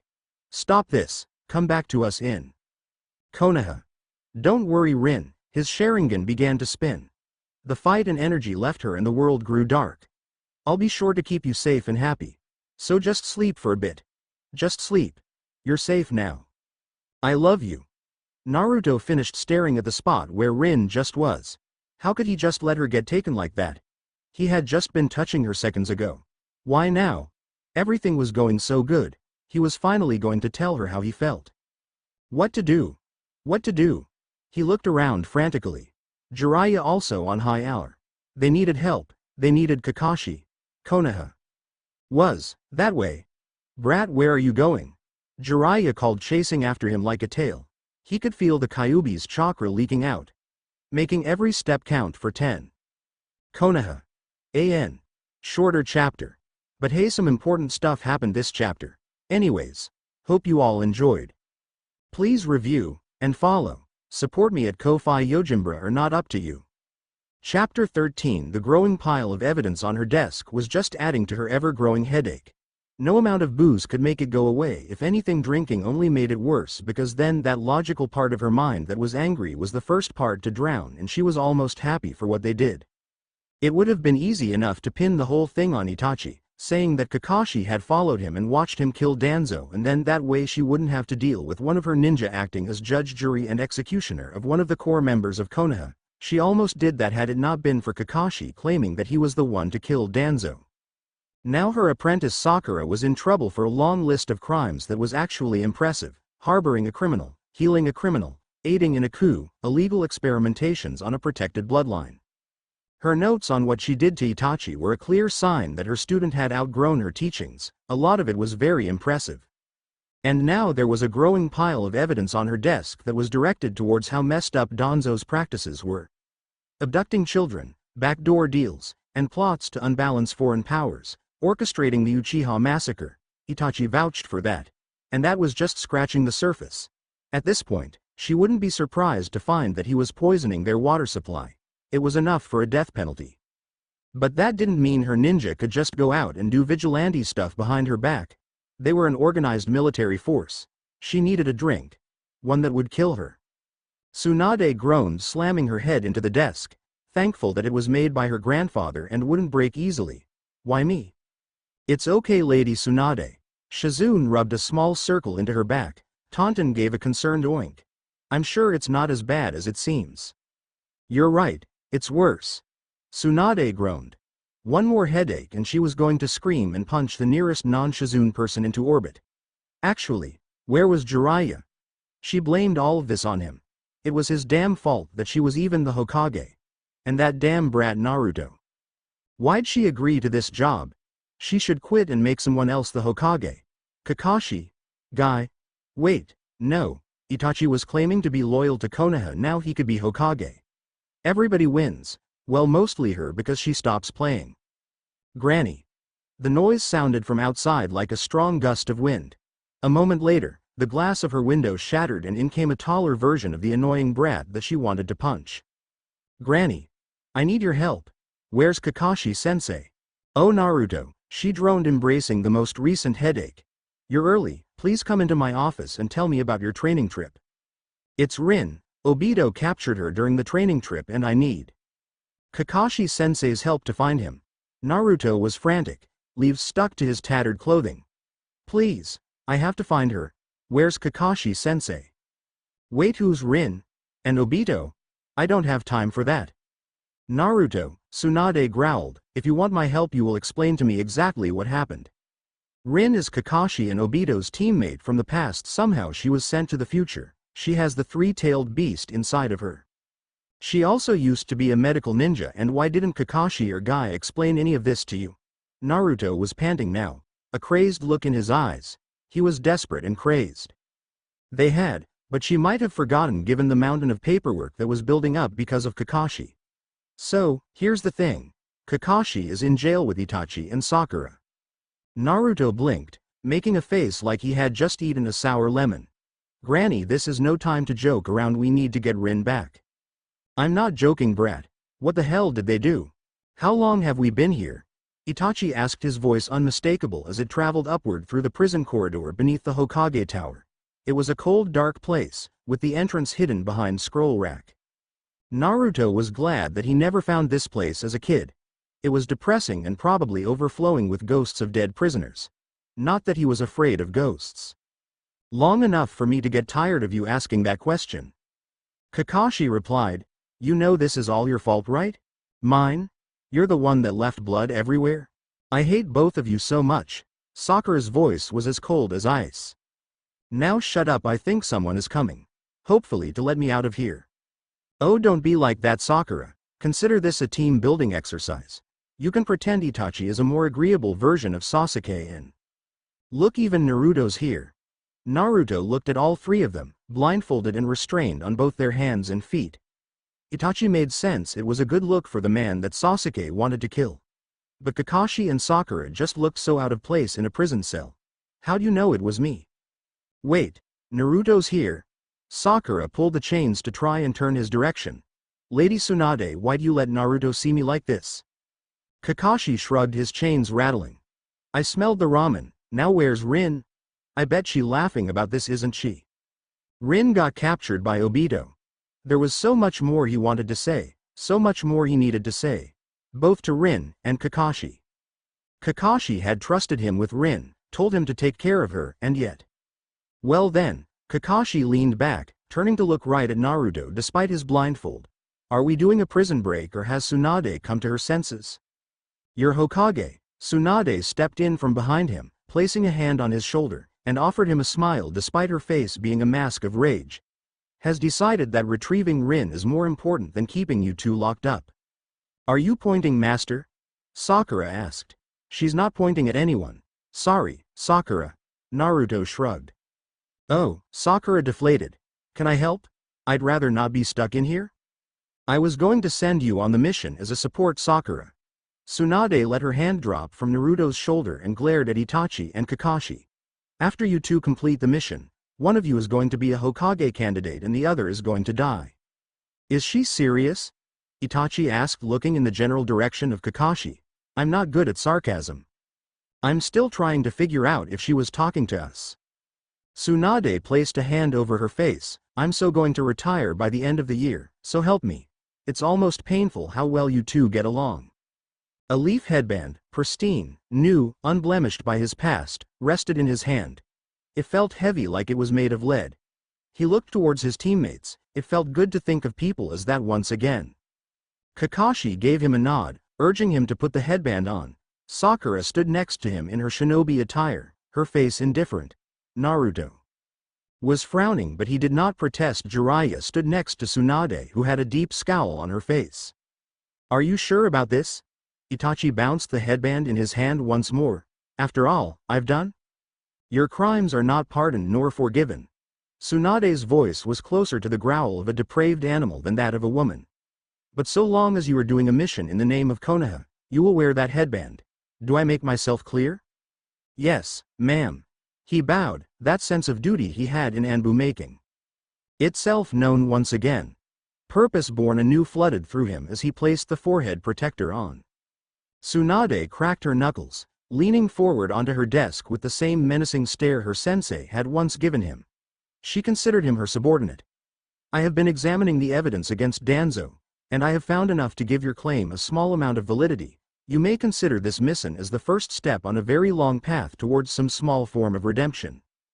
Thank you, Lord Hokage. He bowed. Come on, let's go. We need to go save Rin before Obito does something to her. Naruto all but shouted. His voice was like the calm before a storm. On a mission that would be detrimental, but leaving him behind would cause more problems given his track record, and making that suggestion would not be wise given the other members. This was his brother's team, was it not? Some substitute he was. I doubt Obito would do anything to Rin. And finding him is relatively easy. All we need to do is. Something was wrong. He tried to activate his Sharingan, but he couldn't. He tried again, still nothing. He rubbed his eyes in a desperate attempt to coax his Sharingan out. Still nothing. He turned towards Sakura, who raised an uncaring eyebrow at him. Is there a reason why I can't activate my Sharingan? Sakura blinked and blushed. The sharpness of her gaze vanished when she looked down towards her feet. Oh did I forget to mention that you might not have access to your Sharingan for a while? How long is a while? On the one hand, she did save his life and cure his blindness. On the other, she was the worst doctor he had ever known. A couple of months, maybe? She shrugged, giving him a weak laugh.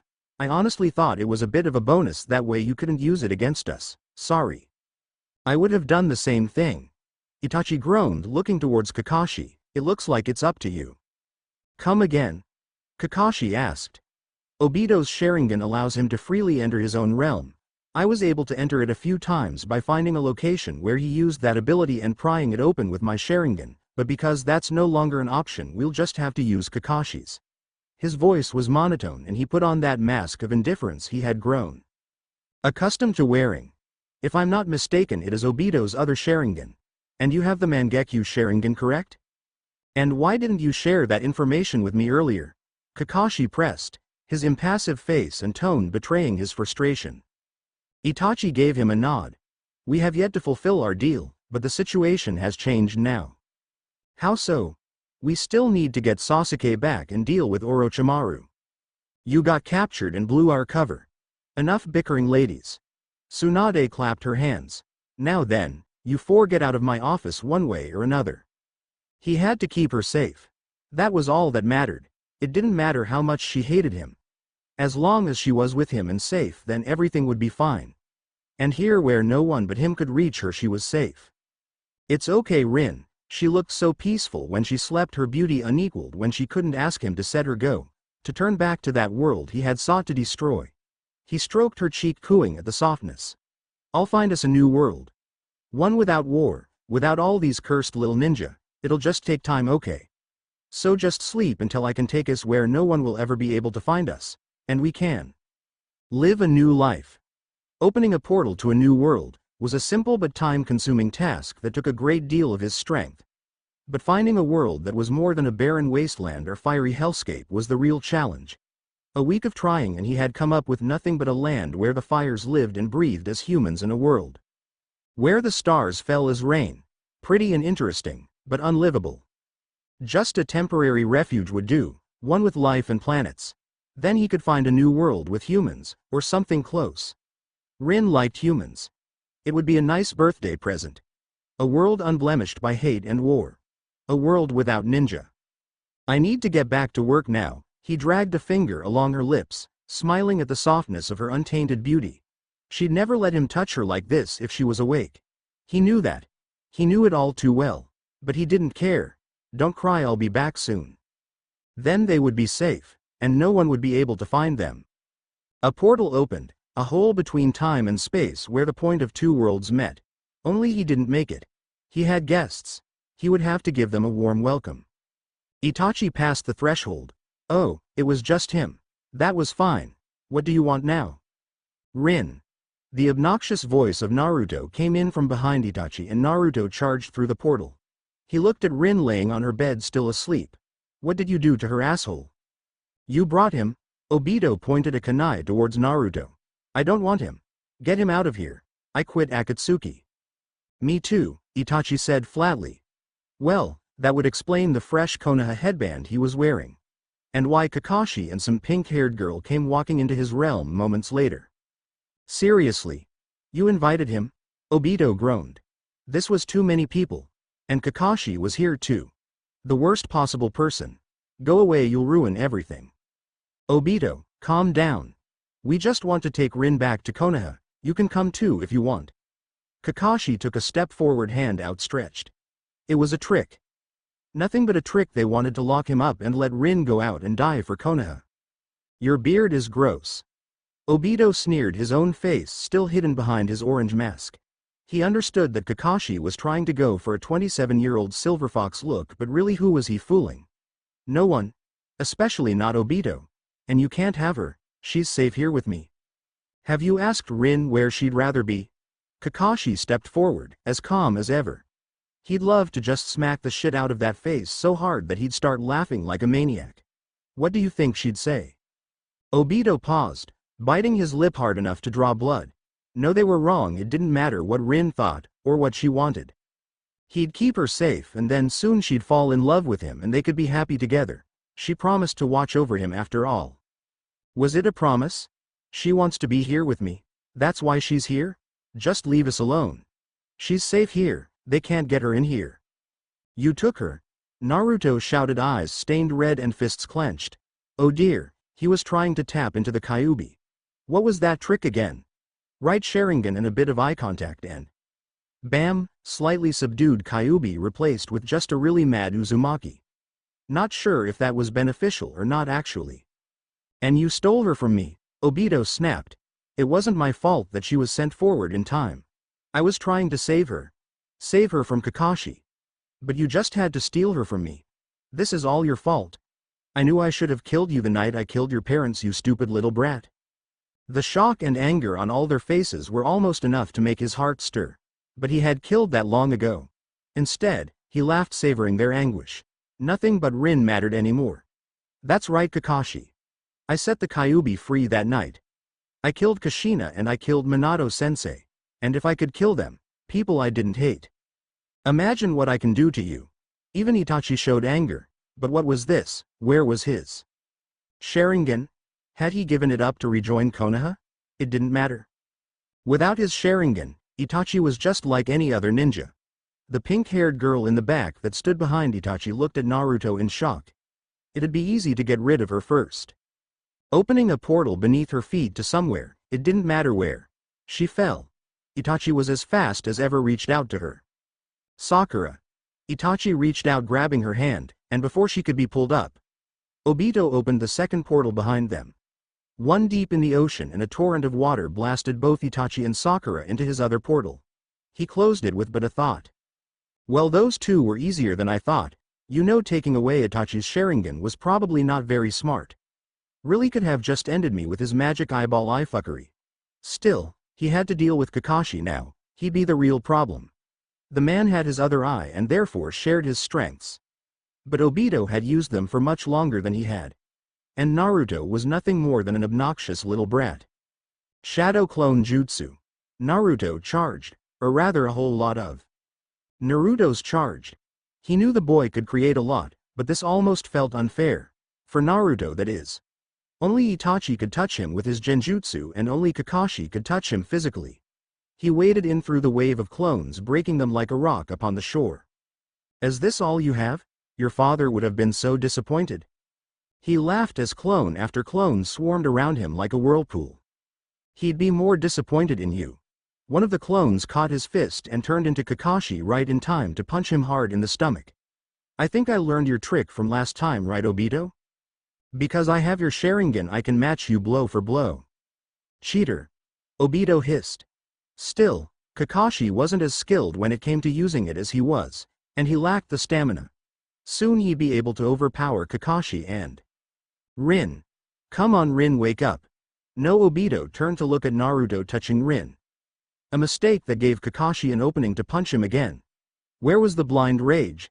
He had killed the boy's parents. He was the reason why Naruto had suffered for so many years. And yet Rin was more important than that. Of course, she was. Get your hands off of her, Obito roared, kicking Kakashi away and charging towards Naruto. He punched the boy hard in the face. It didn't vanish. That was the real deal. Huh? Rin asked, slowly waking up. Naruto? No, it's just me, Obito. Go back to sleep. I promise that everything is okay. She didn't need to see this. She didn't need to know they came for her. If she thought they gave up, then she'd want to stay with him. Rin? Damn brat couldn't keep his mouth shut. Wake up, Rin. It's us, Rin. Now Kakashi was joining in. You need to wake up, Naruto? Kakashi? Her eyes fluttered open. This wasn't good. His jutsu was failing. She should have stayed asleep until he wanted her to wake up. Wait, what was this mist stuff? Not important. He needed to run. Rin was in danger. He pulled Rin with him, running away from the clones and Kakashi, opening a portal to somewhere, anywhere. Anywhere nice and pleasant. Far away from Konoha. Hot air blasted him in the face. He crossed the threshold, pulling Rin with him. I won't let you.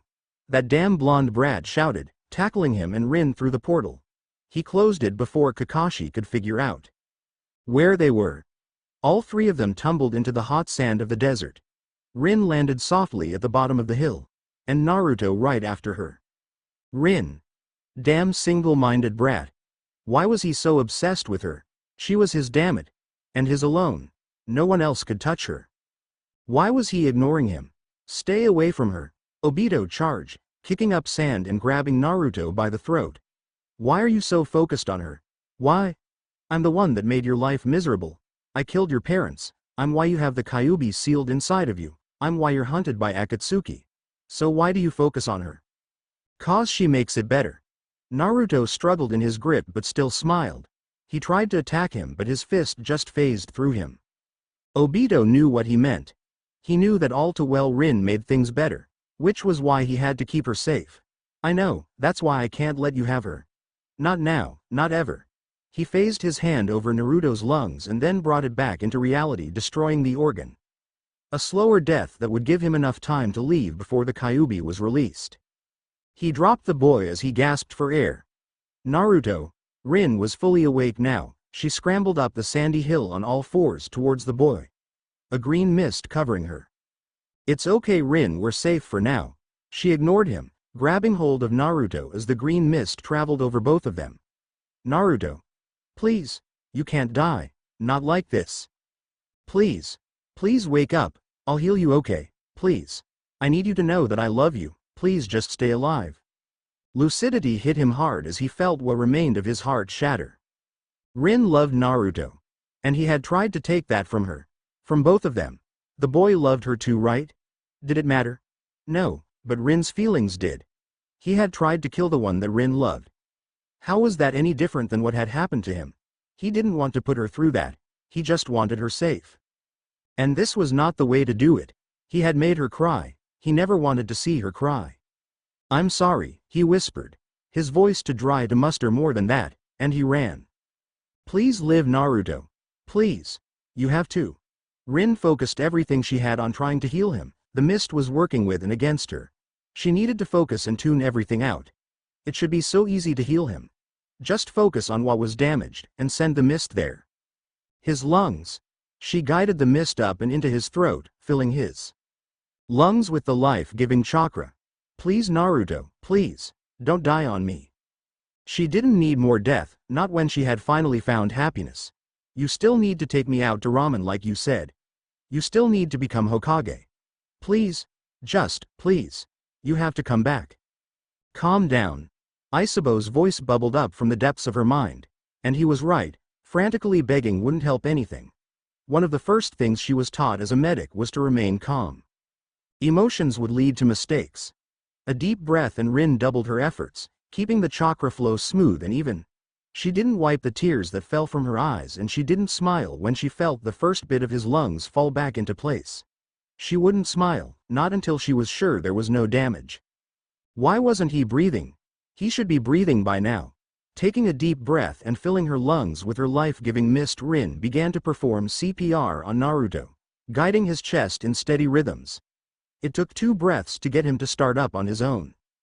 Naruto shot up, coughing and sputtering, clearing his lungs of blood and her mist in equal amounts. Take it easy, slow deep breaths. I'm not sure how well I put your lungs back together, RIN advised him, placing a hand on his shoulder. Their eyes met, his were red and puffy from lack of oxygen. It took him but a moment to pull her into a hug. I'm sorry RIN. I should have been able to stop him. It's okay Naruto, I shouldn't have let him take me either, she laughed, returning his hug with all her might. It had felt like she had been away from Naruto forever. Listen, there's something I want to tell you before something like this happens again. They separated for a moment, still smiling. I do, but you can go first, Naruto said, his voice ragged. At this point, his Uzumaki ability should be able to take over and recover whatever damage was still done. Still, she'd like to get him to a hospital as soon as possible. Okay, she could do this. It should be easy. She closed her eyes and took a deep breath. Just say it, that's all she had to do. Compared to bringing him back from death's door, that was telling him how she felt should be easy. I love you. Huh? That didn't sound like her. She looked at Naruto, who was staring at her intently. That was definitely Naruto's voice. Did you just say you love me? He nodded. Yay. Want me to say it again? Yes. She bit her lip, closing her eyes and feeling the heat of the desert wash over her. RIN, I love you.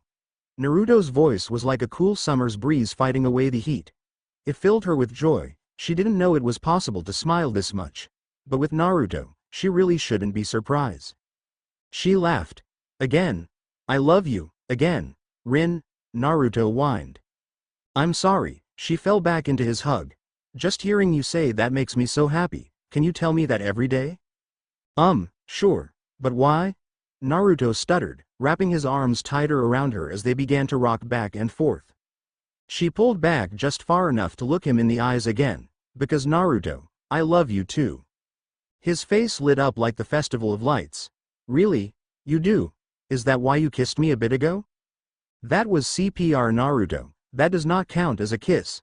RIN smiled, pushing him away. But he grabbed onto her, pulling her down onto the sand with him. The sand from above them fell and a few figures blocked the sun from them. For ninja, they weren't very aware of their surroundings. It was a squad of 3 ninja, all of them with Suna headbands on. Care to explain what 2-leaf ninja are doing out here? A male spoke up, his voice as coarse as the desert sand. Wait a second. A female voice sounded from behind them, and a woman walked down from the hill. She had blonde hair and a metal bar strapped to her back. Naruto? What are you doing here? Oh, hi. Naruto laughed. You're Tamari, right? Gaara's sister? I'm glad you remember my name, but really what are you doing here? RIN sighed and pulled herself off of Naruto, her face hot at being caught like this. More importantly, Suna was their ally, right? They didn't need this to cause extra stress between their nations. It's kind of a long story. We didn't mean to trespass. We would appreciate it if you escorted us to your borders. We really weren't trying to do anything. Oh no. Tamari's smile seemed kind. With you this close to Suna, I have a feeling the Cage will want to know about this. Crap. And hey look, longest chapter yet. And a confession. I hate the fight scene. Most of it just feels so bland and clunky. especially getting rid of Sakura and Itachi. And don't ask why Jiraiya didn't come. It was because I didn't want to write him in H-Terre. That's basically the only reason why. Anyways. Despite all of that, I hope you enjoyed the chapter. Support me at on Ko-Fi. My link is Yojimbra, and as always be sure to review. Chapter 14 Terminal Velocity. It took approximately 12 seconds for a human to reach terminal velocity with their belly level to the ground. Or in their case, the endless ocean that stretched out in front of them from horizon to horizon. And judging from their altitude, there was no sizable landmass for about 100 miles, save for that island that stuck out of the endless blue like a green sore. Sakura. He called her name despite the winds flapping in their faces. The portal that had ejected them here was already several thousand meters away, and until he got his Sharingan there was no way that he could open it back up. His skydiving companion turned to look at him, her jade eyes squinting down towards the ocean, filled with an unbridled annoyance at just about everything. She seemed like the type to blame herself for not being strong enough to avoid Obito's trap. Something he fell for as well. What? I think we should aim for that. He pointed towards the island, the motion almost causing him to lose his balance. It wasn't like he was exactly practiced at falling at terminal velocity for more than a few seconds. I don't see any other landmasses. She followed his eyes, finding that small green lump in the sea that sat halfway to the horizon. That's a bit far out. How's your landing skills? It's a work in progress. Falling from a couple miles up wasn't something he had done very often in his life. Sure, there was the odd 100 or so foot drop off of some buildings or a slide down a cliff and a dozen or so other flashy leaps here and there. But so far at least half of his total time falling belonged to his current predicament. Sakura snorted, somehow looking more annoyed. She turned her body with practice and grace, aiming herself right for the island. Follow me. She drew her arms and legs in, turning into a pink-haired missile, aiming for the island with a sudden burst of acceleration. Had she done this before? Falling faster to the ground seemed like a really bad idea. He needed to slow his fall somehow. Shame he didn't have his Akatsuki cloak still. Apparently it doubled as a parachute. Perhaps if he used a large fireball to create a gust of hot air. A decent idea, but the risk of personal injury was too great and he risked injuring Sakura. Still, she seemed to have a firm grasp on the situation. It probably wouldn't look good on his track record if she died though. The ocean grew closer by the second, and Sakura quickly became nothing but a dot in his field of vision. It felt strange to see with this clarity once again. If only it didn't cost him the temporary loss of his Sharingan, then maybe they wouldn't be in this mess. Sakura neared the surface of the water and the echoes of her scream of fury echoed up with the winds. Was she going to punch the water? That didn't seem like it would do anything. The splash she made was much larger than he would have thought. Much larger. 1,000 times larger, as she punched up a lake's worth of water, disrupting it and cushioning her fall with the shockwave. Itachi blinked. It had finally clicked that this girl was Tsunade's apprentice, and had inherited that legendary strength that even Orochimaru feared. Still, he should not let himself be outdone by someone 5 years his junior. Inhaling deeply, Itachi performed the Uchiha signature move and created a giant fireball behind and below him, converting much of his downward momentum into forward velocity. He repeated this process 3 more times until he was low enough to catch himself on a wave. Most ninja, save for those from Kumo, were more adept at dealing with horizontal movement than vertical motion. And Itachi was no exception. Simple contact with the water was all he needed, feeding chakra into his fingers to act as his drag just long enough to get his feet under him. From there it was a simple matter of staying afloat as he skated along the waves until he reached the island. The waves rolled and came crashing down onto the island's shallow lagoon. Even the slightest misstep along the constantly shifting water would cause him to fall, though no longer fatal. His pride simply wouldn't survive the blow. Besides, he could see Sakura all but glaring at him from the beach, her fist wrapped in the dull glow of her healing chakra. She didn't need to see him crash. Leaning forward on one foot, he came in along a wave, using its momentum to edge closer to the beach. The wave began to crest before it came crashing down onto the beach, and Itachi came to a slow walk, smiling at Sakura. She looked far less pleased by his landing than he was. She clicked her teeth and turned away, stomping along the beach like an upset child. Show off. He chose not to comment on her injured hand. You were rather impressive yourself. I wouldn't have thought to soften the landing by disrupting the water like that and creating a shockwave to dampen the blow. He could see her ears turn pink at that, but she kept walking away from him. It wasn't that impressive, I just punched the ocean. She sighed, rolling her shoulders to turn and face him. Do you have any way to get us off the island? We could walk, but I doubt I have the chakra reserves to make it over 100 miles. I don't think I could even manage that. Sakura gave a deep sigh, flexing her injured and testing its joints. She pulled it back into a fist that hung at her hip. Can't you turn into crows or something and fly? That's just a genjutsu trick. I don't actually turn into crows, I'm actually just running away really fast. Itachi shrugged. It was flashy, but it did have its uses for distracting the enemy and several times had sent them in the opposite direction. Sakura snorted, a smile gracing her face. Really? That's actually a lot less impressive than I thought, but don't you have any summons or something that can fly? I have one summon, but it's not large enough to carry us, nor do I think it could make such journey even if we did know which direction Konoha was. He motioned for her to continue walking.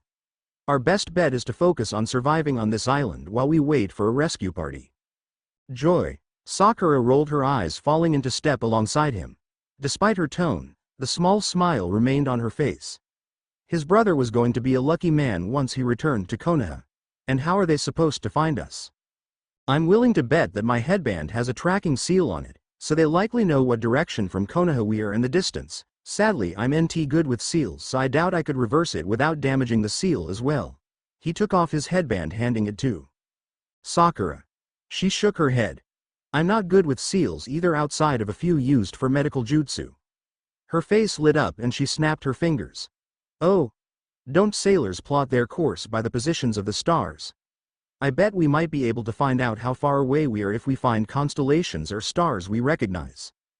Clever. I assume you were the smart one on your team? Her face turned red at that. She certainly did blush easily with the smallest of compliments. Might be fun to see what kind of reaction he could get out of her by pressing further. Well, I mean, Sasuke was, well, he was smart too, and Naruto. Naruto was the one that could do stuff without thinking, but I kind of. She was sputtering now, flailing her hands about like she was trying to wave away his compliment. He found himself chuckling and placed a hand on her head. You're rather cute when you're flustered. That only made things worse, and so much better. The Suna ninja was smiling. Every time she asked Tamari, who the cage was, or tried to explain the situation, the woman would just wave her hand and smile, saying not to worry and everything would be fine. The cage just wanted to speak to them, which did nothing but stress Rin out. This was her first time seeing a foreign leader. What if they didn't like them? What if they said something stupid? Konoha didn't know they were here. What if they found out they were Jinchuriki? No, she did not need to think about that right now. Hey, Tamari. Naruto leaned in on the bench, smiling like they weren't in the middle of another country's hidden village. Couldn't he see how much she was freaking out right now? Why wasn't he holding her hand? Where's Gaara? Is he around? Oh, he's around. Tamari folded her hands on top of her knees, reclining in her chair as her smile grew. Don't worry, Naruto, I'm sure you'll be seeing him soon enough. Awesome. Naruto sat back down, grinning ear to ear. Rin, I can't wait for you to meet Gaara. He's a great person. Who the hell was Gaara? She wanted to ask, but all that came out was a breath and her nodding. Naruto had a friend in Suna. One of them was a Junin too, and this Gaara person. So she shouldn't have anything to worry about, right? All right. One of the Suna ninjas said. His face was half obscured by a veil, causing her to shoot up from the bench her and Naruto had been sitting on. He was tall and scary looking. If this was someone that served the cage, what kind of monster would the actual leader be? He motioned them to follow him. The cage will see you now. Walking down the sandstone hallway littered by small windows and a few plants took at most half a minute, but it felt like an eternity. The ninja came to a halt and gestured for them to enter a circular room. Wait, wasn't the guard coming in with them? What did that mean? Were they going to be killed? Captured? They already were captured. Why was she the only one freaking out?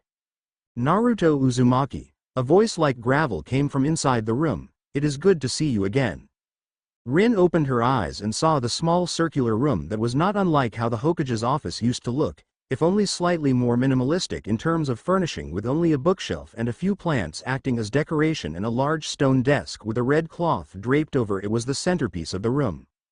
And behind that desk, wearing the cage robe's hat resting on the desk, a short red-haired man with bags under his eyes stood to greet them, hand outstretched. "Gaara!" Naruto shouted, running over to shake the man's hand like they were childhood friends. "You're the cage? That's awesome."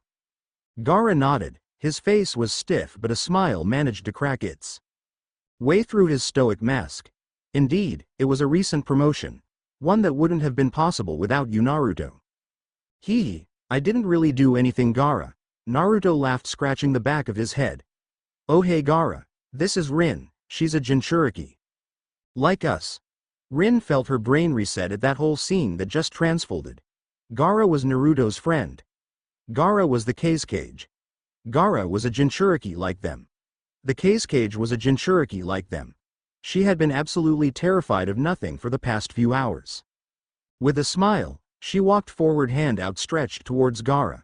"Nice to meet you, Gaara. I'm Rin Nohara." "The pleasure is mine." Gaara did not take her hand, instead giving her a small bow, one she was quick to return. "I was unaware that Konoha had two Jinchuriki." "Yay, that's a long story that you're probably not going to believe." She still hardly believed it herself. Not knowing what to do with her hand, she reached over and grabbed Naruto's. He gasped and looked at her wide-eyed and smiling.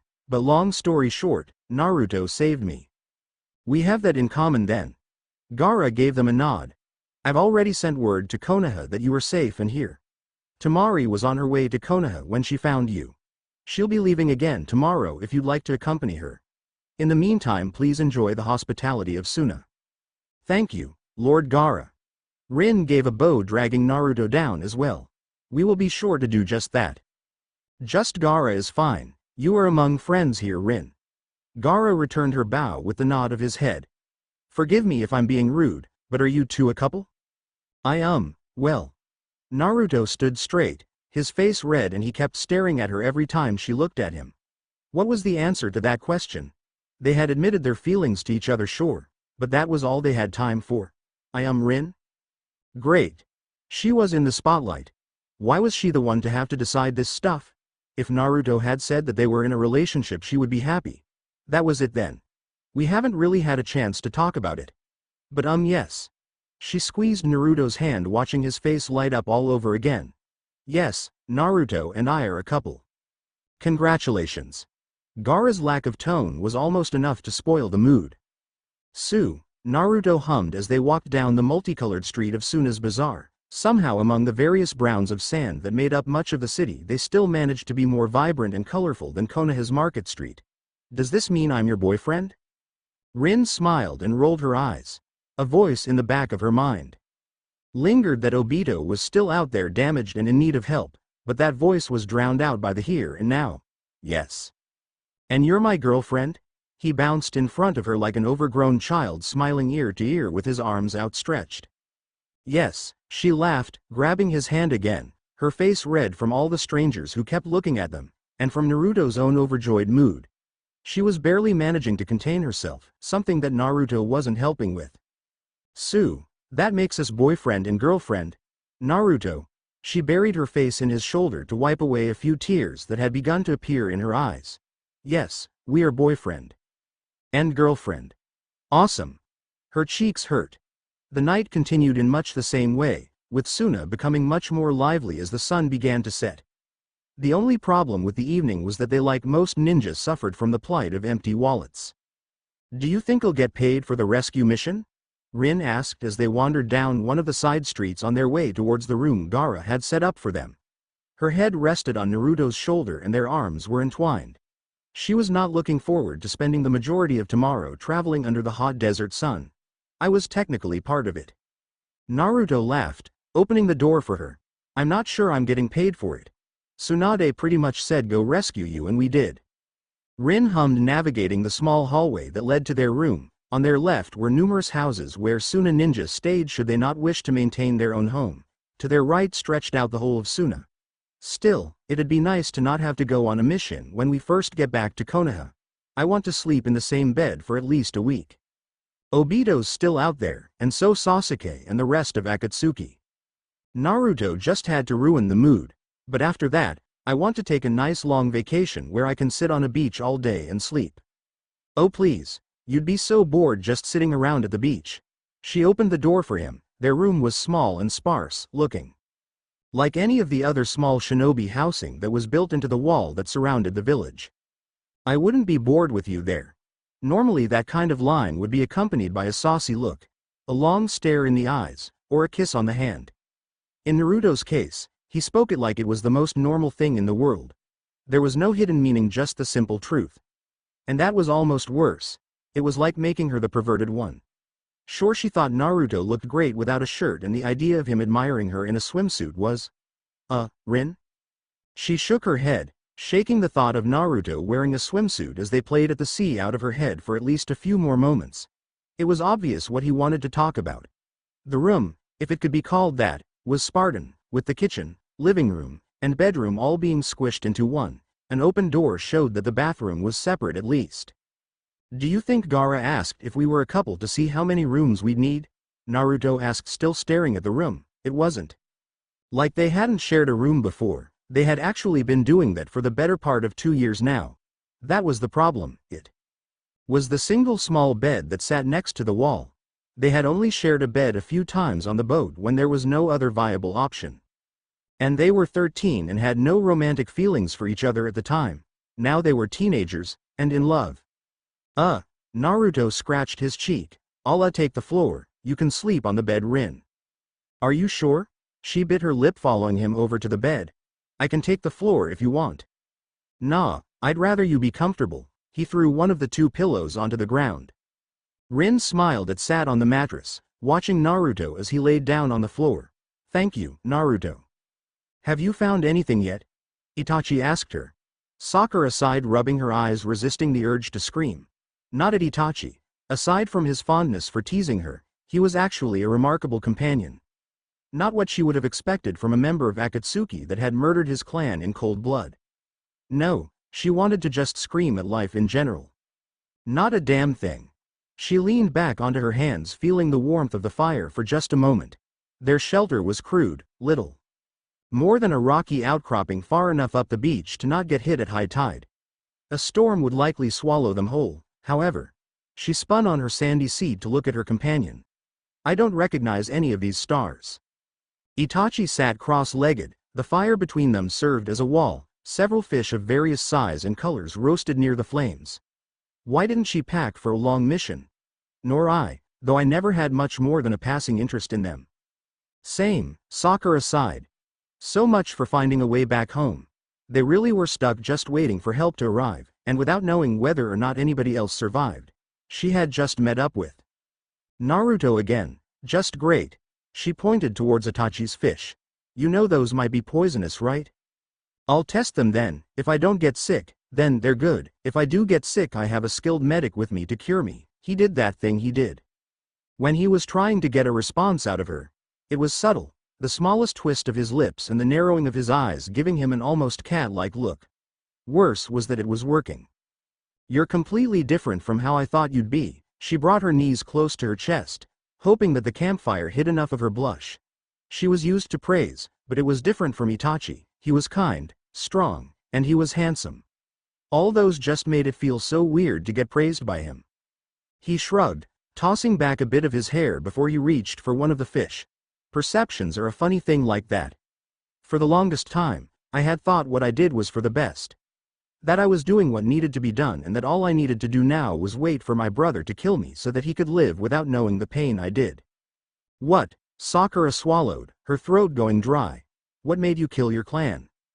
Itachi let out a laugh and bit into the fish. That is a long story. We have plenty of time. Another laugh. He handed her one of the fish, his eyes not once leaving hers. So we do. Much of it started in the Third Ninja War. Probably a bit too much Itasaku action for some of you this chapter, but I had fun writing it. I won't be writing too much more of the Itachi and Sakura journey back to Konoha, and will instead focus on Rin and Naruto a bit more next chapter as they define their relationship. I'm also not sure how many more chapters are left in this FIC, somewhere between 3 and 6 I think. I'd like to thank you all for your support with this FIC, and I hope to see you again in my other projects. I currently have 2 up that may interest you. Gilded Rose is a RWBY FIC where Pyrrha's ghost gets stuck inside Ruby's mind and the two slowly become one. And John has to deal with it. It's a John x Ruby x Pyrrha. Synergistics is a My Hero Academia FIC where Izuku never gets one for all and instead enrolls in the support class where he meets Mei Hatsume. The two quickly hit it off and form a partnership for making gadgets. But is that all it will stay as? Izuku x Mei, the pink-haired inventor girl. Down the pipeline I'm working on a Naruto x Fem Itachi x Fem Sasuke that I hope you all will look out for. Thank you for your time and please, read, follow, and review my stories. It means a lot.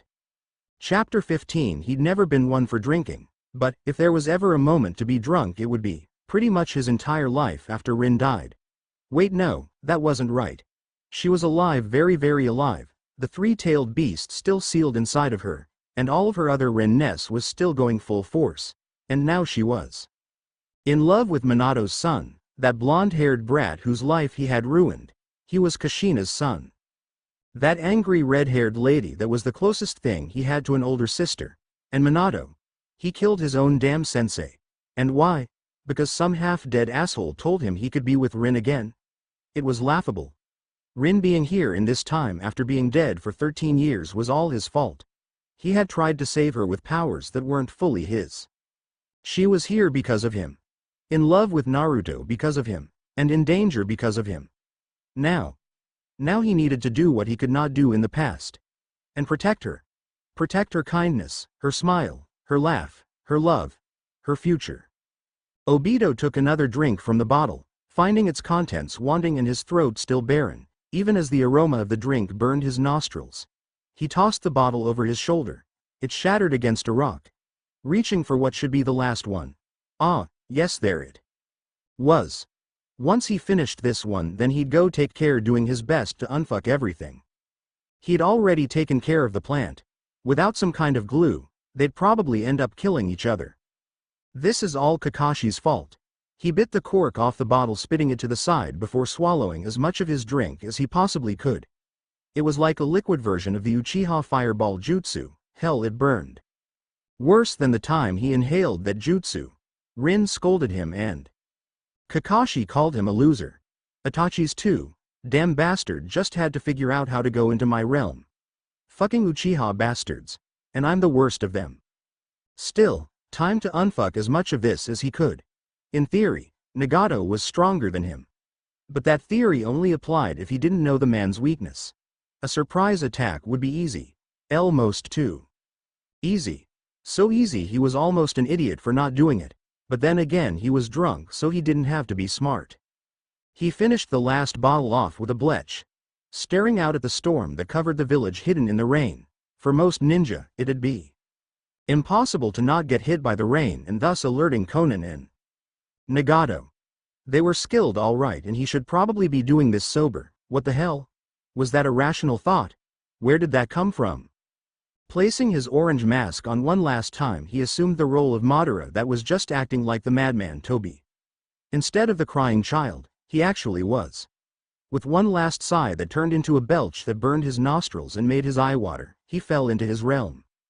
The domain of pain was like a tomb of pipes and gears where even the dry things were wet and a slime like mold crawled like rats. Out of all the hidden villages, this was by far his least favorite. Everything here was watered down, the food, the drinks, the ninja. The only threat was here, with Konan and Nagato. What are you doing here? The voice of pain reverberated from the very metal and stone that made up the room. They stepped from the shadow as one. Each and every one of the 6 paths of pain stepped from the shadows like they were preparing for some epic showdown. It'd almost be impressive if it didn't make Obito want to puke. Madara? Ah, Nagato. I see you're getting ready to do us something. Why was he doing this drunk again? That's good, I'd hate for this to be easy. Why are you here? The main one. The corpse of Nagato's best friend, Diva. He was pretty sure it was Diva Path, asked in that unflinching voice he used. It was like Kakashi when they were younger, but almost scary, and a lot less annoying. Oh, that's easy. Obito stood proudly. He could break character later. Wait, was he in character? I'm here to kill you. There was a moment of silence as that threat sunk in, followed by an explosion of jutsu that shook the foundation. Despite himself, Obito found a smile forming on his face. With this, maybe he'd be able to pay back some of what he robbed from the world. An end to pain, an end to the Akatsuki. Konoha hadn't changed at all. Well, almost. Seeing Minato-sensei's face on the mountain right next to Tsunade's might take some getting used to. But it was still Konoha. The air had that warm smell like a campfire made with sweet-smelling logs. The people were just as friendly as ever, and the market street still managed to be bustling no matter what day it was. Sure, some of the buildings were new and she didn't recognize most of the people walking about, but it was hard to ignore the fact that she was in Konoha. For once it actually felt like it had been 16 years. Welcome home, Rin. Naruto grabbed her hand, squeezing it tightly. His smile was so genuine and exactly what she loved about him. Her eyes felt wet and she pawed at them with her sleeve. Great, she was crying. She didn't even feel like crying. She didn't even miss Konoha that much until she stepped through those gates and was here. Thanks, Naruto. I'm happy to be here. She bit her lip, smiling through the tears, embracing the fluttering in her heart and the butterflies in her stomach. Especially with you. The past week of travel was filled with small touches, hand-holdings and a dozen other things that, while small, built into something amazing. Somehow she was more nervous around Naruto than ever, and she was loving every moment of it. Her spine tingled just being near him. Yep, she had it bad for him. Naruto blinked, his cheeks flushing red, and he scratched his cheek looking away from her and up the main road. After we check in with Granny and the pervy sage, do you think maybe we can go on a date? Of course. Her voice cracked, cheeks flushing all over again, and it became much harder to look at Naruto. Instead, she found the ground rather interesting. We can go to that ramen place you talked about, and go for a walk, and stuff. Yay, and stuff, Naruto repeated. How long were they just going to stand there doing nothing? Should she say something? Anything? Why was this so embarrassing and nice at the same time? Let's go see the Hokage now. I'm kind of worried about the rest of them. That snapped him out of it. Oh, right, let's go. She knew the path to the Hokage's office like it was the back of her hand. Every ninja did. It was the beating heart of Konoha, and the ninja were the blood cells. It was just like any other trip, just with far more eyes on her and Naruto than she ever remembered receiving in the past. Was it because they were holding hands? Or was it something else? Did they recognize her? Did Asuma and Kakashi tell that many people? They entered the building as was greeted by a bored, lanky-looking man with black hair wearing a Chunin vest. Oh, Naruto, Rin, did you really leave Temari at the gate? Shikamaru. Naruto shouted, right, that was his name. He was Asuma's student. What are you doing here? And we left Temari at the gate. She said to go on without her. Why is she your girlfriend or something? If possible, Shikamaru looked even more done with the conversation than he had moments ago. We work on the Chunin exams together. That's all. What about you and Rin? You two seem closer than the last time I met you. Naruto laughed and pulled her hand up, showing it off like holding hands with her was some kind of trophy. She's my girlfriend now. I'm not sure if I should congratulate you or apologize to her. Shikamaru yawned, and Naruto pouted. Anyways, are you going to be participating in the Chunin exam this time around? You bet. Naruto turned to her, beaming, with a fire behind his eyes. What do you say, Rin? Want to team up with me and Sakura for the Chunin exams? Oh, actually I'm already a Chunin. Naruto. She could have sworn they talked about that. What? Since when? Since before you were born. It was technically true, so like 4 years. Aw man, now I have to find another person to take the exams with me and Sakura, Naruto whined, finally letting go of her hand to cross his arms and pout. He was so cute sometimes. Sakura's a Chunin too. You're the last one from our class to be promoted. Neji and Temari are Chunin as well. Each word hit Naruto like it was a punch to the stomach. Sorry man, I'll figure something out if you're going to participate. Rin laughed, rubbing her boyfriend's back. It's okay Naruto, you might still be a genin, but you're plenty strong as it is. She couldn't help but smile. Though I may have to pull rank on you. Rin. Naruto whined. You're so mean. Right, well I gotta get going before that troublesome woman gets lost. Shikamaru growled, walking past them, muttering something about blondes. The Hokage's office smelled like a bar. The desk where the third Hokage once sat was still there, though the once modest stack of paperwork was replaced with several mountains of the stuff that seemed a bit excessive. Standing behind the desk was a pale black-haired woman that seemed familiar, and sitting, half buried, behind a pile of folders was a blonde woman that could only be Tsunade, the fifth Hokage. A woman as Hokage. Kushina was right, it was about damn time. Hey, Granny. Naruto burst through the entranceway without giving it a second thought. I'm back and mission complete. The woman behind the desk looked up at Naruto with more disdain than Rin thought humanly possible. How many times do I have to tell you not to call me that brat? Also you. Tsunade pointed towards Rin and then gestured at the wide variety of paperwork before her. This is all your fault. She took a step behind Naruto. I'm sorry. You better be. Tsunade growled, reaching into the stack to pull a single document from the mountain. It fell over, making the woman growl. This was not someone that enjoyed their job. First you appear out of nowhere, and Jiraiya decides that it's a good idea to not fucking tell me first thing. Instead I find out from Kakashi that you're alive and you have the three-tailed whatever sealed inside of you. Add to that I've been trying to keep it under wraps that the leader of the Akatsuki is one of our own ninja that we thought was dead, which is a lot harder than you think, by the way. Then fucking Itachi Uchiha comes back, somehow sleeps on Kakashi's couch for 2 fucking years while they work on killing off Danzo. She flailed her arms at the other stack of paperwork. That's all of Danzo's crimes and every single root ninja that I need to find out what the fuck to do with. Then I have to weigh that against Itachi's crimes with the new evidence. Which, guess what the fun part is? She didn't wait for anybody to answer. That's fucking right, turns out Itachi, Konoha's biggest criminal aside from Orochimaru, did what he did as a mission, so now I have to find some way to let him back in the village without everyone and their grandmothers whining about it. Next, think that's going to happen is that Orochimaru's going to show up at Mordor drunk, claiming that all the bad stuff he did was because he was gay for Jiraiya. With a roar, Tsunade shoved a pile of papers onto the ground and slammed the document in her hand. With enough force to make the building shake, and it's all because you couldn't stay dead. Anyways, sign here. Something told her that walking near that desk might be a death trap. It could be the fact that Naruto and that black-haired woman were both pressed up against the wall like they were trying to phase through it to escape Tsunade's wrath. What is it? It's to reinstate you as a ninja of Konoha, under the chakra is fucking weird law. Tsunade waved the pen at her. The woman gave a sigh.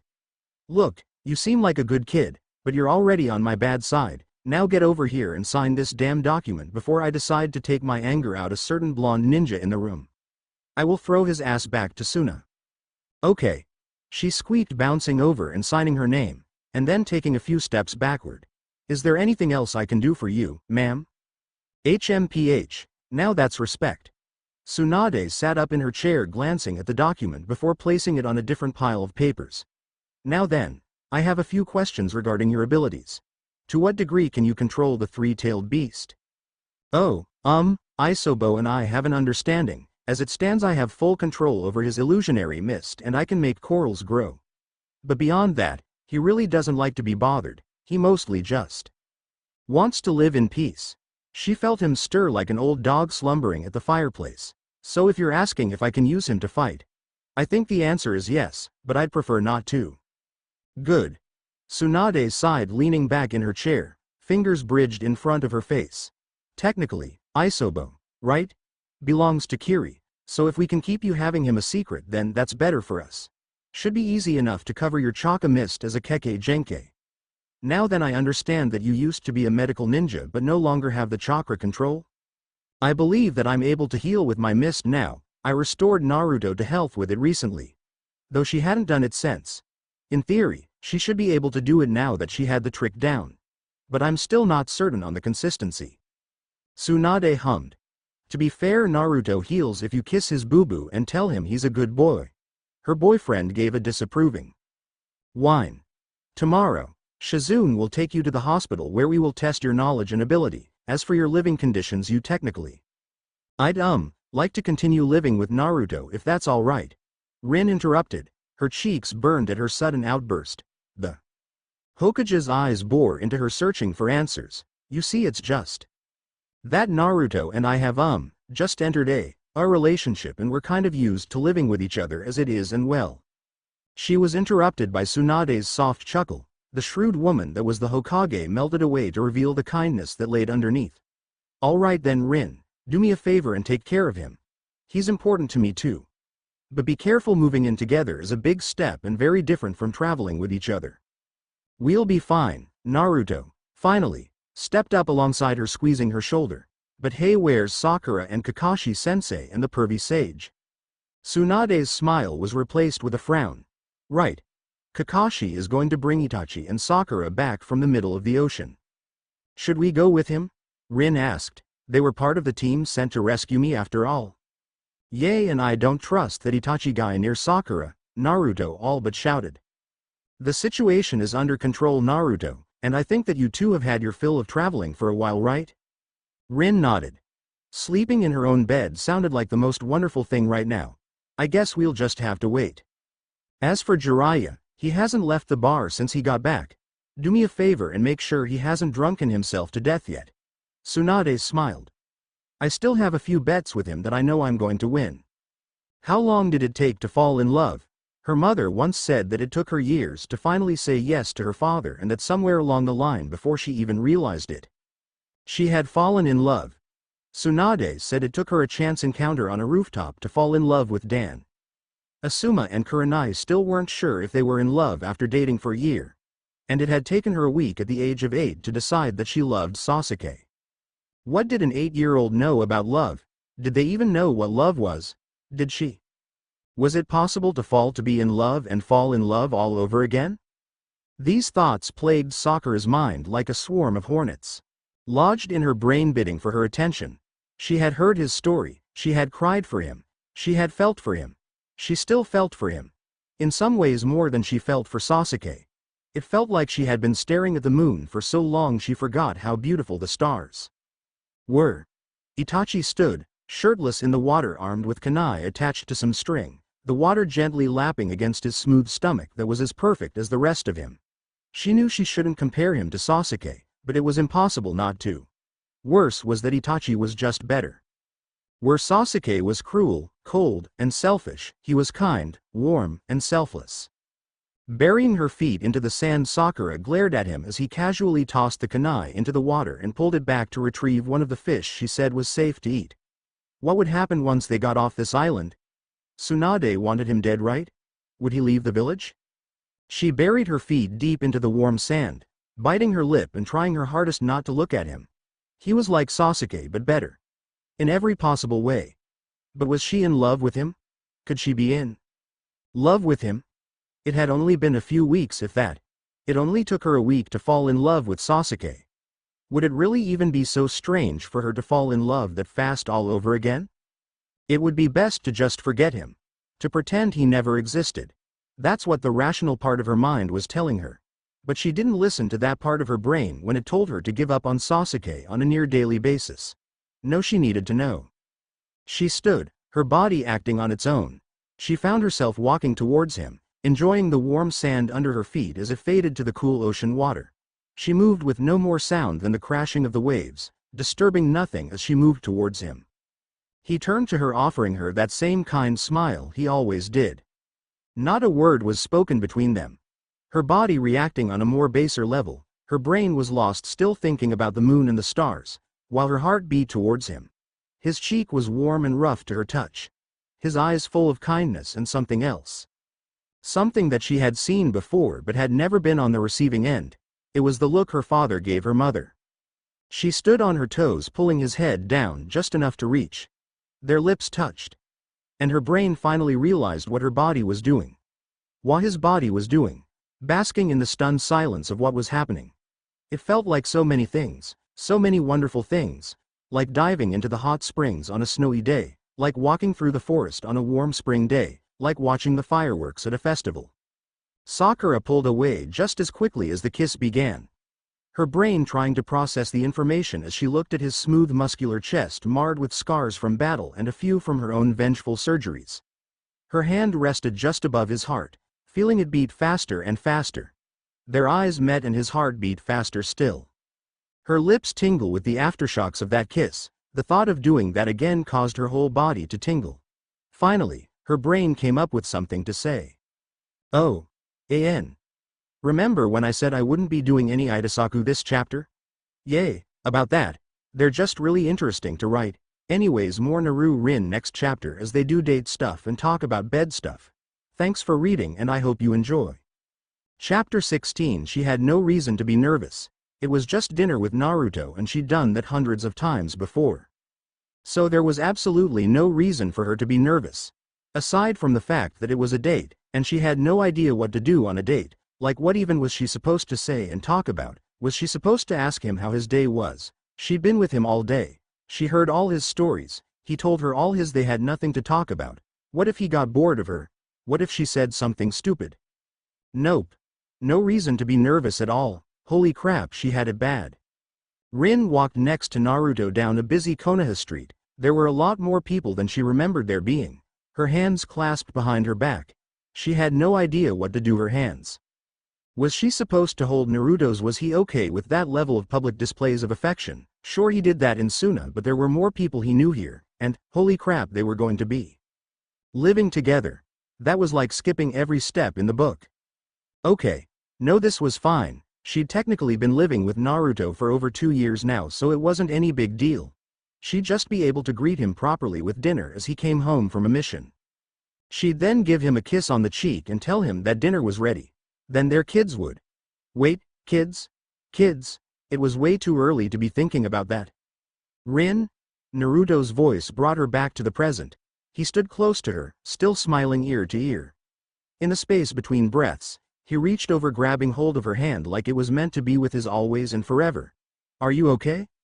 She couldn't help but smile at him. Yay, I'm fine, it's just that, well, everything is so different now. She squeezed his hand, feeling the calluses he had built up through hard work and training. But, I think I can get used to this. Especially if you're here with me. His smile brightened, making her heart flutter and cheeks burn. She was acting like a schoolgirl. She was a ninja. A battle-hardened ninja that had a biju sealed inside of her and had traveled 13 years into the future. She shouldn't be acting like this. Was this because she was on an actual date? One where she was going to end up kissing Naruto. Not that sweet little cheek thing she'd done before, but lip-to-lip action. An S-rank mission would terrify her less. But at the same time, she really did want to kiss Naruto. To find out what it was like to kiss a boy she liked. And maybe to go a bit further. Yo, Naruto. A voice called from the crowd. She wiped her head towards the voice, and her focus was drawn towards one of the largest dogs she'd ever seen. Atop the dog rode a brown-haired ninja with markings of the Inuzuka. Flanking the dog were 2 other shinobi, a heavily cloaked figure that showed as little of his face as possible, and a Hyuga. The eyes were a dead giveaway, girl that looked nervous. The boy on top spoke again. I didn't know you were back in town. The dog was upon them in 2 leaps and a bound. Kiba. Akamaru.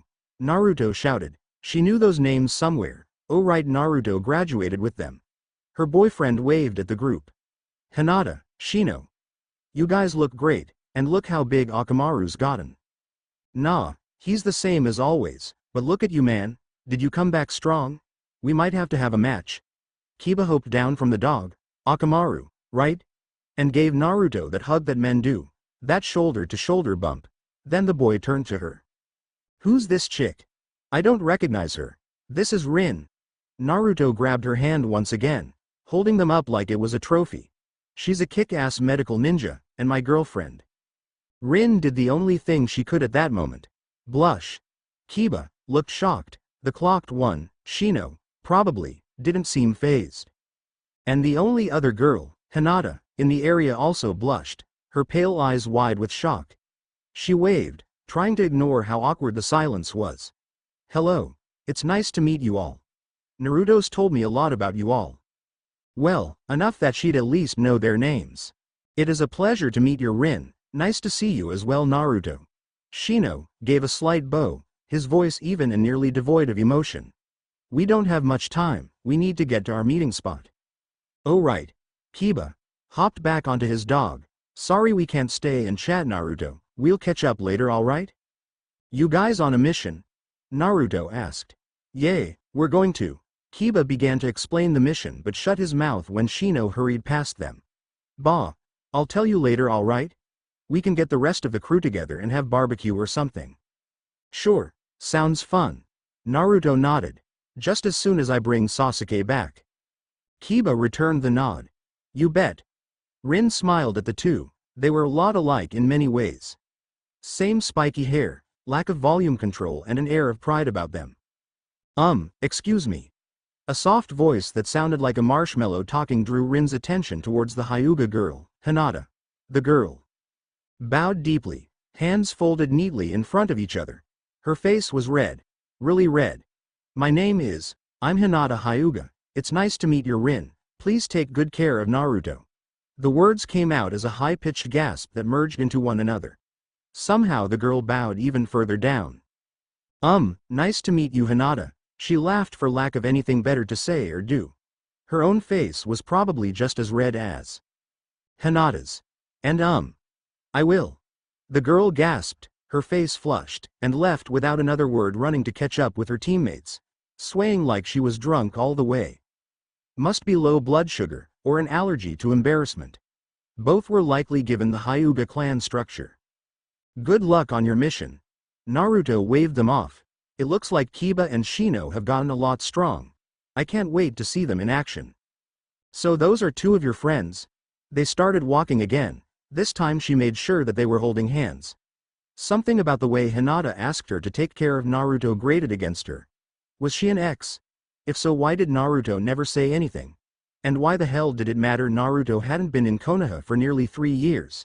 She had no reason to be jealous of the girl. And what about Hinata? Hinata? Naruto's face scrunched up in confusion. What about her? What do you think about her? She kind of quiet and weird. What did she say to you? Nothing really, just introduced herself. Yep, nothing to worry about at all.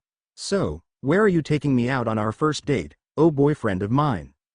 Naruto pointed at the end of the street where a small ramen stand sat on a corner. His smile was unwavering, like a child in the candy store. Ichiruka's, it sounded like he was reciting holy text. She really shouldn't be surprised. How many times a day did Naruto talk about this place? I look forward to finding out why you like this place so much. Just walking towards the ramen stand was an experience. First was the anticipation that Naruto had spent years building up inside of her. Then the smell hit her, a thick mouth-watering scent that pooled around the stand like low tide at the docks. Almost scent was cooked into the very street. Atmosphere came next when she entered the traditional flap that marked the entrance of the stand, acted like a portal to another world filled with ramen and joy, where the street outside was nothing but a distant memory. Oh ho oh. Well, if it isn't Naruto, back from your trip I see. The chef greeted them the moment they entered. He greeted them like family, with a kind smile that was trained from years of catering and loving it.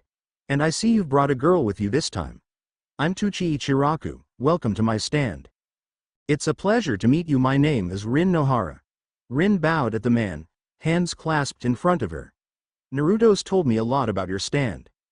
All good things, I hope. The old man laughed, hands busy working at a batch of noodles. But please have a seat, my daughter Ayame will take your order. The woman behind the stand was a cute brown-haired woman, her eyes focused on Naruto and herself, a growing smile forming on her face. Ooh, Naruto, is this your girlfriend? She's really pretty. Yep. Naruto let the pea pop, wiggling in his seat and smiling all the more. He was enjoying this like he was showing off to the world that he got her to date him. 2 bowls of miso with extra pork, please.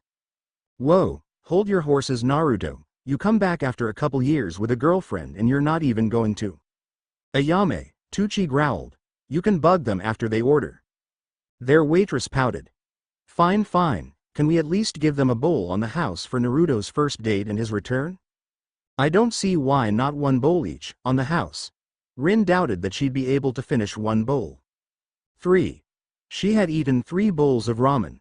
Worst thing was that she wasn't even remotely grossed out by the 6 that Naruto had eaten. Okay, you were right, that place is great. Rin smiled, patting her stomach. Isobu gave a low-content growl. Apparently, he enjoyed her meal as well. Did Biju like ramen? That would explain Kushina and Naruto's love for it. And her own recent cravings. She was already looking forward to their next visit. Good thing about being a Jinchuriki was that her metabolism got a boost so she wouldn't have to worry too much about gaining weight. Naruto laughed, brushing against her shoulder. I told you it was good, I'm so happy you like it. Rin nodded, hooking her arm with Naruto's and resting her head on his shoulder. She needed a nap after all that food. Or a good sleep given how the sun had long since vanished and turned into a star-filled night. So much for watching the sunset. We can still look at the stars if you want. He gave a nervous laugh, pressing his cheek onto the top of her head. I still want to spend more time with you. We live together, Naruto. I don't think there's much more time you can spend with me. Despite the logic, Rin found herself smiling at his words. He was so sweet, it made her heart flutter. But, I'm kind of tired and I still need to get moved into your place. So let's head home, okay? Aren't we supposed to check on Jiraiya first though? He's a big boy, he can take care of himself. Naruto's apartment was pretty much exactly how she pictured it, small, shoddy, an afterthought, but a home nonetheless. It was built on top of a larger housing complex, with the stairs leading up nestled between two other buildings. Its high perch gave a breathtaking view of the Konoha skyline. The inside, however, could use a bit of improvement. Still, it was better than half the inns they stayed and better still than her old living conditions. She expected to see the apartment caked in a layer of dust. Instead, it looked as though it was cleaned recently. This was the home she was going to be living with Naruto in. Dread and excitement flushed over her in equal measures, blending into a concoction of uncertainty. It's not much, but welcome home, Rin. Naruto placed a hand on her shoulder, squeezing it, before wrapping his arm around her into a small hug. With you here, it might actually feel like one. Was it possible for her blush to blush? According to her cheeks. Yes, it was. Well, what way is the shower? It's kind of been a while. Oh. Naruto jumped, his own cheeks turning red. It's just down the hall, across from my bedroom. I'll, start cleaning up while you do that. Thank you, Naruto. Rin smiled, ignoring the swarm of butterflies that were inside her stomach. Why couldn't Isobu eat them? He was probably enjoying this. For the first time in his life, Naruto had difficulties not paying attention to something. He was in his home, a home that he now shared with Rin, who was his girlfriend, a fact that he kept repeating to himself, and the girl was now taking a shower. Naked, in his house. Their house. Home. Whatever. Point was that she was naked, and he could hear everything. The knobs squeaked and the pipes groaned as hot water poured down into the shower in spurts. At first, it was empty, just splashing against the tiled floor. Then he heard her enter the shower. Every drop sounded different when it hit her naked body, painting a vivid image of her washing away the filth of their travels, and leaving a fair amount of sand on the floor. He was lost at the sound of her washing herself, entranced at the sound of her beauty. A soft humming guided the warmth towards him, and through her musical voice, he could see her face, smiling in the shower. What was he supposed to be doing again? This was okay, right? He wasn't peeking on her or anything. He was just listening to her being naked. That was okay, right? And they were a couple, so that made it extra okay? The sound of her wet hair flapping against her naked back sent a chill down his spine. This was way more exciting than peeking ever was. Okay. He needed to calm down. He was supposed to start getting this ready. That meant the water began to lapse, hitting the ground in waves. She was lathering her hair. No, he had to focus on cleaning up. Rin would take the bed and he would sleep on the couch. That sounded fair. Even if he really did want to share a bed with her like they did on the boat, he wanted to hold Rin close and touch her butt while cuddling in bed, all while kissing her on the forehead as she slept. Trying to purge his mind of thoughts about Rin, Naruto sprung to his feet, searching for something to occupy his mind that wasn't Rin's naked body currently being scrubbed down with soap. By the time he had gotten his bedroom in working order, the shower had stopped. Moments passed and Naruto found himself staring at the door with fear. His room was clean, spotless, perfect for Rin to sleep in. He'd take care of the couch later. Rin stepped from the bathroom, steam trailing after her like a beautiful gown. She was still drying her hair with one of his towels, and she was wearing one of his shirts that hung around her like a miniature dress, leaving her long and very wonderful legs exposed. He had never seen anything so beautiful. I don't have any spare clothes, so I borrowed one of your shirts, is that okay? She asked, pulling her head out from the towel. Her cheeks were red and her smile was pure. She flopped her arms helplessly, tossing the towel into his hamper. And, the shower's free. Oh, cool. A good cold shower was right what he needed. And you can have the bed tonight. I'll take the couch. When he tried to move past her, she caught him grabbing onto his arm. Her eyes flashed to his and then towards the ground. Well, that is. Can you say that thing again? Huh? What thing was she talking about? Wait. He's an idiot. Oh, I love you. Not like that, she bit her lip. Say it like you mean it. Please. He did mean it though. What was that thing Jiraiya said? Right. Naruto grabbed her hand, holding it in both hands, drawing her brown eyes towards him. Rin. I love you. I mean it. She looked down, her cheeks still red as were her ears. She looked way too cute when embarrassed. Then. She paused, swallowing. Do you think, that maybe we can? Do you remember on the boat during the storm? Yay. How could he not? That was one of his favorite nights ever, even if he technically didn't get much sleep. What about it? Do you think we can pretend there's a thunderstorm, and do that again? With your bed? She squeaked, taking a step back from him, bracing herself against the wall. Naruto swallowed, trying to piece together the pieces in a way that made sense. Are you asking if we can sleep in the same bed? She nodded, eyes fixated on him. Are you sure? I mean, I don't mind sleeping on the couch, not that I don't want to sleep with you. It just that, well, I mean. When was he going to stop digging his own grave? This was his chance to sleep next to Rin. And touch her butt. He looked at her in her steadfast expression. She wanted this as much as he did. Can I hold you and stuff? Again she nodded, covering her mouth with her hand as she reached out for her hand, all while keeping her eyes down. You can kiss me too. I can kiss you? Like on the lips? I'd like that, she whispered, tightening the grip on his hand. This was the Rin that only he got to see, one that showed her insecurities and desires. It was his favorite kind of Rin. I'm going to do it, okay? I'm going to kiss you now. He grabbed her, taking a step closer with her back still against the wall, their hands joined so that there was nothing to stop them, only a thin veil of nervousness separated him from something he had been dreaming of for over a year. They leaned in as one, eyes closed. He felt her breath on his lips, the scent of his shampoo mixed in along with his soap that was somehow better on her. Their lips brushed against one another and he felt her smile against his, one that he returned as the kiss turned from a peck to a true kiss, one that showed her all of his love. It felt like 1,000 hours passed in those few short seconds, and already he wanted to do it again and again, 1,000 times over. Wow, he whispered when they finally separated. He still held her close, his hands had wrapped around her waist while one of hers was grabbing at the hair at the bottom of his neck. Wow, yourself. Rin buried her head in his chest. We need to do that more, at least once a day. How about once an hour? Or how about for a full hour starting right now, after he threw away every clock in his house? She laughed, pushing him away. Later, but first I can still smell the sweat on you, go take a shower. Then we can cuddle and kiss. Don't say it like that, she blushed, turning away from him. But yes, he had never been more excited to take a shower before. Hi.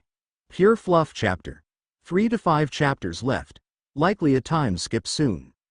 Chapter 17. There was a very good chance that he was drunk.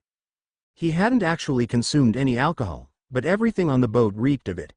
Hell, the boat itself might be drunk for all it swayed steadily through the water like a drunk man stumbling his way home along the same path he took home every day after a night of drinking, but that was just silly. Kakashi hated boats, trains, and vehicles in general. More often than not they ended up exploding on him or attacked by a giant creature, or the crew suddenly wanted to kill him, or sometimes the very vehicle itself wanted to kill him. Which was likely the case of his current passage on the very boat that he chartered. He knew it was necessary, and he understood a great many things as he watched a set of jewelry sway back and forth as it hung from a lantern, right next to a bra. A bra that he had been forced to remove. It was part of the payment. Such as his being naked right now. And with the possibility of being a father in 9 months to a child that he did not want looming over his head like a fruit.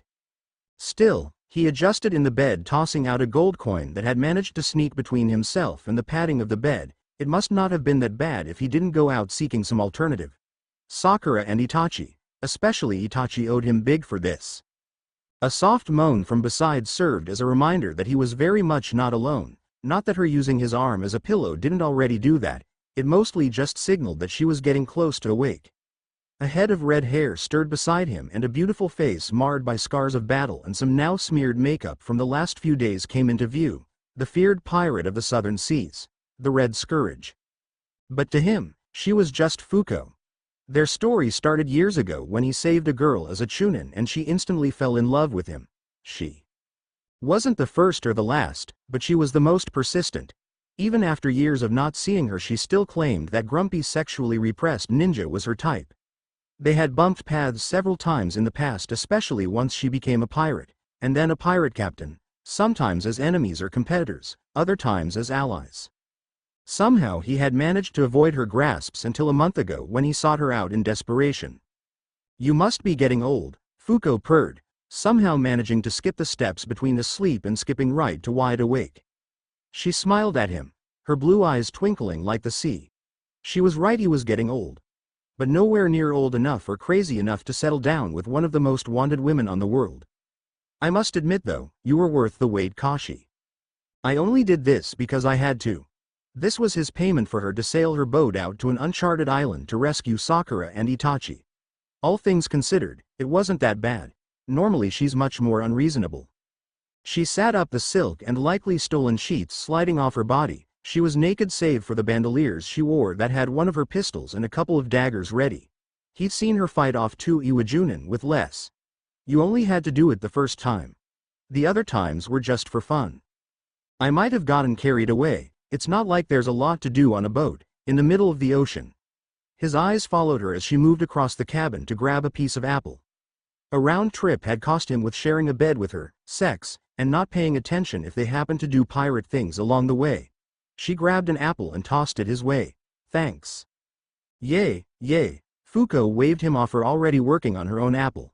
"I need to make sure you have enough energy for the round 27. Aren't you bored of me yet?"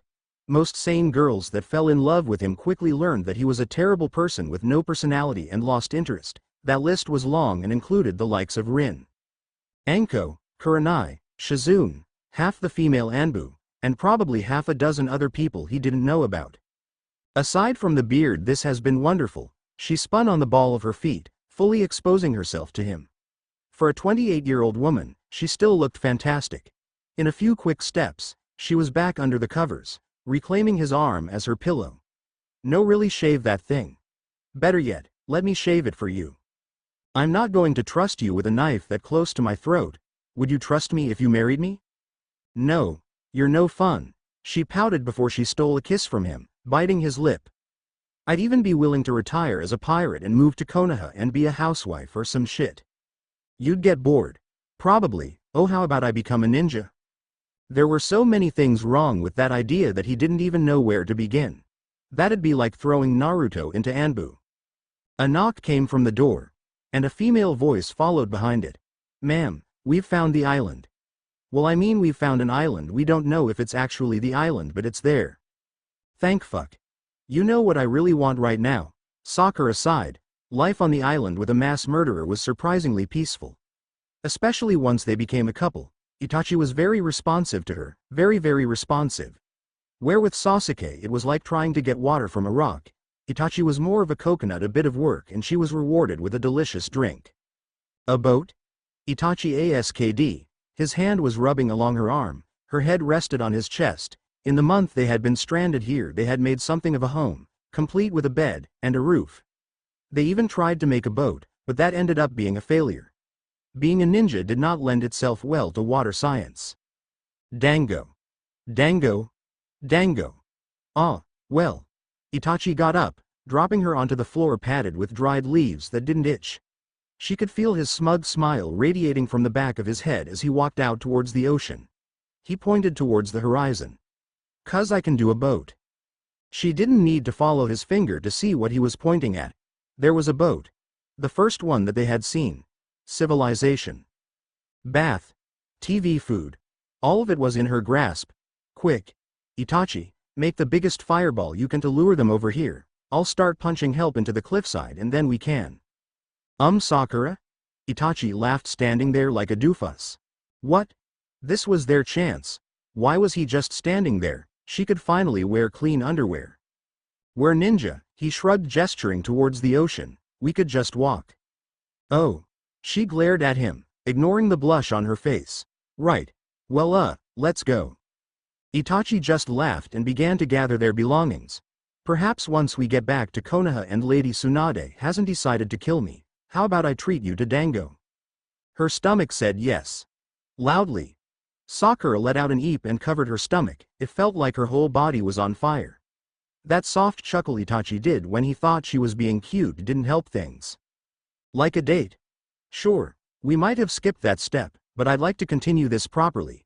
He stepped forward, leaning in close to her face. He towered over her by a good half foot. His smirk was just the right mixture of sexy and kind to make her heart go crazy. That is if you'll have me. He kissed her, sending off the waves of excitement that had rushed through her body the first time she had kissed him. He pulled away, their lips clinging as though they didn't want to part. It's not my fault you're my type. Another laugh and he turned away. He loved to tease her in every possible way. Worse was that she was starting to love it. And what type is that exactly? Tall, dark, handsome, with a pretty smile, nice abs, a cute butt also helps. But you're also kind, strong, intelligent, and funny. She shot off like she was writing in her diary. It was almost how she described Sasuke, but kind and funny weren't on that list. It was amazing the difference they made. Well, I suppose it's fair, you're my type as well, cute bossy girls that are fun to tease. I'm not bossy, Sakura huffed, her feet landing on the sand. The ship was still in view and was coming towards them. Its red sails stuck out like a sore thumb. But, don't worry, I'll make sure Master doesn't kill you. Maybe, we make a stop to pick her up some beer. Good plan. Well then let's go. The water was cold under her bare feet, but easy enough to walk on after accounting for the waves. At long last they were leaving their little island behind, and back into the world of ninja where he was a wanted criminal and she was the student of the Hokage. She could really use some of Naruto's endless optimism right about now. As they approached the ship, the crew began to appear. It was a ship filled with women, all armed to the teeth with hand cannons, swords, knives, yo-yos. It looked like they'd fallen into an armory. The ship itself was impressive, a foreign design that cut through the water and surviving the large storms that appeared in the middle of the ocean. It looked fast too, with the three massive sails that glistened like a red sun. They looked like pirates. Sakura mumbled to Itachi, close enough now that a good leap would put them onto the ship. A fight would be bad, potentially destroying the ship if she wasn't careful. I'll let you take the lead. Yes, because I'm a people person. Despite his tone, Itachi leapt upwards, clearing the distance to the vessel with a single leap. Landing towards the base of the mainsail. Sakura followed shortly after. Fortunately, nobody was dead. The women were ogling Itachi. Okay, so she was the jealous type. That was good to know. Hopefully, they spoke the same. Yo. Sakura paused. She knew that noise. It made her instantly annoyed, the same way her alarm clock would make her perk up. She searched around the crew of women to find its source. Ah, there he was. It was hard to recognize him, shirtless and with a beard. Kakashi waved at him. Standing next to him was a redhead that was eating an apple with a knife. I've come to rescue you. Sakura looked around. On a sex boat? She knew her teacher was a pervert, but this was pressing it a bit. Most of these women weren't even that good looking. Please don't give them any ideas, Kakashi whined. But you two are looking tanner. And is that a hickey? Sakura's hand flew to her neck where Itachi had been kissing her last night. And she was blushing again. Just great. What would her parents say if they found out she was in a relationship with one of Konoha's most wanted? She'd probably have to move out. Wait. Itachi might like that. She'd practically been living with him for the past month, still all things in time. I won't tell anybody if you won't. Deal. Itachi snorted. Maybe if I tell the Hokage she'll let me live? You're not helping. She whacked him in the chest with the back of her hand, an act that just made him chuckle all the more. You got a great student, Kashi. The redhead waved around a knife with a slice of apple still on the end. She winked at Sakura. What to say, girl, wanna be a pirate? Could also use more ninja pirates. No thanks. Waking up still sucked. But waking up to Naruto's slow rhythmic breathing was almost worth it. If only it wasn't so goddamn hot. Seriously, her boyfriend was like a furnace. It'd probably be great during the winter, but right now, she peeled her hand away from his stomach. The comfort was barely worth the heat. Flopping onto her back, Rin stared up at the ceiling fan that wobbled at the highest speed they had available. Already she had adjusted to her life back in Konoha. Naruto helped a lot in that regard. Well, kind of. It was mostly Shizune that helped her with the changes. She had heard about the things that had happened through Jiraiya and Naruto, sure. But there was a difference between being told that the Uchiha had been killed and seeing the ghost town that was their district. But they weren't all gone. Obito was still out there, so was Naruto's friend Sasuke, and Itachi, who Lady Tsunade really loved to complain about. They'd bring them back soon enough. For now, though, she had to be in at the hospital in 5 minutes for more training with Shizune. Apparently being a medical genius 16 years ago meant that she had 26 years of stuff to catch up on. With a smile on her face, Rin got out of bed, carefully stepping over Naruto so as to not to wake him. He'd wake up soon and probably go crazy trying to find something to do until he went to the hospital to bug her, which would last until she sent him away to go train. Such was their daily routine on days that she worked. It wasn't that Naruto was being a bum. He begged the Hokage for missions daily, but he didn't have a team. So he was forced to do nothing but train all day. Lucky him. Fully dressed in her shinobi attire, Rin looked at herself in the mirror. Her hair was getting long. The end of her ponytail now reached the point between her shoulder blades. Easy enough to keep hidden under her chunin vest. A title that she might enjoy rubbing in Naruto's face ever so slightly. Mostly because he was cute when he was pretending something was bothering him. "You look great with a ponytail." Naruto's voice made her jump the smallest amount. She spun. To see him sitting up in their bed, his shirtless chest did a great job of showing off his chest muscles. Yep, she approved of him being able to do extra training. "Oh, sorry, did I wake you?" "Nah, I was up before you were. I was pretending to sleep so I could watch you change." His smile was interrupted by her throwing a shirt at him. "Hey, it's not my fault you're so beautiful." "You jerk doesn't say stuff like that so early." Now she didn't want to leave the house. Maybe Shizune or Tsunade would give her a day off to spend with Naruto if she asked really nicely. Not that she didn't have a great deal of those already. "But why?" Naruto whined, reaching out to grab her arms and pull her over to him. "Why shouldn't I tell the most beautiful women in the world how beautiful she is? Seriously, you're going to give me a cavity, Naruto?" She wrapped her arms around his neck as he hung around her waist. She gave him a small kiss that almost turned into something more, but she stopped him. "I have an idea. Meet me at 11 and we can do lunch together." "Ramen?" He was like a child that only knew one word. But that didn't mean she didn't want ramen as well. "Sounds good. Now let me go and get ready to train, alright? We're going to need you in top shape once the others come back and we go get your friend." Yahoo! It took almost all of her willpower to pull herself away from Naruto and start heading towards the hospital with just enough time to be barely late. I call this chapter Morning After. Fuko was an OC that was supposed to be one of the hookups for a Jiraiya FIC I'm too lazy to do, but I recycled her to match up with Kakashi as a way to make his boat trip slightly more interesting. Anyways, 2 to 3 more chapters. Maybe. It'll be disappointing. The support I'm used to getting for this FIC has kind of been dying down. Which might be my fault. I admit I'm not putting as much energy as I used to for this FIC. But that's because I'm just doing cleanup duty right now.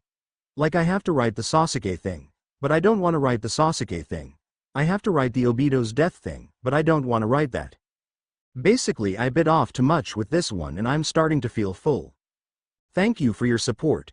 Chapter 18. The path that had taken her here was a long and arduous one, filled with challenges, despair, and friends and hope. Still, it had all be worth it. The noon air was crisp with the promise of spring and all the beauty it would bring. It was a wonderful time of her life. One where the future was bright. For the first time, she knew both peace and love, after so much struggling and fighting. With a sigh she smiled and settled back down into her seat that was nearly overflowing with cushions. It was comfortable, perhaps overly so due to Naruto's near constant fretting over her. Still, she should enjoy what few days of peace she had left. She thumbed the blue shell that he had given her all those years ago. It still filled her with happiness just thinking about it, even after they found out that it was considered a marriage proposal in that area. She had more than enough time to be reminded of her wonderful past with Naruto. Reading her book, on the other hand, was a rarity, and that time window was fast closing. Even my hair's gotten rather long, she laughed, pushing a strand back behind her shoulder. It was halfway down her back. Naruto's mouth would probably drop if she were to get it cut without telling him. That or he wouldn't notice. He was 50-50 with stuff like that. Ah well, she'd get it cut later when she had free time again. But by then it might be down to my ass. Laughing at the thought, Rin turned back to her book. It was a love story about a boy and a girl and their journey to find one another, constantly being where the other was. She was barely halfway through the book and it was already pulling at her heartstrings. She had gotten it nearly a year ago, but various things had gotten in the way of her reading it. Be it work, Naruto, or their friends. But now as her duties dwindled, she finally had the time to read. Rin! Naruto shouted, stretching her name out, and opening the front door with a slam that seemed to shake every inch of their home. It had been the same story for the past week. He'd rush home and shout looking for her. Despite the fact that she was in the same spot every day. It was charming in a way. She laughed and closed her book. She had only gotten 10 pages down today. Who knows, maybe one day she'd finish the book. Probably not. In here, Naruto. He burst through the door. His hair was long and wild, almost like how Minato used to wear his, but distinct in his own Naruto kind of way. Still, just looking at her handsome husband was enough to make her heart beat. Naruto scrambled over towards her, all but sliding along the floor to her seat, where he gripped her hand tightly. Are you okay? Do you need anything? Can I get you anything? You ate, right? I read that it's important for you to eat even if you're not feeling hungry. And Naruto, she laughed, leaning forward to touch her nose with his. His overprotectiveness was as endearing as it was annoying, but she knew where it came from. This was his first family, hers as well. She'd be lying if she didn't worry about him on every mission he went out on. Even if he was insanely strong in his own right, to say nothing about his teammates. The world was a dangerous place after all. I'm fine, we're both fine. Did you forget which one of us is a medic? Naruto placed a hand on her swollen stomach, that shouted that she was very pregnant. Her child had no doubt inherited its father's fathead. I know, but still I'm allowed to worry, right? Rin hummed and nodded her head back and forth like she was mulling over the question. Nope, not allowed, no worrying. That's not fair, you worry about me all the time. He pouted. At the age of 25, her husband was pouting. He really was a kid at heart. She pulled his hands up so that it rested on her shoulders and bringing Naruto within kissing distance. She'd never get tired of kissing him. Even after all these years with him, the magic was still there and as strong as ever. Maybe even more so. I fuss, Naruto. I do not worry. I know you'll come back. I just need to make sure you don't embarrass the village while you're out there. Hey, he whined, going in for another kiss. That's mean. But are you sure you're okay? Isn't the baby due soon? She shrugged, scooting over to the side so that he could join her. Despite the vast amount of pillows in their home, he was still her favorite. Should be any day now, or at least I hope so. I'd rather not be a whale for much longer. You're not a whale, Naruto said softly in her ear as he took up the spot next to her, wrapping an arm around her so that she could use his shoulder as a pillow. One hand still rested on her stomach. Their child was stirred by Naruto being so close. I waddle, Naruto, waddle. Fine, then you're the sexiest whale ever. He kissed her cheek even as she swatted him in the stomach. His hand snaked up around her and touched her chest. See? You pervert. She laughed, nuzzling into his chest. We should probably decide on a name though. If it's a boy, how about Hero? Could be worse. Why not Bort? You're joking, right? I'm not naming any child of mine that. I'm trying to think of a unique name. Naruto grabbed her hand, intertwining their fingers before kissing her knuckle just above the ring. I don't want their name to be tied to anything. I want it to be their own, just like their future. Even if we called them Naruto Jr., their future and their name would still be their own Naruto. She smiled, blinking up into the ceiling light. Great, she was feeling tired again. Maybe a nap with Naruto was just what the doctor ordered. How about Arashi? Arashi. I like it. If it's a girl, how about Miku? She gasped and turned to look at him. She couldn't believe he remembered that name. I thought you didn't want to name them after anybody? I don't, but Miku helped raise you into the wonderful woman you are. Besides, the name is almost as pretty as Rin. Naruto kissed her forehead before tucking her under his chin, eyes already closed. Yep, it was nap time. Arashi and Miku, huh? I like it. Now they just had to find out which one would be coming into their world. He shouldn't be here. He didn't belong here, but he needed to be here. He needed to see his family. The sky was dark with storm clouds, and even the wind seemed to cover his advance, pushing him forward towards their home. He was no enemy of this village, but he couldn't stay here. It wasn't healthy for him, or for them. But a visit wouldn't hurt. It was easy to find their house. The streets of Konoha were still ingrained in his memory, and he had been there just once before. He was tied up at the time and threatening to murder them. He should probably pay Naruto a visit too. He had a child on the way as well. Maybe he should finally take Karen up on that offer. He crept into the top floor of their home. Sasuke. Sakura's voice was laden with sleep. She sat in the corner of the room, her shirt down as she breastfed her daughter. A small part in the back of his mind said that he should be embarrassed, but that part had been ignored for years. As a teenager, he had thought she was an annoying if somewhat cute girl. As a woman, he could see why his brother fell for her. That was a good week of mind fucking. What are you doing here? His mouth went dry as he looked at the small innocent child that was nestled in Sakura's arms. I wanted to see my niece.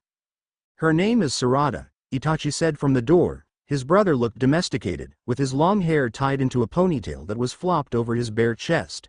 Apparently, Sakura insisted that he didn't wear a shirt when they were home. He walked over and placed a hand on Sakura's shoulder. And you should have let us know beforehand. Sasuke shrugged, forcing a smile onto his face. Even with the truth revealed and the curse mark gone, his brother still killed their parents. That was a stain that would never go away. And he doubted things could ever go back to how they were. I'm sure it would have, but where's the fun in that? Things were fine now anyway.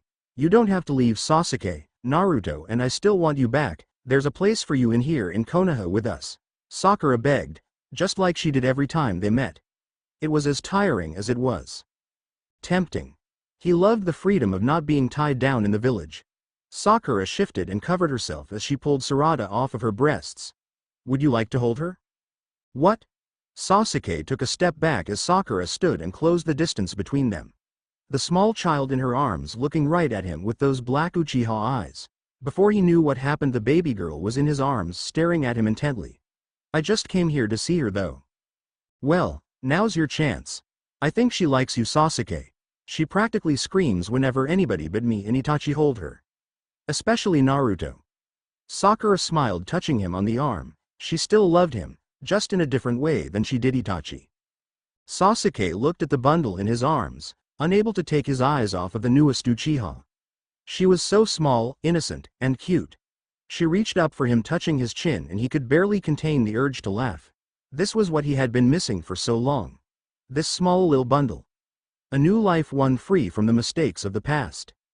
A second hand fell on his shoulder. Itachi, their first contact in a while. You know I'm a candidate for Hokage. I'd be easy for you to come back with us as well, especially after they accepted me. Itachi hugged him. It was an awkward sideways hug with one arm. It was the first time they'd hugged since they were kids. Naturally, Sasuke did the only thing he knew how to do. Freak out. He gave Sarada back in a hurry and headed towards the window. Leaving only with an, I'll think about it. The idea of settling down in Konoha with Karen didn't quite make him sick to his stomach. Kakashi glared at his door. Someone was knocking at it and disturbing his peace. The knock was light and low to the ground. Probably just some kid or something that wanted to pull a prank on an old man. So he glared and waited for the kid to leave. But the kid knocked again, and again, and again. Fine, he'll open the goddamn door. Yes. Kakashi asked, opening the door to see a boy that was probably about 5 or 6 years old. He had spiky red hair and was wearing a black bandana around his mouth that had a familiar skull on it. Can I help you? The kid looked up, mirroring Kakashi's own blank expression perfectly. He then reached into a pocket and pulled out a piece of paper that reeked of alcohol and perfume. Mom said to give this to you. Kakashi took the note and the kid walked inside without wait, plopping down on the couch like he lived there. The note smelled pretty much exactly like Fuko, and it was written in her handwriting. It read, "He's yours, make him a strong ninja, see you in 5 years after I get enough loot to retire, love F." Kakashi looked back inside, examining the kid further. Then back at the note. Apparently, he was a father now. And only one thing came to mind. Fuck. I'm done. I can't write this story anymore. Made it too long, and at this point there's nothing happening that I wanted to write. Sorry for yet another letdown. Maybe I should stop trying to write these, I'm not good at ending them. Blah. I'd normally talk about all the things that I wanted to do at the end of the FIC. But honestly, nah. Anyways. Hope you enjoyed the journey, even if the destination wasn't that great. Please, if you still enjoy my works, consider checking out my other 2 works.